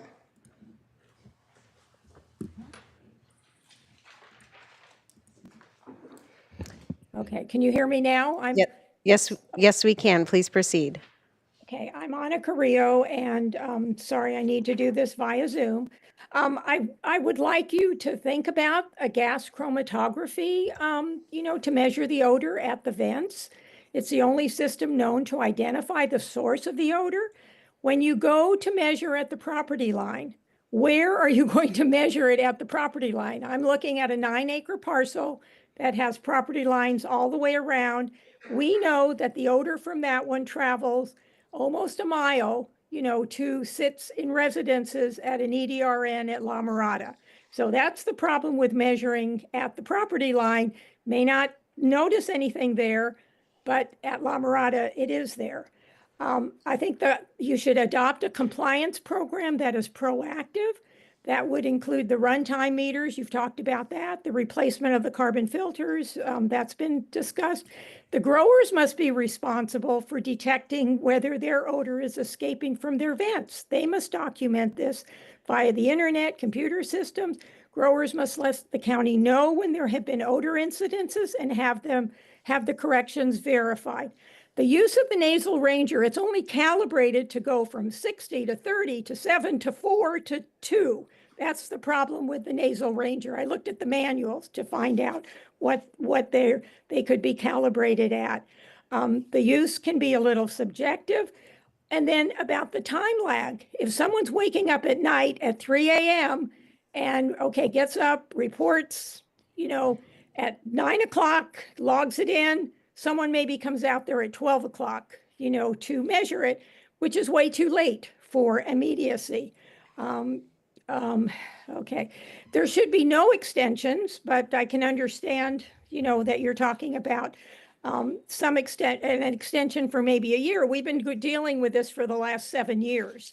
The biggest problem is enforcement.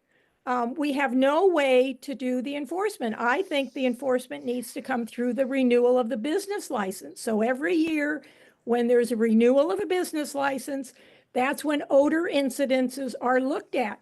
As I understand right now, that is not included in the renewal process. And I think it should be included because if there are odor incidences, then that would be something that could cause someone to lose their license. I think the public needs to be notified when the new OAPs are submitted because the only information they have is from 7 years ago when an initial application was applied. And the public needs to be notified when the cannabis operation is in their annual review period. That could be publicized in the newspaper. Thank you very much. We will now go to Mark Byers to be followed by Autumn Shelton. Mark? Hi, can you hear me? Yes, we can. Please proceed. Okay. Chairman Capps and board members, my name is Mark Byers. I'm the founder of Byers Scientific. Our carbon scrubber systems are deployed in cannabis facilities all across the United States and internationally. It was my company that was the first in the world to identify the sulfur-based compounds that give cannabis its skunk-like odor profile. That depth of scientific research and understanding informs our odor control system designs. In Carpinteria, we have had carbon scrubber systems deployed for over 3 years, preceding the Infinity scrubbers, and have had no odor complaints in 3 years, as corroborated by Petroleo and code enforcement. The phrase multi-phase or multi-technology is misunderstood, it's misstated, and it's not accurate. And I would like to help the board understand that. First of all, PCO, or photocatalytic oxidation, is in fact not an odor control technology. Odors are gases, and they're best mitigated by absorption into carbon. PCO itself does not address odors. Now, it can potentially make the carbon last longer when there's a catalyst. In the example in Carpinteria, the catalyst is the titanium dioxide impregnated carbon that the Infinity scrubbers use. But PCO by itself, in fact, in high humidity environments, can factually create secondary carcinogens, including specifically aldehydes and formaldehydes, and we have in fact tested this. With respect to the Tiox carbon cylinders and the Infinity scrubbers, the statement that the carbon lasts 5 to 10 years is in fact a myth and extremely misleading. The actual intellectual property owner of this technology is in fact my business partner in Holland. And the process can make carbon last 5 times longer, not 5 years longer. And that's a big distinction. So if those carbon cylinders, for instance, would typically last 6 months, for example, in the particular environment that they're in, then they might last 5 times longer than that. But the statement 5 years is absolutely misleading. The sellers of the Infinity units actually usurped the joint venture in Holland. They bastardized a stolen technology and have misled a remote market in Carpinteria. For the record, SCS engineers studied our systems and provided documentation demonstrating 93% odor removal because of the correct carbon selection and our unique understanding of the gas phase emission rate of a canopy. So the question is actually not one of efficiency and efficacy. Byers Scientific has proven that. It's actually a question of affordability. We are able to provide carbon scrubber systems to any cultivator in Santa Barbara County and across the United States with a lower 5-year cost of ownership than any competitor, and we offer equipment financing. Thank you. We will now go to Autumn Shelton, then we will go to Santa Maria for Colin Dvorak. Autumn?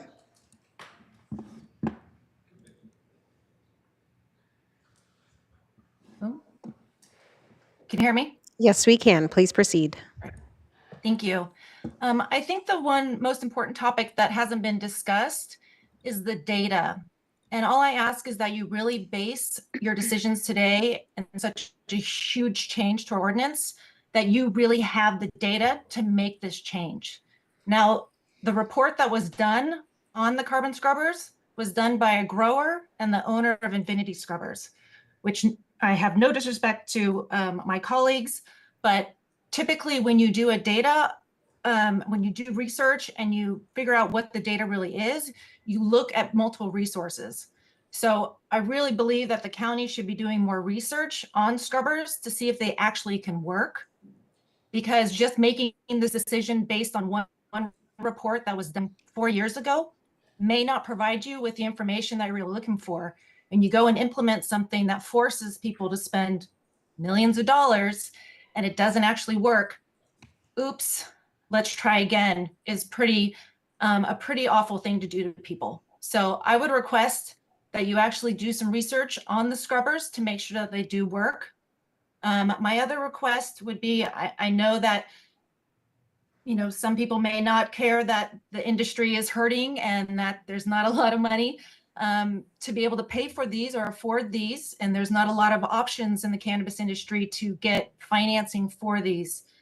So if the county could provide some type of tax credit where we defer taxes, or in some way there's a tax credit to help us afford these scrubbers, that would also be really greatly appreciated.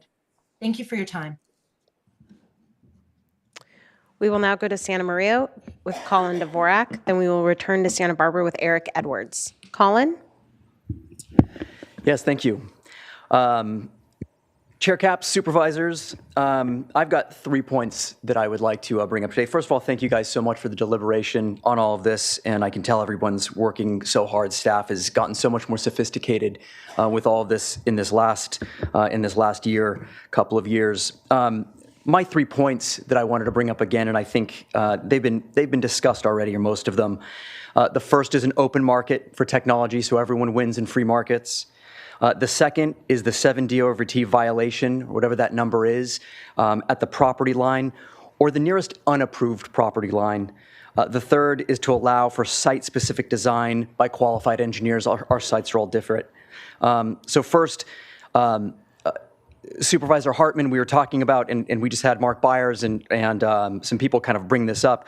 You can tell we've just created a massive market, and I'm a consumer in this market, this carbon scrubber market now, and this heat that is being created amongst these different manufacturers is good for us. It's a free market economy. You know, they compete. They make better technology. You guys get more scrubbing, and we get it more cost efficient. I just want to make sure that we protect that environment, that we're making sure that we can let them continue to churn like that. For me as a consumer right now, it seems like the Infinity is really expensive, but might last longer with fewer, less maintenance costs. And then the using old school carbon just requires us to change that out often. We're removing everything from the air instead of destroying it with PCO. These are conversations. Best technology for us is what's going to remove the odor, is best technology for the county. For us, it's what removes the odor most efficiently with my system, my model, my money. The next to the detection at the property line, a lot of us intentionally built our businesses away from urban centers. And we have neighbors that we have good relationships with and that we have worked very hard to maintain, those healthy relationships. It hasn't been brought up today that why don't we have a detection at the property line, or if that neighbor is nothing but trees or farmland and the neighbors sign off on it, why can't we have a detection at that next property line? The third, again, Supervisor Nelson, it's a big topic. You're talking about engineers doing math of, cycling air, how much air is being run through scrubbers at what time, what's the scrubber, what's the carbon density, what's the humidity, what's that environment like? Let's let smart people do math and site-specific math and make sure that we get the best technology, the most efficient. We don't need to waste your guys' time or our resources. Thank you so much. We will now return to Santa Barbara with Eric Edwards, to be followed by Whitney Colley. Eric? Good afternoon, Chair Capps, supervisors. Thank you for the opportunity to comment.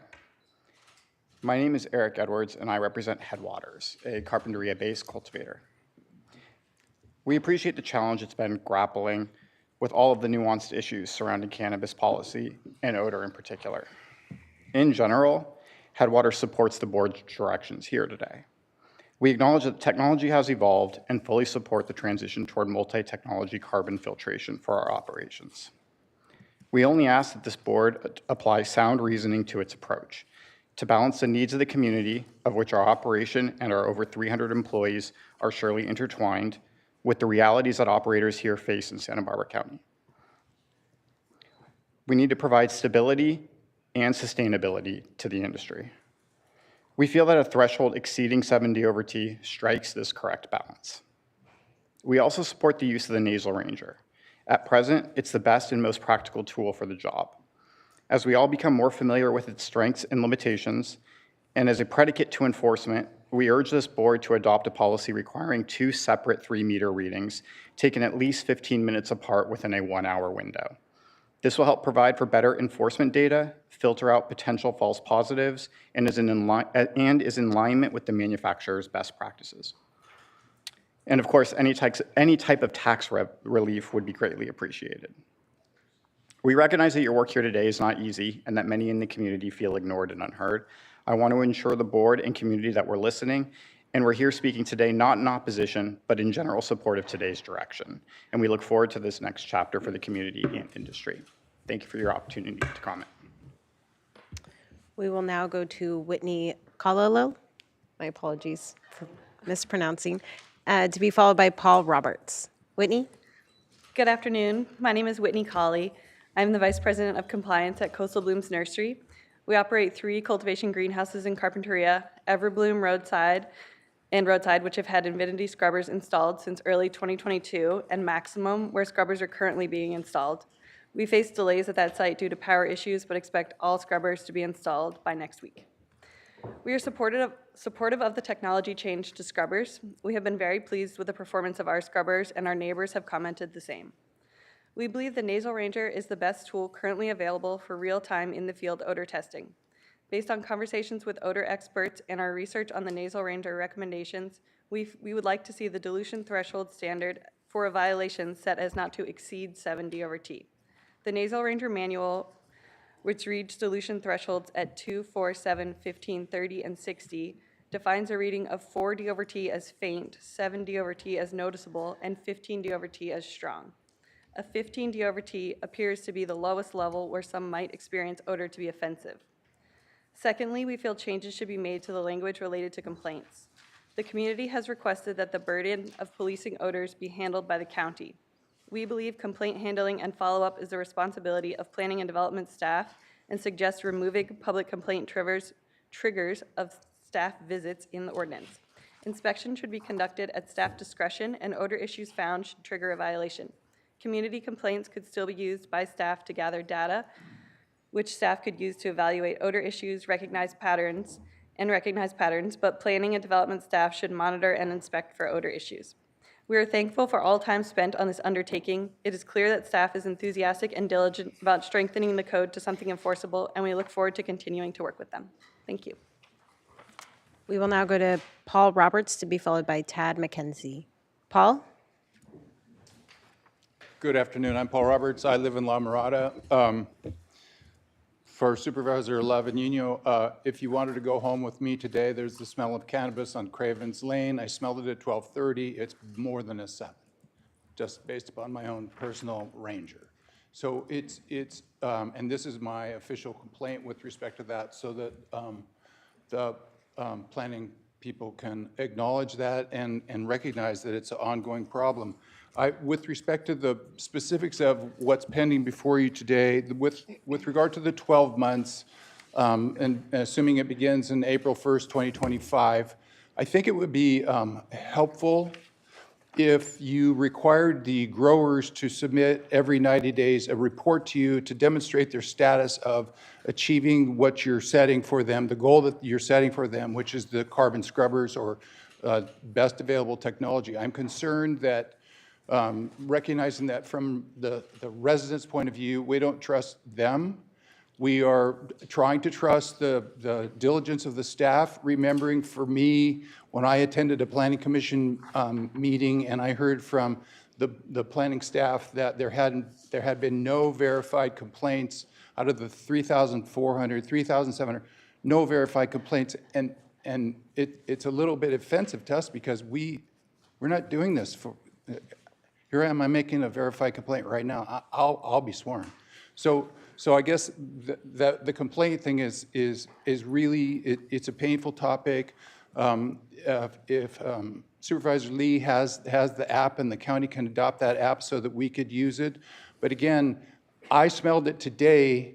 If the county came out tomorrow, My suspicion is it's not going to be in the same place. And it was a powerful scent, and we don't confuse it with lemons, oranges, avocados. It's cannabis, and it's powerful, and we get it into our home. So, but you already know that. I'm concerned that with the expiration of 12 months, it's inevitable that there's going to be hardship claims, and I detect that the word hardship is not really being used because it's another kind of offensive thing for us, because it's 7 years and here we are, and like, I don't want to be taking your time. I don't want staff to have to do this. And maybe I'm up. And so just one other thing, I heard that the county and staff is spending time with respect to with Southern California Edison. Shouldn't it work the other way so that the grower has to contact Edison, get it done? Thank you very much. We will now go to Tad McKenzie to be followed by Jared Ficker. Tad?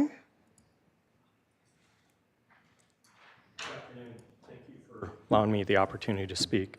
I'm Tad McKenzie with Pacific Dutch Group. We operate a number of locations in Carpinteria. A couple of our locations are actually quite far from anything, essentially, and none of our neighbors have ever complained to us, and to the best of my knowledge, we've never received any complaints at those locations ever from anybody. In fact, some of our neighbors are pleased that we changed our crop to cannabis from chives because it's just not nearly as offensive as the chives were. One of the things that I wanted to bring up is the timing considerations. And frankly, we've had a number of projects going through the county system, and none of them have taken 12 months. In fact, most of them, all of them, have taken multiple years. Considering that, we believe that the extension should be ministerial at 12 months to account for the time needed for permitting, supply chains, and construction. Another point that we wanted to bring up is that to help with the speed of implementation of the scrubbers, we believe that there should be a tax credit offered against the gross receipts taxes. We've paid a substantial amount of the taxes that have been collected in the county, and it's going to be a very substantial cost to us to install the required scrubbers as well as the power infrastructure that's required for our projects. In addition to that, we believe that measurement at the property line is a substantial change from the original ordinance. And we have questions about the legality of it being applied retroactively. And we want to ensure that you guys are aware of that. Also, we have one location that we've converted to nursery only to help take care of some of the odor complaints near the high school. We were required to put odor machines in there, and we have. However, considering that the juvenile plants are non-odor emitting, we believe that we should have the opportunity to remove those, and that any nursery locations should be exempt from any scrubber technology. Thank you for your time. We will now go to Jared Ficker to be followed by Lionel Neff. Jared? Hi, Jared Ficker, Chair CAPS, and members of the board. Pleasure to be here. Look, I think we've been clear now for a couple meetings, at least, that carp growers, I'm representing carp growers, we support the adoption of multi-technology scrubbers. Carp growers members contributed significantly to actually innovating this technology, and of course we want to see it implemented. I think the devil's in the details. And I think what's been done here is a pretty extraordinary amount of work. Everyone should be proud that in theory here, if this is adopted, this could be the most comprehensive ordinance, odor ordinance related to cannabis that we would see in the nation. So a lot of good work has been done here. I think what is needed is just some additional refinements. I believe myself and several of our members have talked to a number of the board members and staff over the time and have made some suggestions, and I'll just have a few. Some of our colleagues have already recommended or spoke to those. But first and foremost, on the 12-month implementation period, I do believe we all have had extensive experience that it takes a lot of time to get things like electrical permits and other things. And so maybe we should turn that on its head, and perhaps, and we discussed this with Supervisor Lee recently, where we actually require that an application for these be submitted in 3 or 4 months, call it 120 days. So then we can see exactly what is happening related to the permitting and the implementation thereafter. There's a lot of things related to actually implementing this that are not in control of the operators. And so that would, I think, be a little bit better indication of people making progress is let's look at it on the front end, not the back end. Secondly, if an operator has met that initial application and submitted that, if there are delays related to permitting, power upgrades, what have you, things not totally in their control, that the first extension could be ministerial. I understand the desire to bring some things back to the board, but if it's going to be coming back to the board, you can still come and look at those issues and discover those, but and what the problems are, and we'd be happy to inform you along the way. But we're potentially making a very burdensome process for things like an electrical permit isn't being issued in a timely manner. A couple other things that I would like to mention. We did put a letter on file, so there's a lot of detail in there. It would be nice to see, we've discussed it at many a times, we've gotten nods from members of the board, but if you could give direction today to staff to come back with some options to consider a tax credit. I think the objective here, cannabis is very unique, and it's one of the few industries that's taxed on their gross receipts. It's very expensive. If you want to see rapid implementation of carbon scrubbers and not have a barrier of economic hardship, I think there's a way we could work out a tax credit against taxes being paid already for existence in the county and see if we can use that for either purchase of the carbon scrubbers, and in many cases, some of the biggest costs are the power upgrades. And so looking at those options. So if you could give direction to staff to come back with some options of a crediting program, I do think if the objective is rapid deployment, let's figure out some ways to do that quickly. And then Jared, finally, that is your time. Two final items. One, we would recommend trailing the implementation of the application of an odor threshold at property line until folks have installed scrubbers. So we could spend a lot of time over the next 6 to 9 months to 12 months focusing on application of the odor threshold and detection and measuring that, but we're also trying to quickly work on implementing carbon scrubbers, and so I think those policy things seem to be out of phase. So I would strongly recommend trailing application of the odor threshold and initiative and match that to implementation of the technology that is indeed designed to try and address those items. So I think we're potentially frustrating the process to implement carbon scrubbers quickly. Thank you, Jared. That is your time. Thank you.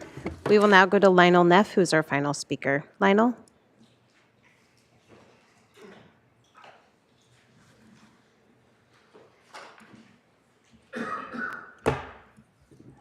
Madam Chairperson, members of the board, thank you very much for this opportunity.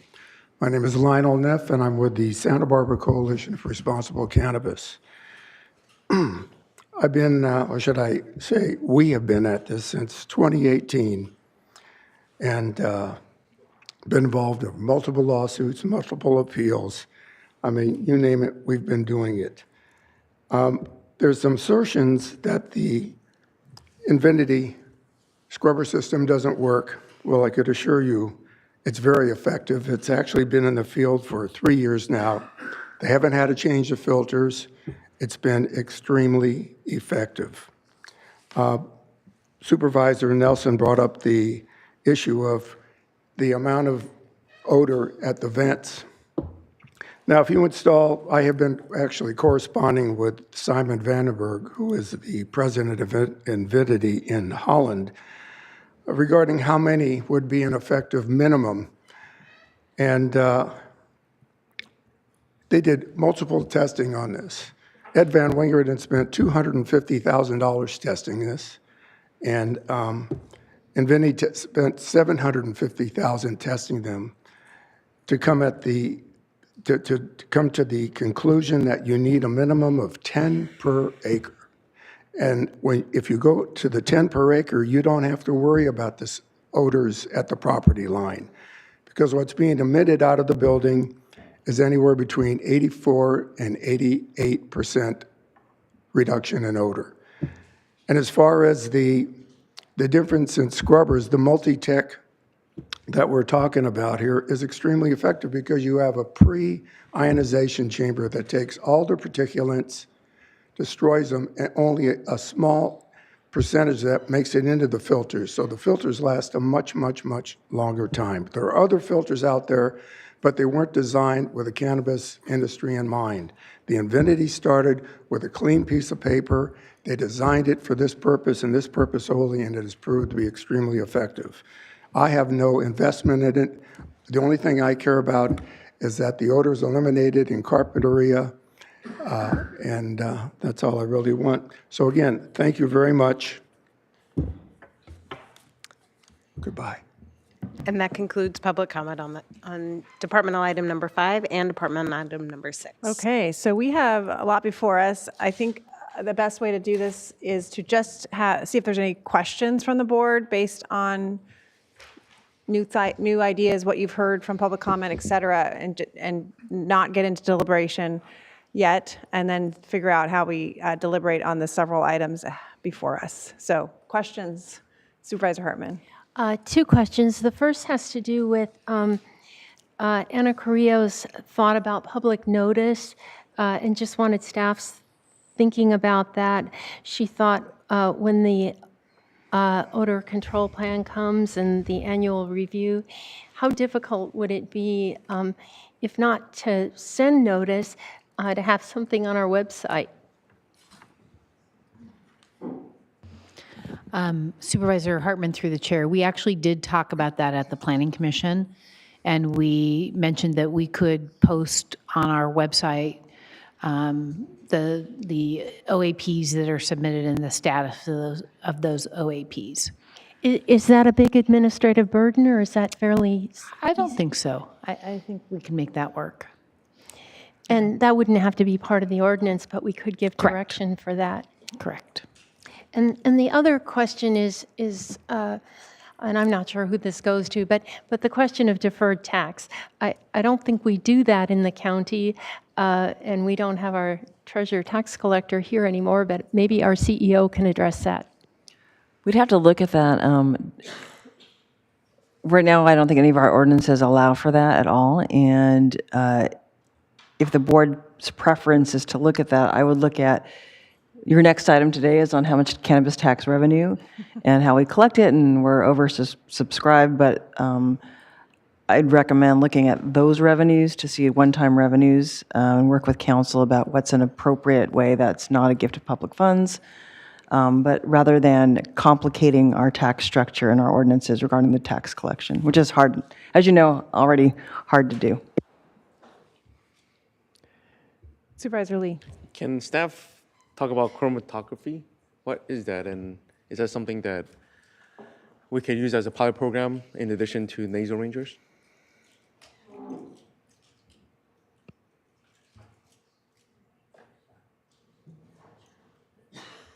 So, Madam Chair and Supervisor Lee, we have Megan Klein from Geosyntic who can talk about gas chromatography. Could you please repeat your question, though, so she gets it? Just, can you give a brief description about what it is, and is it possible that we create a pilot program based on that for odor abatement control?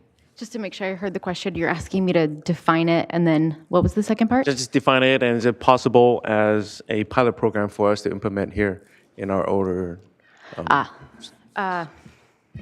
So gas chromatography, a mass spectrometer, it's a tool used to analyze samples to give you concentration data on the chemical compounds in the sample analyzed.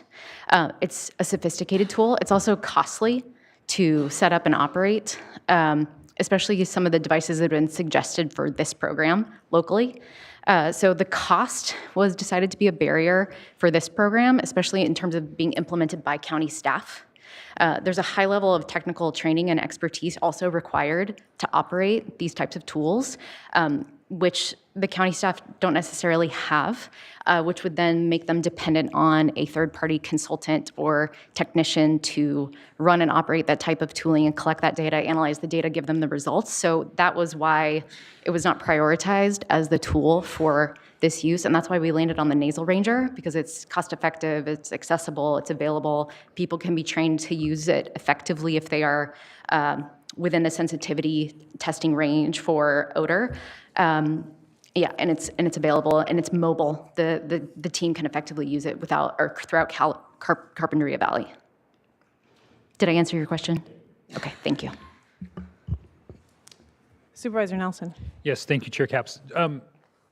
Odor abatement plans, when there's a violation and you guys are going to go back and look at and try to do the investigating and figure out why that odor abatement plan was unsuccessful, right? Whether operator error, like they weren't fulfilling their regular maintenance.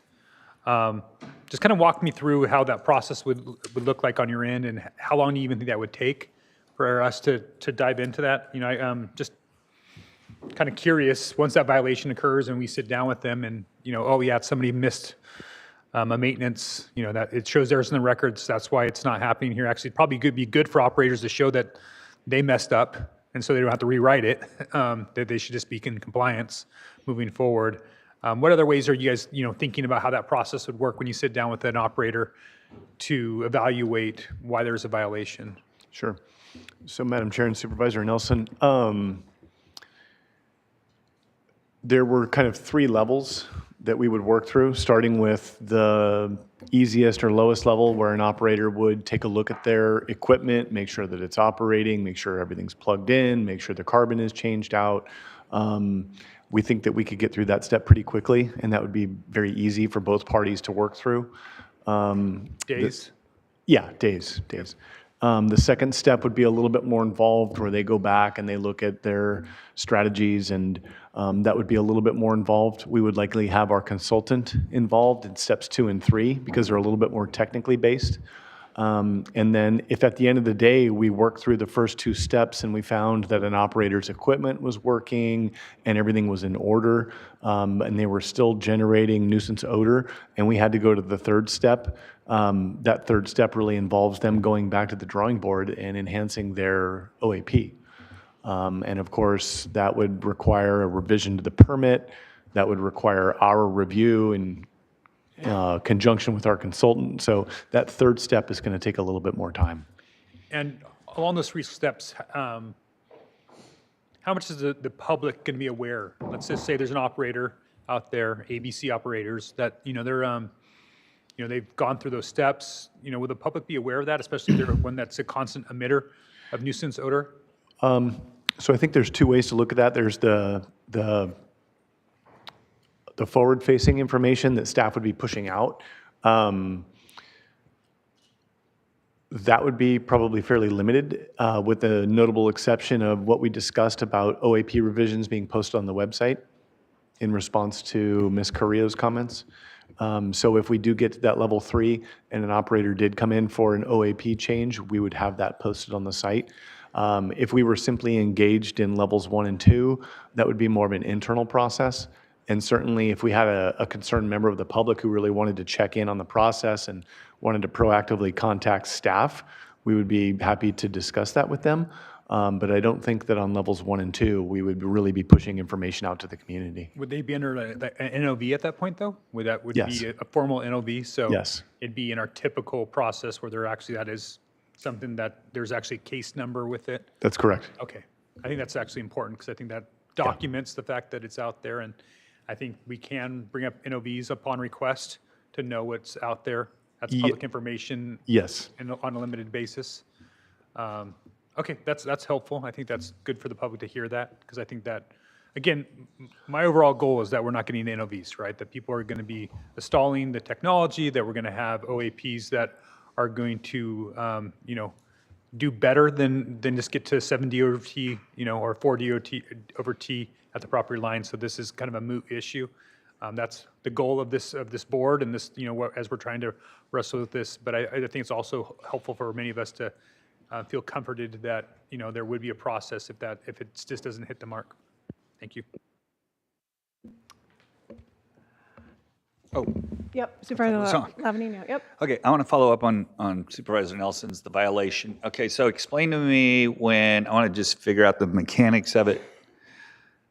We send a staff person out, they have a nasal ranger, they go to the property line, and how exactly, I'm reading Geosyntec's,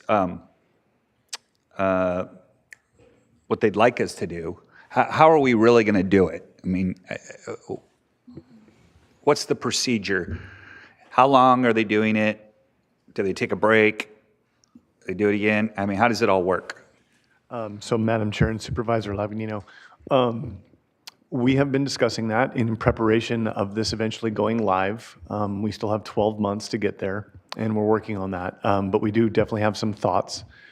And the first step would be to ensure that we have a number of staff who are capable of using the device, and we've worked through that, so we do have that in place. And then we're going to be getting staff more comfortable using the device in the field as we move closer to that implementation period. And then the actual interactions in the field, we're envisioning that as kind of a two-staff person approach, where one person is utilizing the device, the other person is standing there in ambient air and is saying, hey, I continue to smell ambient odors. Can you smell it in the device? And they're working together to determine that they are detecting odor. The threshold does specify a 3-minute time period.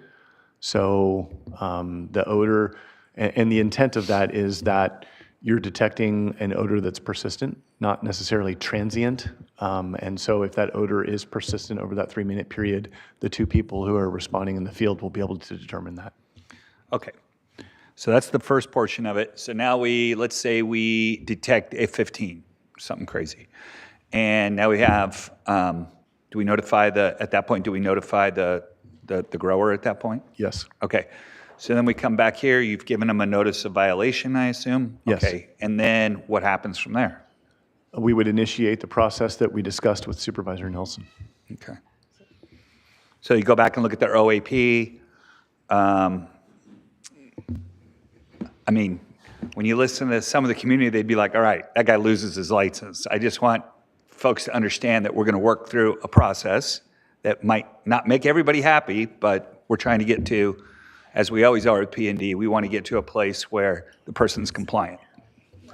Okay. Correct. And just to give an example, there could be very innocent reasons why things are not working. Like you walk through the facility and one of the filters is unplugged or it fell over. There are things that could be easily corrected on site in the moment that would rectify the situation. So, certainly we want to give operators an opportunity to correct any deficiencies. Okay, and then my last one is just on the D over T. So it's weird because I started thinking the guy that made the Nasal Ranger also came up with scoring in tennis, because it's like, it makes absolutely no sense. I don't know why it's time a 1, 2, 3, 4, 5, right? Love, 15, 30, 45. So are we saying, so Geocentech came in with a recommendation of 7, so is 7 on their recommendation acceptable? Anything over 7 is a violation? That was the recommendation. I'm just trying to get the recommendation right first. Yes, that was correct. And that was based upon research that was done on other jurisdictions, what kind of thresholds are applied in other industries. Okay. But what I'm hearing today is the board majority sounds like it would be 7 would be a violation. Correct. Okay. So we've gone a step further in being a little bit more restrictive than what other folks have done. Okay, thanks. On that point, I had a question. Where there is this technology, and I've been there a few times and I don't smell a thing, but that's my Nasal Ranger. But have you done testing then there yet with the Nasal Ranger outside Everbloom? Yes. Yeah? Yes, and we can go into more detail if you have other questions. Because we had at the town hall on Friday, a neighbor who lives literally 60 feet away or 60 yards away, his kitchen window looks into it. He proclaimed that over the last couple years, it's gone down 95%. And so that's his testing. So do you have have you been there with the Nasal Ranger? If you could talk about that.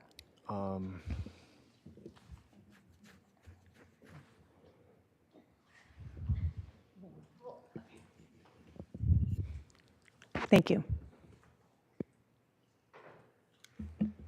Madam Chair and Supervisors, yes, we have brought the Nasal Ranger to that facility. So I can speak to those moments in time where Sure. we've used the Nasal Ranger. I can't speak to all operation at that facility at all time.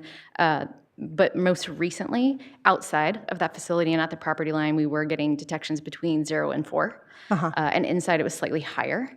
Sure. But it was certainly, the odors appeared to be quite well mitigated, I'll say. Okay. Thank you. Did I answer your question? Yeah, you did. Yeah. Can I- Supervisor Nelson. So inside the building, you're getting what kind of readings? 7, 15? What are you getting? I believe 7 was the highest, Wow.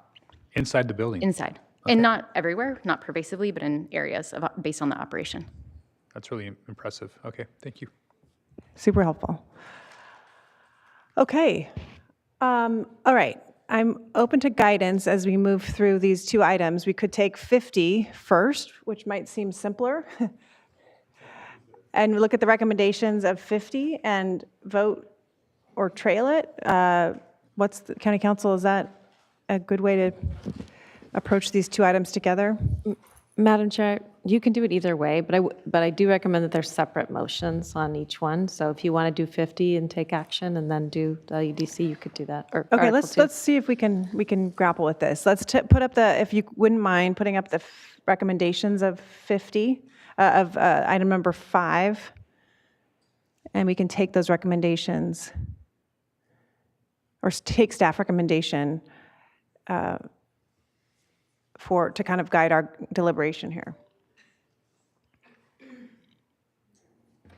She did.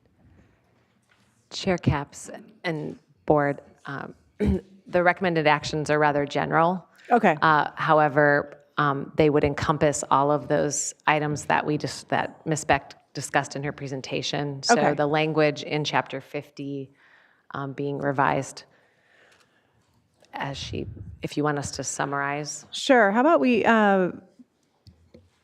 so let's just take does anyone have an issue, want to talk about the definition of MTCF? Are we clear? I know that's been somewhat confusing. Are we good? Or equivalent? We're okay? No, I'm just going to go through these unless another board member has a better process. Number 2 would be requiring odor control affidavits for new and renewal applicants.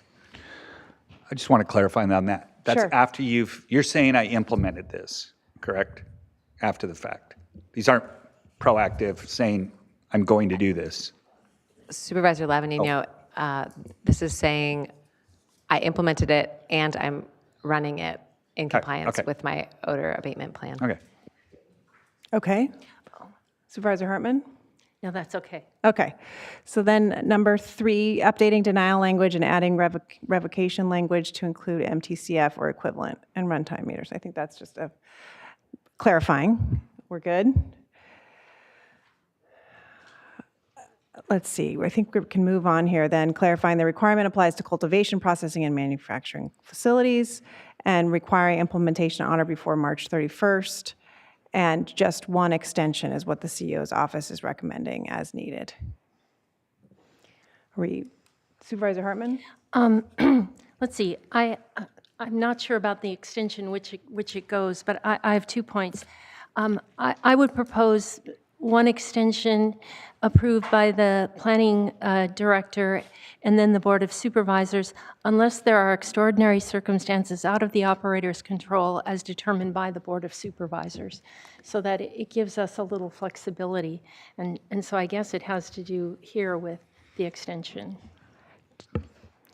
Chair Capps and board, just for clarity, in Chapter 50, we're recommending that it's the county executive office as those extensions apply prior to Coastal Commission certification, and then deferring to Chapter 35, and I think that's where Supervisor Hartman's language so I got would be ahead appropriate. of us. Then the other issue, which isn't here, is the cap.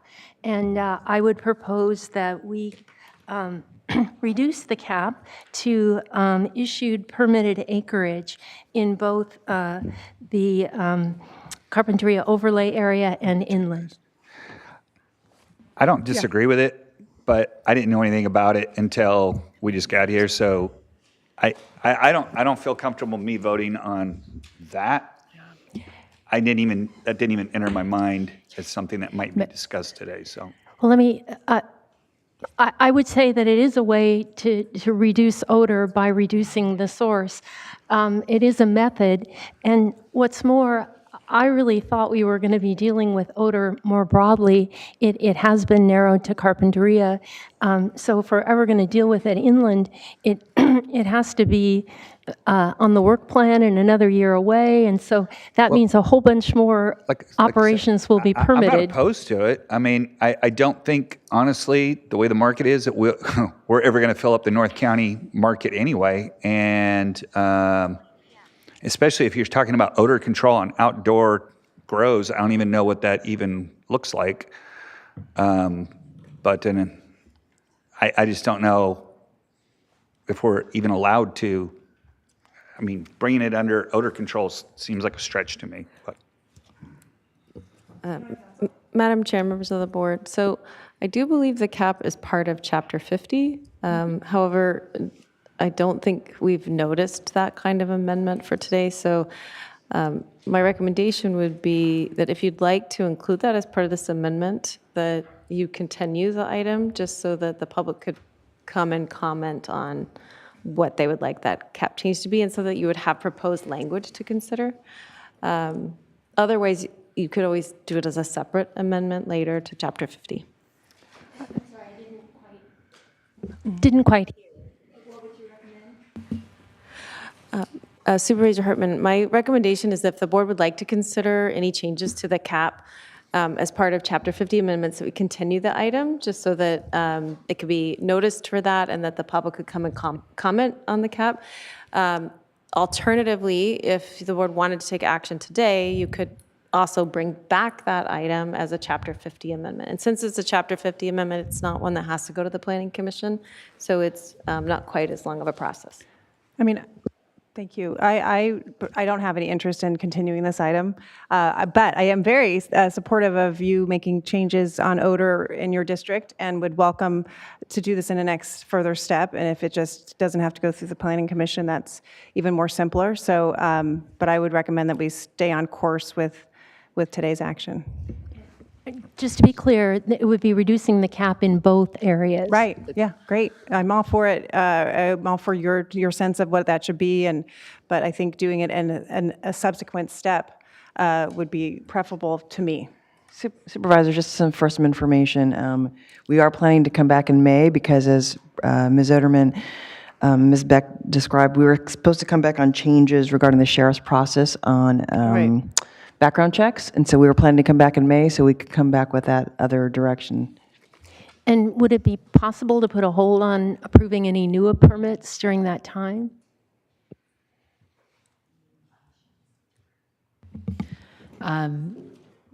Supervisor Hartman, through the chair, if we have an approved permit and they come in for us to issue that permit, I think we would have to move forward because we don't have a moratorium.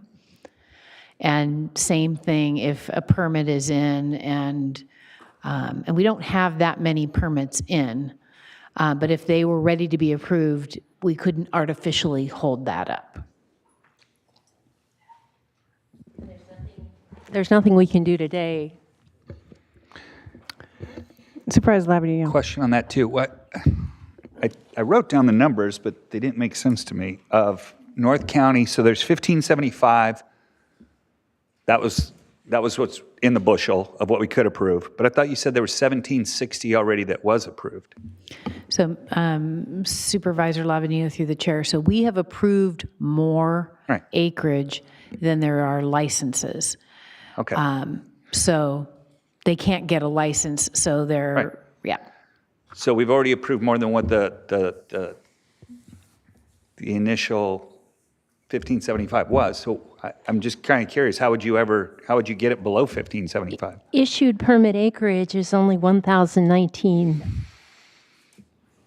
So you'd cut out those other people that already were in line that, okay. I wouldn't be able to support that, but I mean, we'll deal with that in May, I guess, and I'll learn more about it. Yeah, and they're already cut out because, as you say, they're over what the cap allows. I just got to study a little bit. Okay.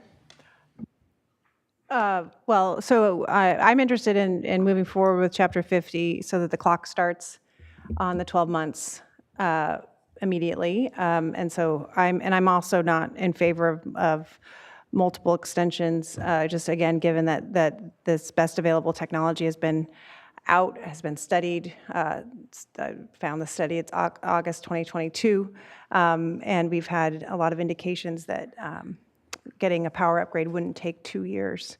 It might take a little longer than we hope, but it wouldn't take 2 years. So that's where I am on this recommendation. Chair Capps, just for a second. Did we have somebody with Southern California Edison?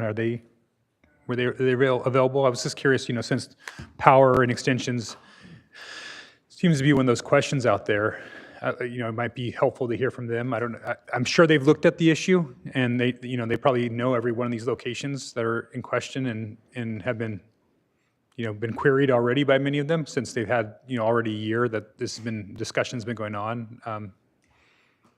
Could we hear from them?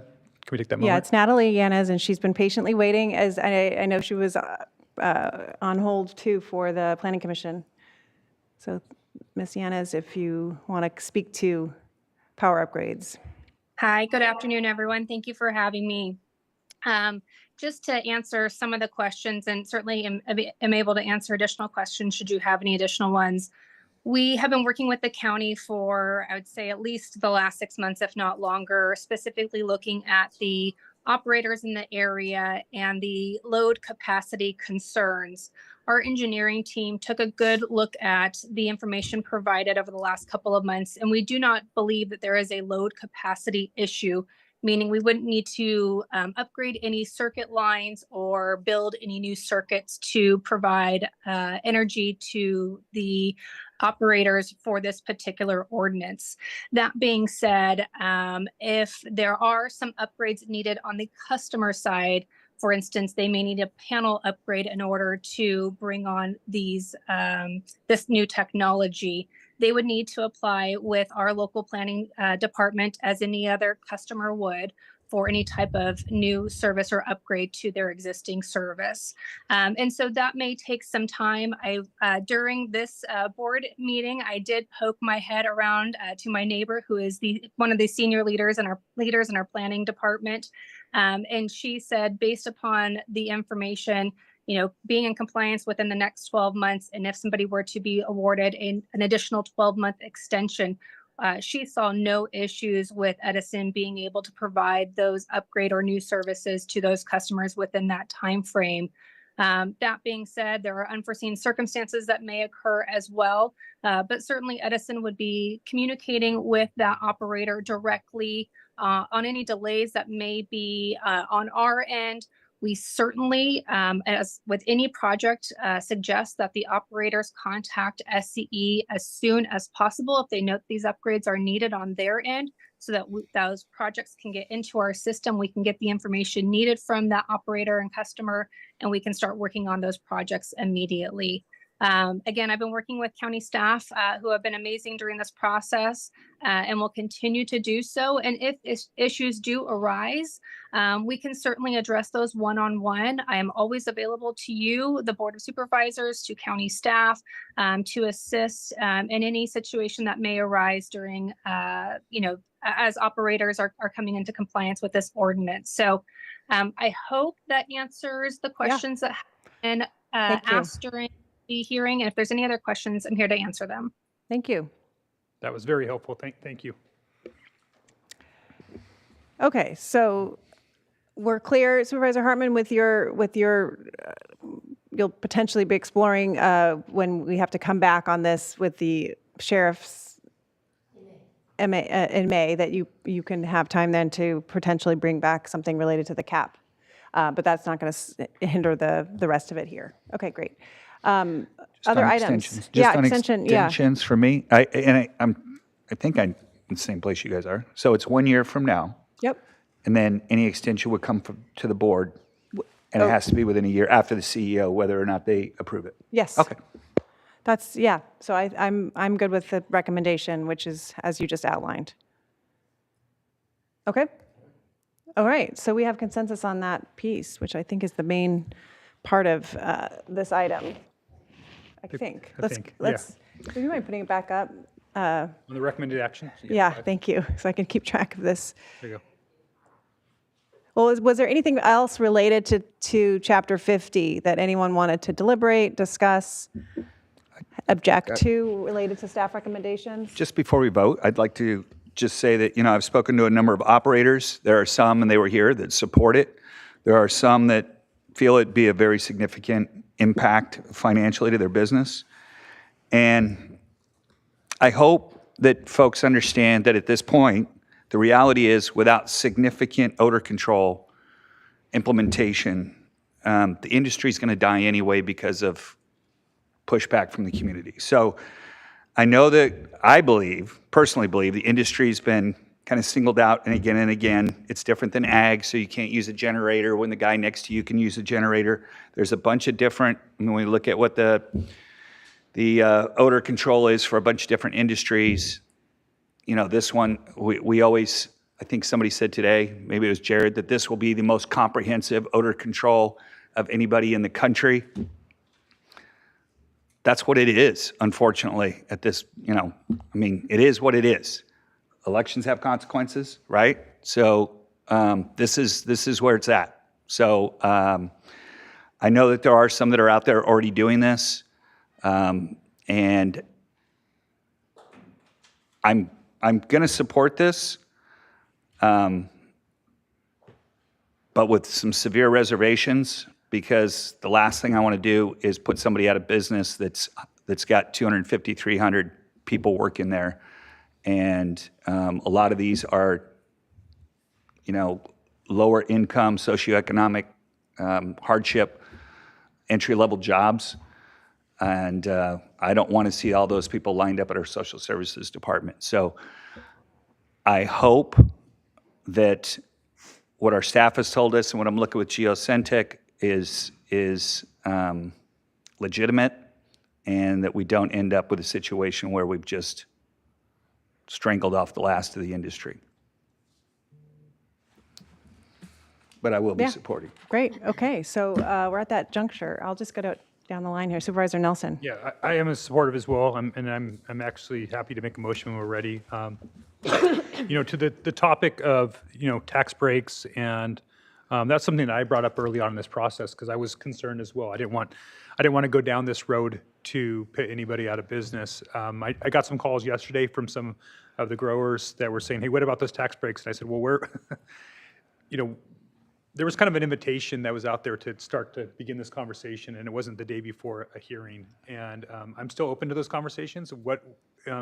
It's not just tax breaks that could help some of these companies. There's some other regulatory relief.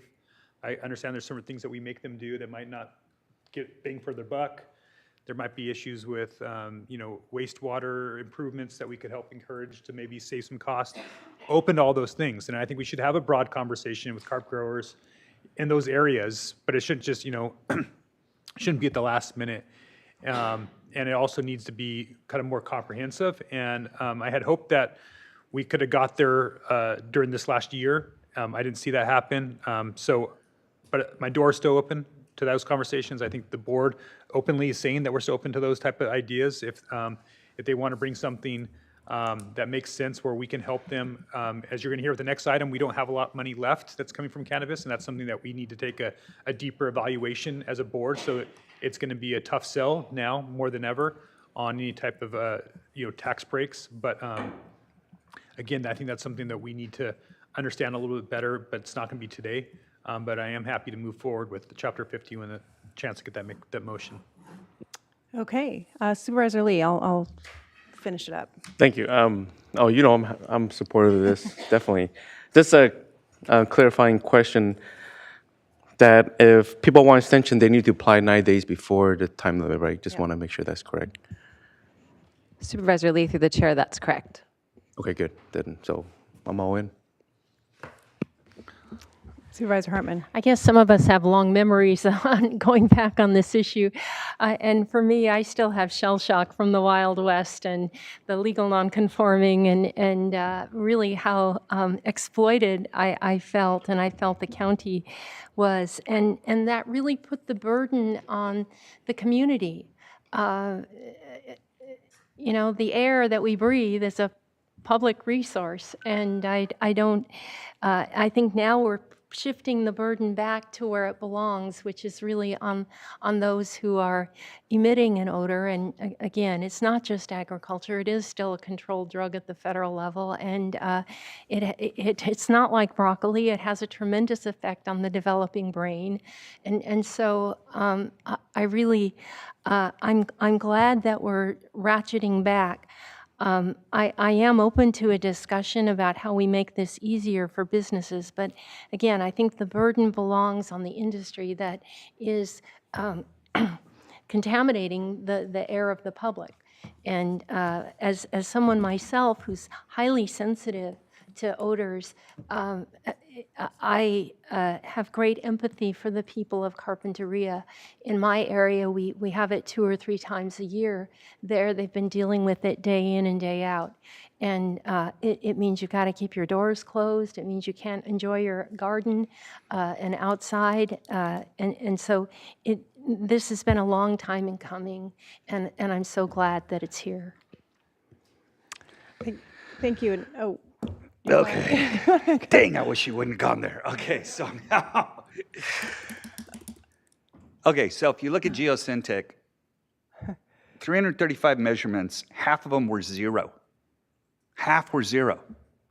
So I don't think we're contaminating the air. APCD, it's not like the air, it's a smell. It's not polluting, contaminating the air. You might smell it, and it might bother you. And what I've found out, what I've noticed with people is the less they like cannabis and the less like the cannabis industry, the more they smell it. And so at 335 measurements, 250 of those were less than 2 on the nasal ranger. So, all right, let's vote. Okay, let me say my piece as well. But yeah, I really appreciate the consensus up here. I know we have different perspectives, but we're really landing in a productive place. And thanks to the CEO's office, just 3 points. First, on cost, I just learned so much from the Everbloom, being there multiple times, not smelling a thing, and also just learning about the cost savings by making these investments in scrubbers that they've experienced over the years, because there's less cleaning, there's all these benefits. Also, too, with employees, I really think, and I hear you on not wanting to put people out. These are good jobs. I've been really impressed with the pay, the level of quality, and what I heard from employees was they don't want to smell like cannabis when they go pick up their kid after school. I mean, and don't want to have the headaches and the sniffling nose and all of the things that some employees really experience. And so this is also for them too. I really see that this is also for them. And I know it's a huge source of employment in your district. And I just want to say on the hardship, thank you. I requested that we drop that label because it, as a speaker pointed out, one side's a business, and I get that, and I'm pro-business, but the other side are just people wanting to have a good quality of life. And the hardship, I believe, has been one that they've bared, that they've had to deal with, that they've had to come to multiple hearings. Some of them have had real health consequences. And because it's not federally sanctioned, there aren't the studies to know exactly what is that's making my head ache. What is that's making, so that adds to the anxiety. So anyway, I think we're moving in a really good, productive direction. It's complicated, and I appreciate my colleagues very much for getting us there, and I'm happy to second the motion. How about that? Oh, Supervisor Lee. Why don't you second the motion? Or make the would you actually make the motion? I didn't make the motion. I said prepared to. I would love to make. Yeah, you should make the motion. I Good move call. to approve A, B, and C. Go ahead. Okay, and I'll second. And direct staff to come back in May. Oh, yeah. And direct staff to come back in May. That's the direction to come back on the cap. 2 items. Correct. Great. Good progress. Do we need a roll call? Are we good? All in favor? All in favor, please say aye. Aye. Aye.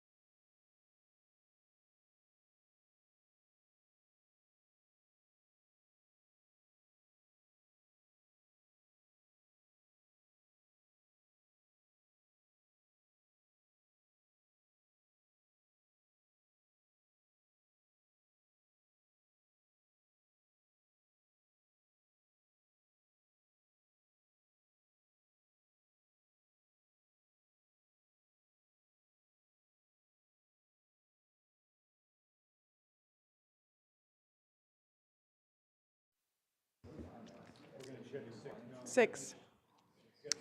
Okay, we are back. We are going to move to item 6, deliberation. Certainly if board members have questions, I'm not going to stop you, but hopefully we can move on to deliberation. I don't know if there is the recommendations, would that be helpful? Are they all on one screen? Probably not. So, Madam Chair and members of the board, I'm sorry, but we don't have a beautiful summary like the Chapter 50 folks did. Yours is a little longer.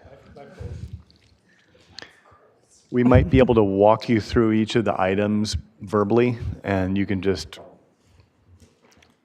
deliberate or... I mean, we could start with, but we could just start with the threshold because that's the D over T because that is not in Chapter 50. And is that a good place to start? The recommendation from staff is not to exceed 7. Maybe you can put that slide up. Not to equal or exceed 7. Yes. Let's discuss this item and see where folks are. This piece. I think that Supervisor Lee has already stated. What do you want to repeat? I do. I'm supportive of 4, given that there was a discussion about Everbloom having carbon scrubbers, and when they measured, 4 was about on average. So with all the carbon scrubbers going into the valley, a 4 is realistic and achievable. So just to clarify for me, that would be you're okay at 4, which is what the recommendation is? At 4, but violation at 4 too, not at violation at 7. So under 4. Correct. So 2. So I think that will prove to be a big challenge for us to be able to determine. We would recommend that it would be, you could be at 4, but if you were above 4, then you would have a violation. Shall not exceed 4 is our recommendation, and that's based on information that's been provided by our consultant and the ability for us to even be able to detect anything at that level. Just not to exceed 4. Not to exceed 4. Okay. If Supervisor Lee, if you're fine with that, I am. Yes, I am. Not to exceed 4. So, okay. Anyone want to weigh in on that? Which is also below 7. I'll be on the staff recommendation. There's no 5 and 6. Yeah, I'm on the staff recommendation. Which is essentially the same thing. I think there are different Shall not ways of equal saying or the same exceed a thing. threshold of 7. So you're saying 7 is a violation? That's correct, Supervisor Lavanino. But I just have to repeat, jumping in here, that just originally when I heard of this, I thought, oh wow, they're getting shut down essentially or revoked. But it's really just working to make sure that the system is working. It's just a flag that things aren't functioning, and let's figure out why they're not functioning. So to me, that makes me, I'm much more inclined to be to push for a lower threshold. Okay, so I think, so is what Supervisor Lee is saying is the staff recommendation? Okay, then I think it's easier for me, and maybe it's just semantics just to go with what the staff recommendation is, but I think you're saying it a different way, but okay, I'm good then. If it's, I think, Okay. yeah. Okay, if you're, okay, I'm good with that. Supervisor Nelson? I am. Supervisor Hartman? So long as that's what we understand, that staff recommendation, as it came to us today, is the same as what Supervisor Lee is saying. They're just different ways of describing it. Yeah. Yes. Okay. Okay. Wow. Moving right along. Let's see. We sort of established the extension by our consensus with the previous item. Do we need to talk about that further or just make those changes verbally to you here, or did you interpret them already? I think there'd be value in you providing the specific direction So about the number and how the decision should be made. So I'll summarize what we just voted on, which was only one extension recommendation from either the CEO's office, or it would be from the planning director to the board. Planning director to the board. Okay. Okay? I'm good there. All right. Help me out. What's next on the plate?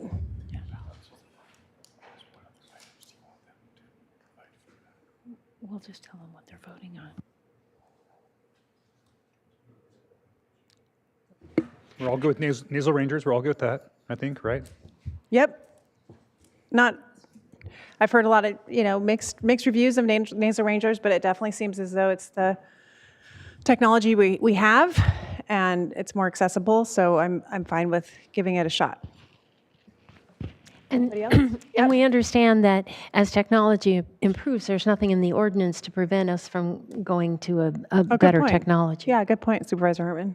Great. I don't want to.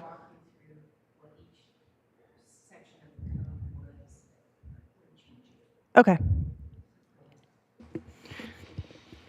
So the next item would be the definition of multi-technology carbon filtration as proposed by staff.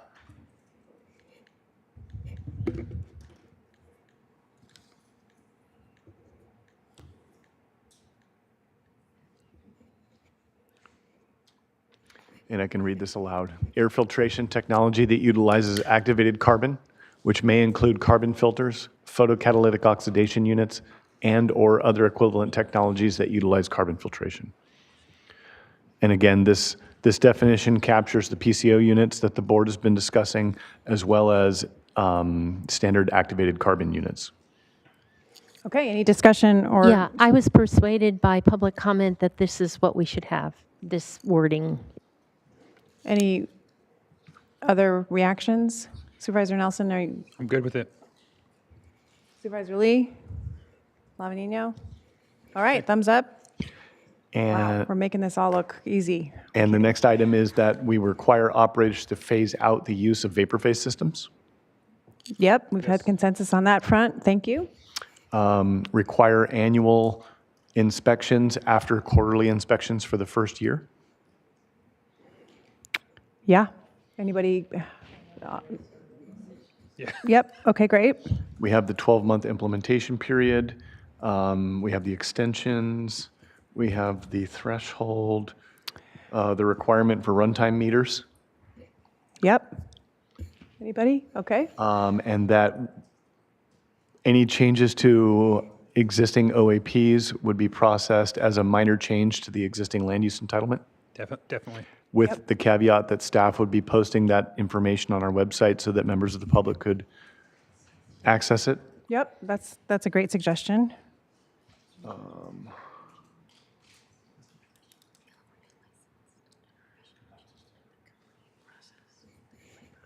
And then the kind of three-tiered complaint process that we've discussed a couple of different times. I am personally interested in what Supervisor Lee has suggested. These are his constituents, and if there is an app that they might feel more. Anyway, I want to have some deference. I don't know if that could be direction to work with him or something that's allows for. I just think the system really needs to be trusted by the people that are smelling the odor. And I don't know if that's for us to decide what that system is. And I was curious and interested in what you've brought to the table. I remember what Director Plowman said, that there's another option, so we can explore both options. But City of Carpinteria does have a viable resource there that we can look into and work with. So, if I may, I think what would be important is for you to acknowledge the steps that we have here in the complaint system, and then as a separate direction, you could ask us to look into the technology that would allow us to geolocate the complaints. And then we can certainly coordinate with the city of Carpinteria to see what technology they have. We would like to integrate it with Acela, but we also need to figure out what the cost is. So you can direct us to investigate that as a separate. Does that work for you, Supervisor Lee? That works. Okay. If I could, the way I understand that's probably one of those like see-click fix apps, like they have it for Public Works and other. That's what it sounds like the Acela product probably is, and it might be also what the Carpinteria is doing as a way to communicate constituents to their municipality. Does it just cannabis odor that app does, or is it also other issues like potholes? And do you know if that's all the- integrated into that? The app can provide us with data that we can use for later on. Is it just cannabis, or is it sometimes other issues in the city that the app? It's an app for a coverall, potholes, everything. Okay, yeah, it's okay. Excellent. Yeah, And- something I'm really interested in, actually. Long time been interested in that. So, but yeah, I would be glad to recommend to staff to come back with us to give us some more information on something along those lines. And would you say folks trust it? I use it all the time.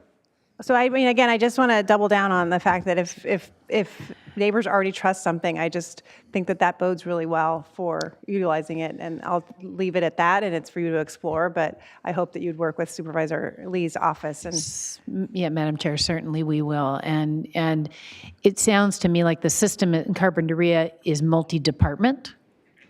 So it's all types of issues that can be marked, geolocated in a particular area. And and if we can do that through Acela, that might be something we do with all of our departments that are actually, like, maybe Public Works would want to look into that.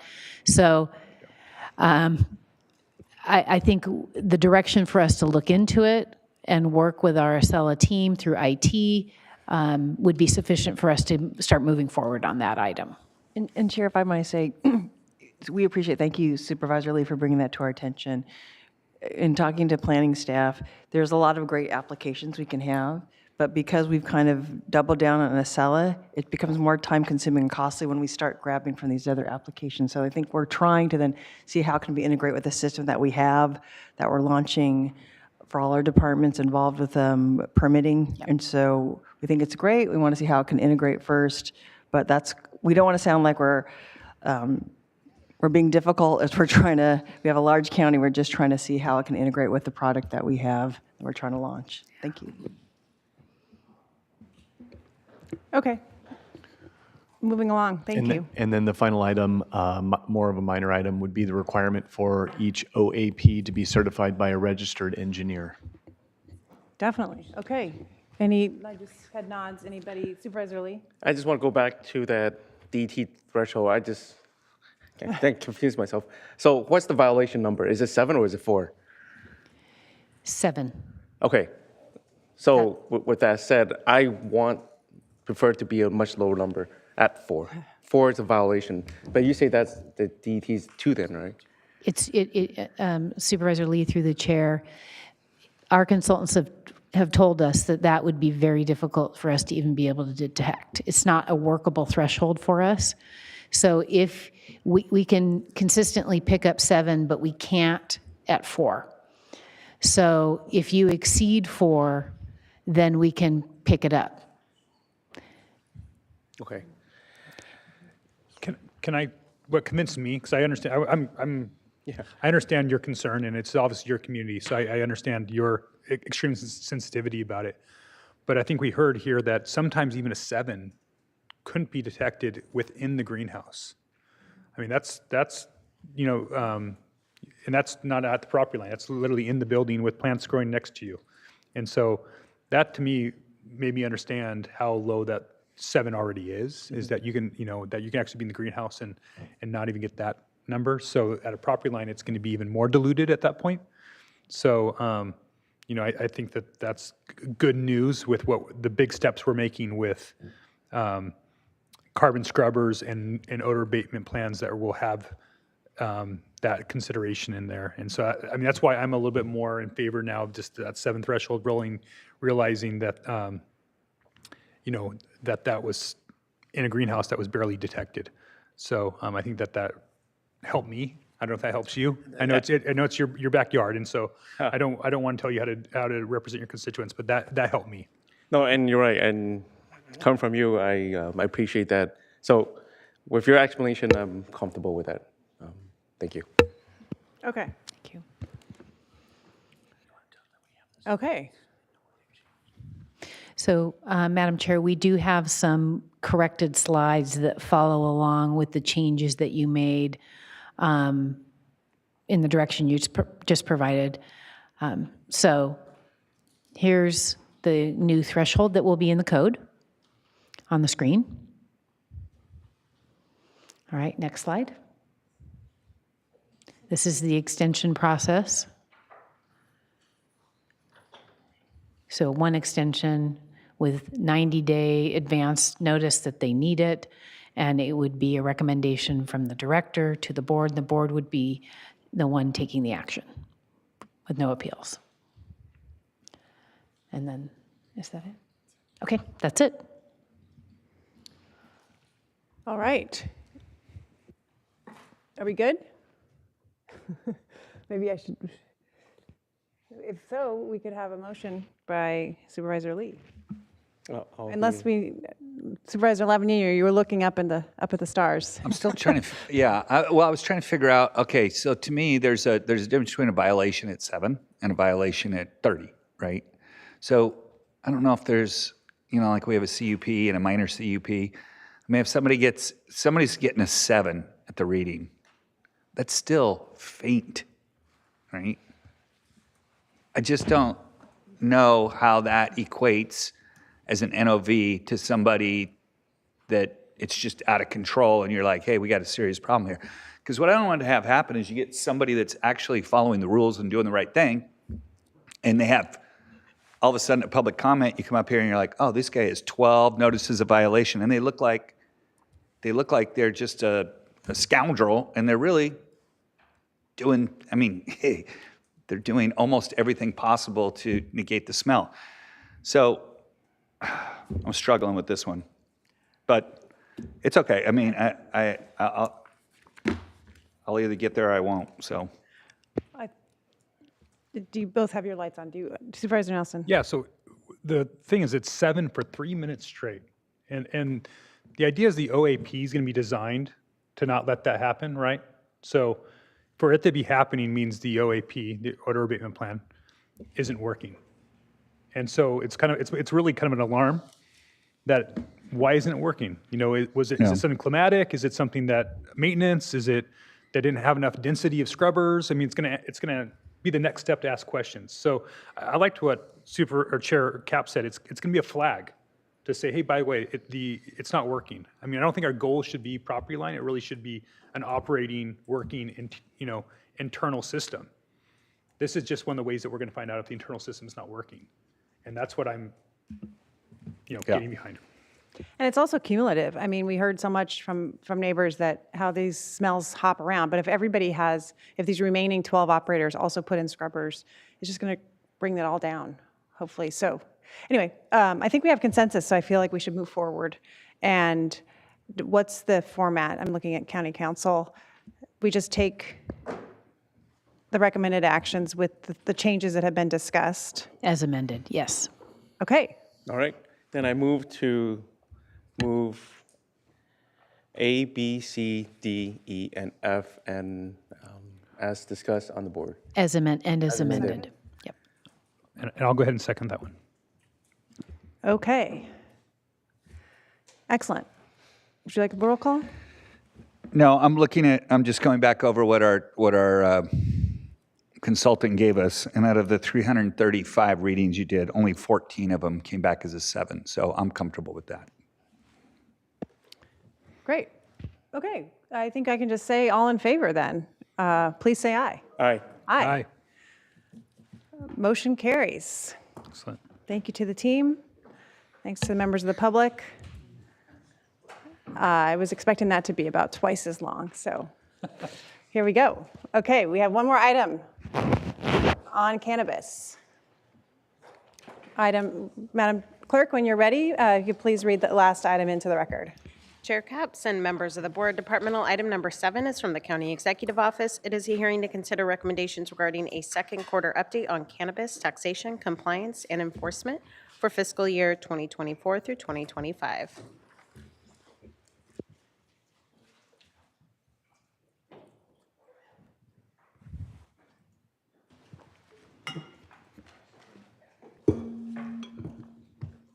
Thank you, Chair Capps, members of the board. Again, Brittany Oderman with the County Executive Office. I'm here with Carmela Beck. She's here to present the second quarter cannabis taxation compliance and enforcement report for this current fiscal year.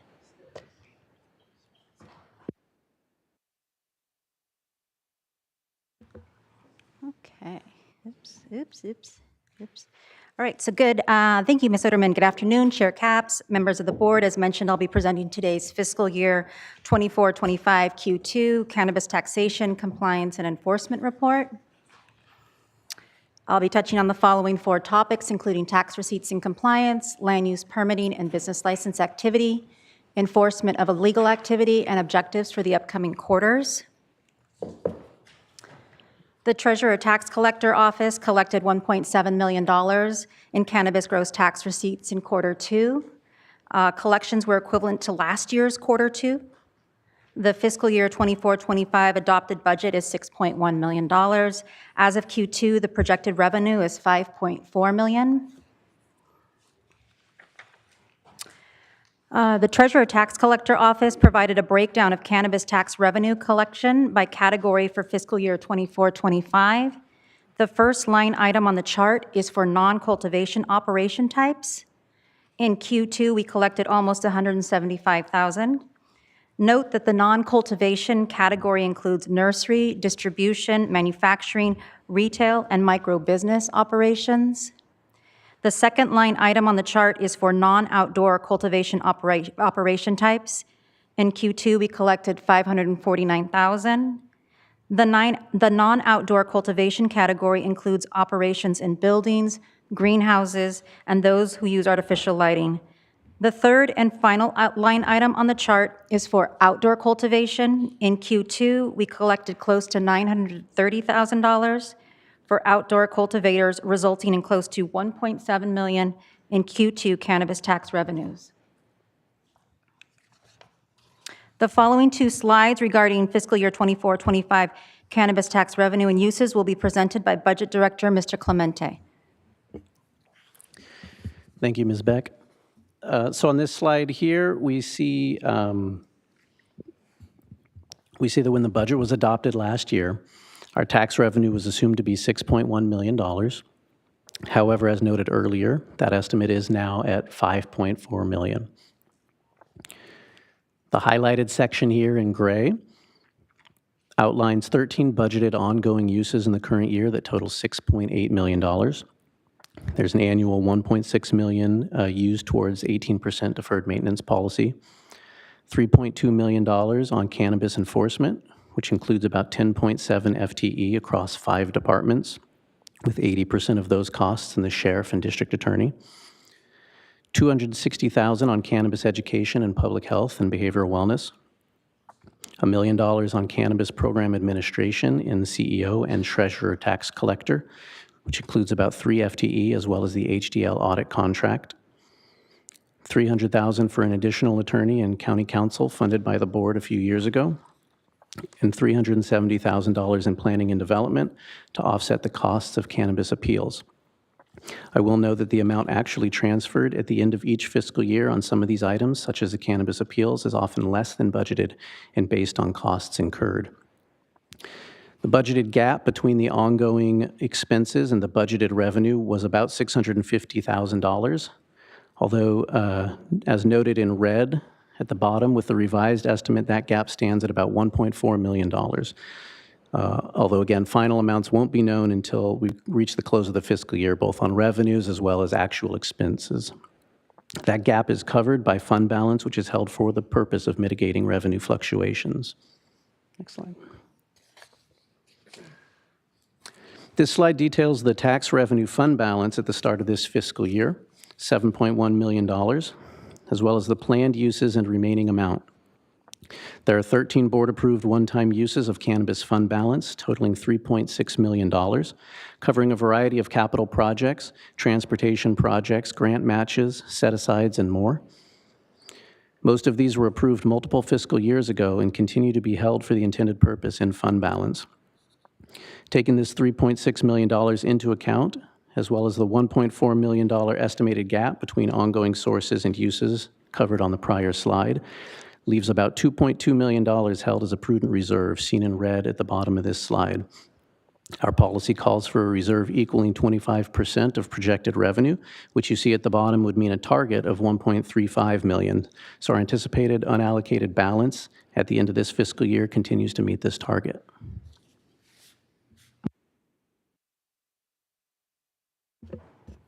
Thank you, Mr. Clementi. Regarding tax collection and reporting, we had 52 operators in Q2 who were required to report their gross receipts. Of the 52 operators, only 2 operators did not report because they are not currently in operation. They do not hold state or county licenses. 8 of the 52 operators reported 0 gross receipts because they did not harvest in Q2, and 42 of the 52 operators reported and made timely payments. All 52 operations are accounted for. There are no Q2 delinquent payments. Planning and Development is continuing with their land use permitting activities. The Carpinteria area allowed acreage cap is 186 acres. The issued permit acreage is presently 149 acres. The unincorporated inland area allowed acreage cap is 1,575 acres. The issued permit acreage is presently 1,019 acres. There are 3 cannabis projects on appeal, and there have been several actions taken on existing approved cannabis entitlements, although no new entitlements were issued for new cannabis operations. There are 40 county business licenses that are currently pending. The Sheriff's Office is actively pursuing illegal activity. They completed 6 enforcement actions in the second quarter. 300,514 live plants were confiscated at an estimated value of $72.1 million. 65 pounds of dried product was confiscated at an estimated value of $39,000, and 4,706 processed products were confiscated at an estimated value of $70,000. Note that Commander Rainey and District Attorney John Savernach are available for questions upon conclusion of this presentation. In closing, the Cannabis Regulation and Licensing Team has identified 4 objectives for the upcoming quarters, including 1, to finalize Chapter 50 ordinance amendments, 2, to research and propose Chapter 50 ordinance amendments pertaining to employee background check requirements, licensing fees, and lowering the inland and coastal caps. 3, to continue the financial monitoring and tax audit process, and 4, to improve the business license application process. Our recommended actions today are to receive an update on the fiscal year 24-25 second quarter cannabis status report and to make a CEQA determination. Thank you. That concludes our presentation. We're available for questions. Thank you so much. Questions from the board? Supervisor Lee. Could you go back some slides? There was a $72.1 million estimate. Yeah, can't we have that? Is that a typo? Is it? I want the tax on that 72 million. Sheriff's Department owes it to us. No, Supervisor Lee, through the chair, Commander Rainey is here, but he did mention to us that that's an ongoing criminal investigation, and that number, I believe, is correct. They have an estimated value for each of the plants that was confiscated based on how much cannabis they would yield at full maturity. And is that from one grow, multiple grows, indoor, outdoor location? Because that's concerning, $72 million. Yeah, Yes. it's in your district too. Permanent in my backyard. Koyama. Is it? How do we know? I don't know. Through the chair, as much as I would love to give you all of those details, since it is an ongoing criminal investigation, I'd be remiss if I disclosed any more. So. Wow. Okay. Wait a second. Hold on. How is that jeopardizing a case just to give us, I think the public needs to know, we kind of need to know, when you throw a number like that out, we got to have some context to it. I think, unless, I'm not a lawyer, but this seems like you had to have a filing, there had to be something that's public, right? We should know more than that. Sure. So what I can tell you is that the case is still under review. It was part of a criminal investigation. So again, I don't want to disclose the where and the who and the how. But the majority of those plants were from a single seizure operation, illegal activity. We take, in terms of evaluating the plants and the seizure, we take what the plants could yield at maturity with the street value of those plants, and that's how we come up with the estimated value of the seizure. Well, don't destroy them, because we could sell them to a dispensary and solve our budget problem. I don't think that's legal, but. Do you have a sense of when things might be public? Is it like a year, 3 months? It really just depends on, whether the district attorney files and at what point in the ongoing investigation we're at liberty to disclose that information. Typically, a seizure of that nature we would put out in a press release to make public once a public release wouldn't jeopardize the ongoing investigation. Okay. And I'll certainly keep your board posted. Thank you very much. Other questions? Supervisor Hartman. Can you say anything about whether this was a permitted or unpermitted operation? At this point, I'd rather not say. Supervisors, I think you can understand our puzzlement. Commander Rainey and District Attorney Sabernock, obviously no one wants to impede or harm an investigation that's ongoing, but I've asked our county counsel to work with you to talk a little bit more what can be disclosed, at least to the board, and that would be helpful. I'm sorry. Supervisor Nelson and I had the same idea while you were talking, but you might have said the same things. Was that don't report it until we know what's going on? Well, that could be it too, but we're asking if there's anything county counsel can understand through attorney-client privilege or just get more information.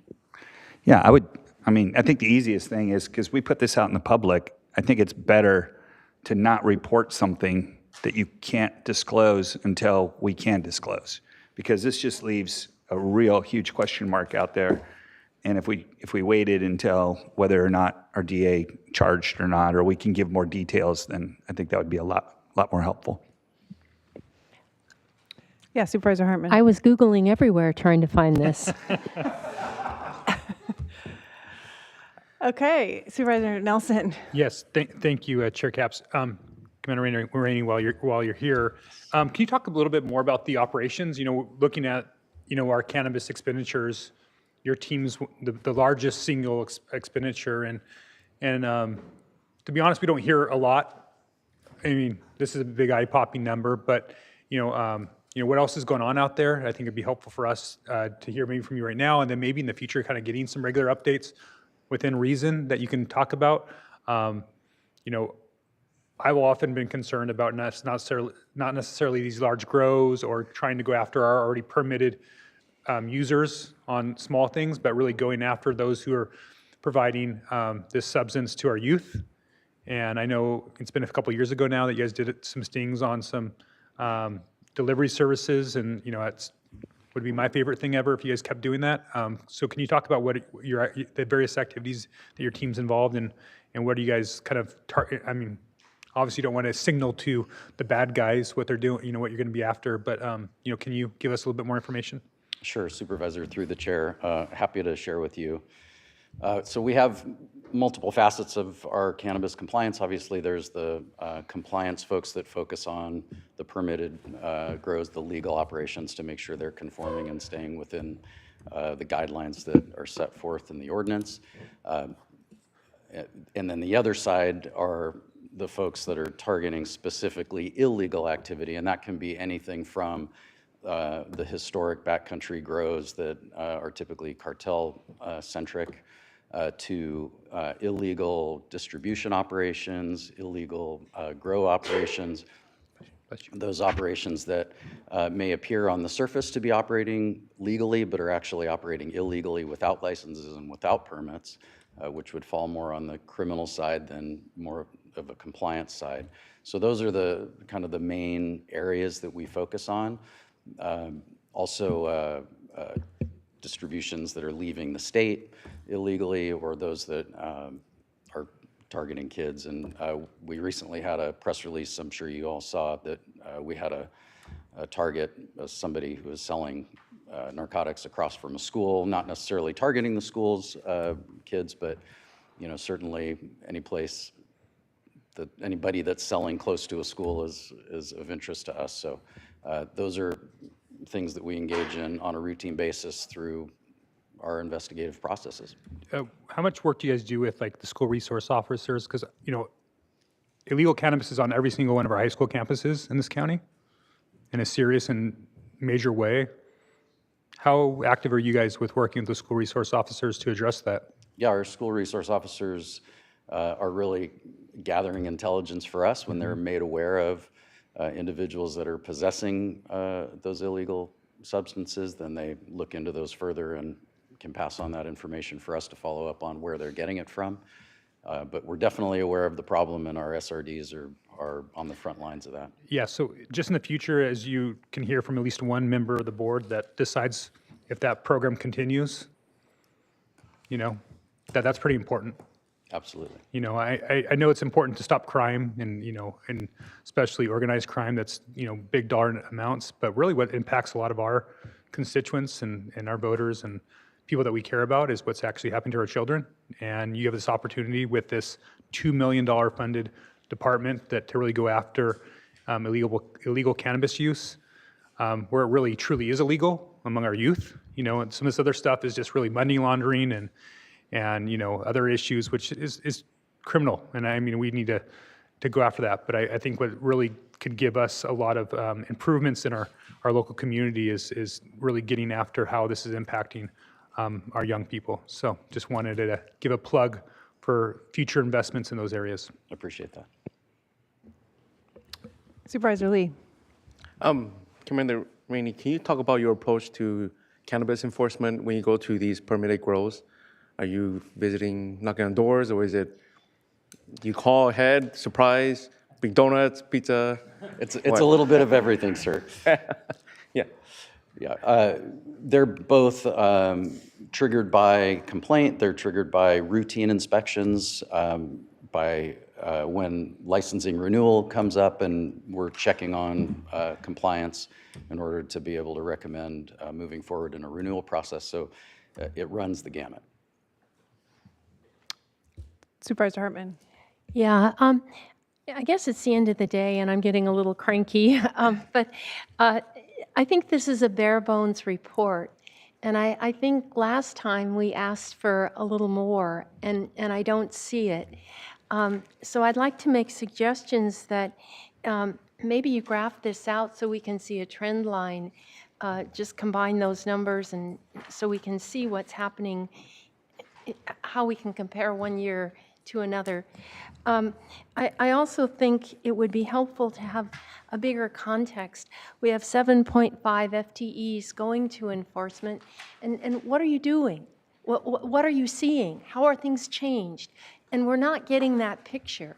And so I think we asked for it last time. I want to ask for it again, especially as we need to think about we're not bringing in as much revenue. We have to make some decisions about where we're going to invest the revenue. And you're not giving a very compelling picture. And help us understand what you're seeing out there, what you're doing, how this industry is changing. Is it like a balloon and you press someplace and it's going someplace else? We don't have a clue as to what you are finding. And this report isn't doing it. So I ask again, could you bring back more context? Supervisor, through the chair, I appreciate that recommendation, and we'll absolutely do that next time. What I will say just in short is that these investigations and the compliance work are often long, drawn-out, labor-intensive investigations that take hours and hours and days and weeks. So the teams are very active in their respective disciplines. Also, just as a nature of criminal activity goes, things are evolving and becoming more complex, and when we are able to shore up criminal activity in one area, they can transition and appear in another area, so we're always pivoting and moving, but I will absolutely bring back some I get that, but that's very general, and I want to understand more specifically, and so I hope next time you will help us understand that. It's complex. I appreciate it takes enormous amount of time, but help us understand where you're focused and how you're seeing changes, and does it matter that you're there? Thank you. Thank you. Yeah, Supervisor Lavanino first. And just part of that too is, and I see our DAs here, and what I'm really curious about is how are we focused on the right things? Are we going after things that are actually going to follow through with a prosecution? That's what I'm interested in, because, you know, chasing the paperwork and doing all those things on the compliance side, doesn't always take a full-blown deputy to do. And as we get shrinking budget on this side of things, we really have to start making decisions about who does what.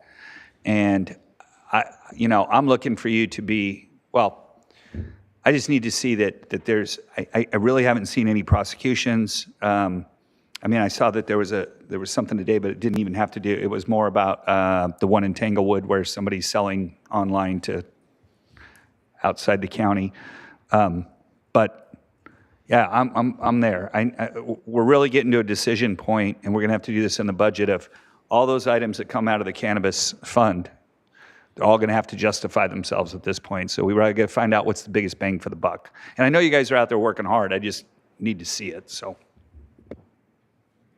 Okay, do you want more direction to that, or are you just a suggestion? Is that Supervisors, a couple of things. One is just the fact that we are operating with a budget deficit in the Right. cannabis program that we have to address, which means we're going to have to reduce somewhere. right? And not even considering the question you had today about a tax rebate or a tax refund. So that's something that we have to do to get included into the next year's budget, which you'll be adopting in June. So we just haven't had time in my office, quite frankly, because we've been so busy with just putting the regular budget together. But that's something that we're going to be needing to do, talking to all the departments. And I think this conversation helps us kick that off. In my staff, Ms. Beck and Ms. Oderman already reduced a position in our licensing. We luckily found another position for that person, so we're all looking to how we can reduce our costs. So my suggestion would be that we bring something back to you so you have it before you adopt the budget. Oh, great. Supervisor Nelson? Yes, thank you. Just to, reiterate, I just did the numbers. It's 40% of the ongoing cannabis program cost is the Sheriff's Department and the DA. And again, we have a lot of faith in both your departments. I just think maybe even just briefings for us might be a good, individually, especially if there's things that are sensitive to the public. I think there's probably a route to do that because I think we all want to be on board. We just, as we're looking at, that's the biggest piece there. So just going to reiterate that.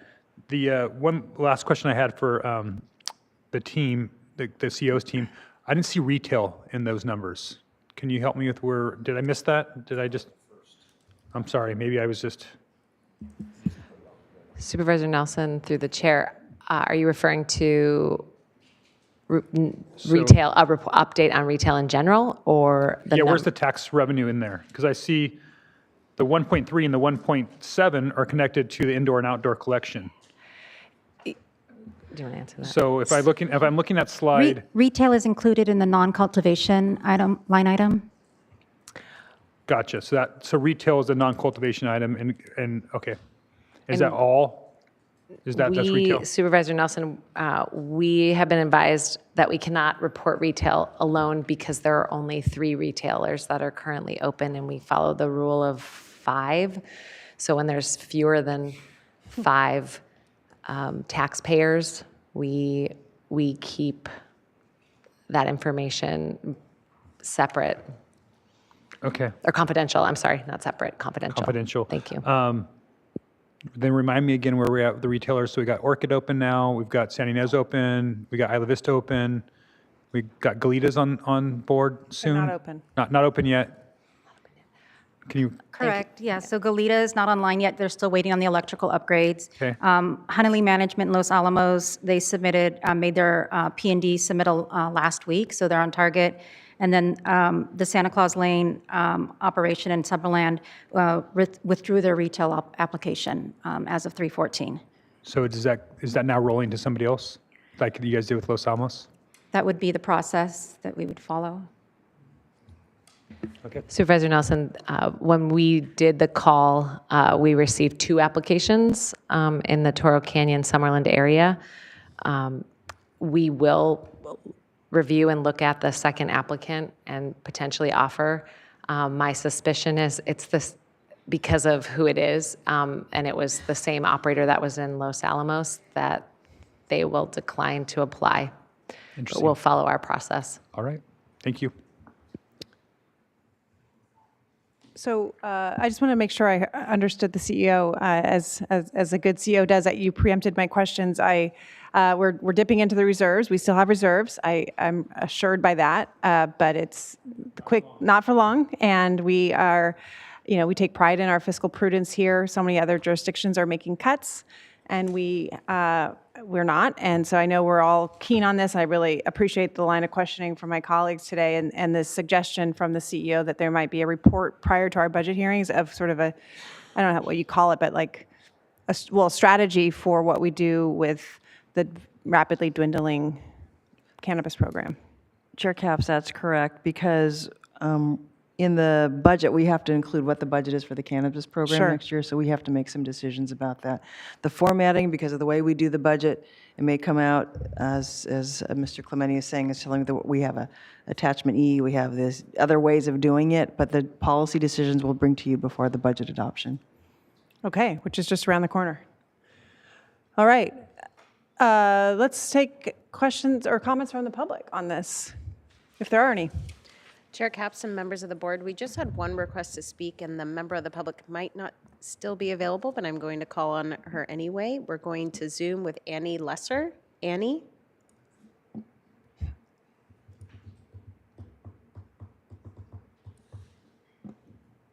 Okay. And Annie, if you did want to comment on this item, we have unmuted you on our end, and you would need to unmute on your end to provide your comments. Looks like we have no Okay, requests to speak so on this other item. questions, comments, motion? I'll entertain a motion. It feels like we're tapped out. Okay, Supervisor Hartman. I'll move A and B with direction that we get more clarification, more context next time on law enforcement, and then C. Second. Okay, motion by Supervisor Hartman, second by Supervisor Nelson. All those in favor, please say aye. Aye. Motion carries. Thanks all. We can adjourn until, I need to look at the date, April 1st. Getting close to workshops. Close to budget workshops. Thanks, everybody, for a very productive meeting.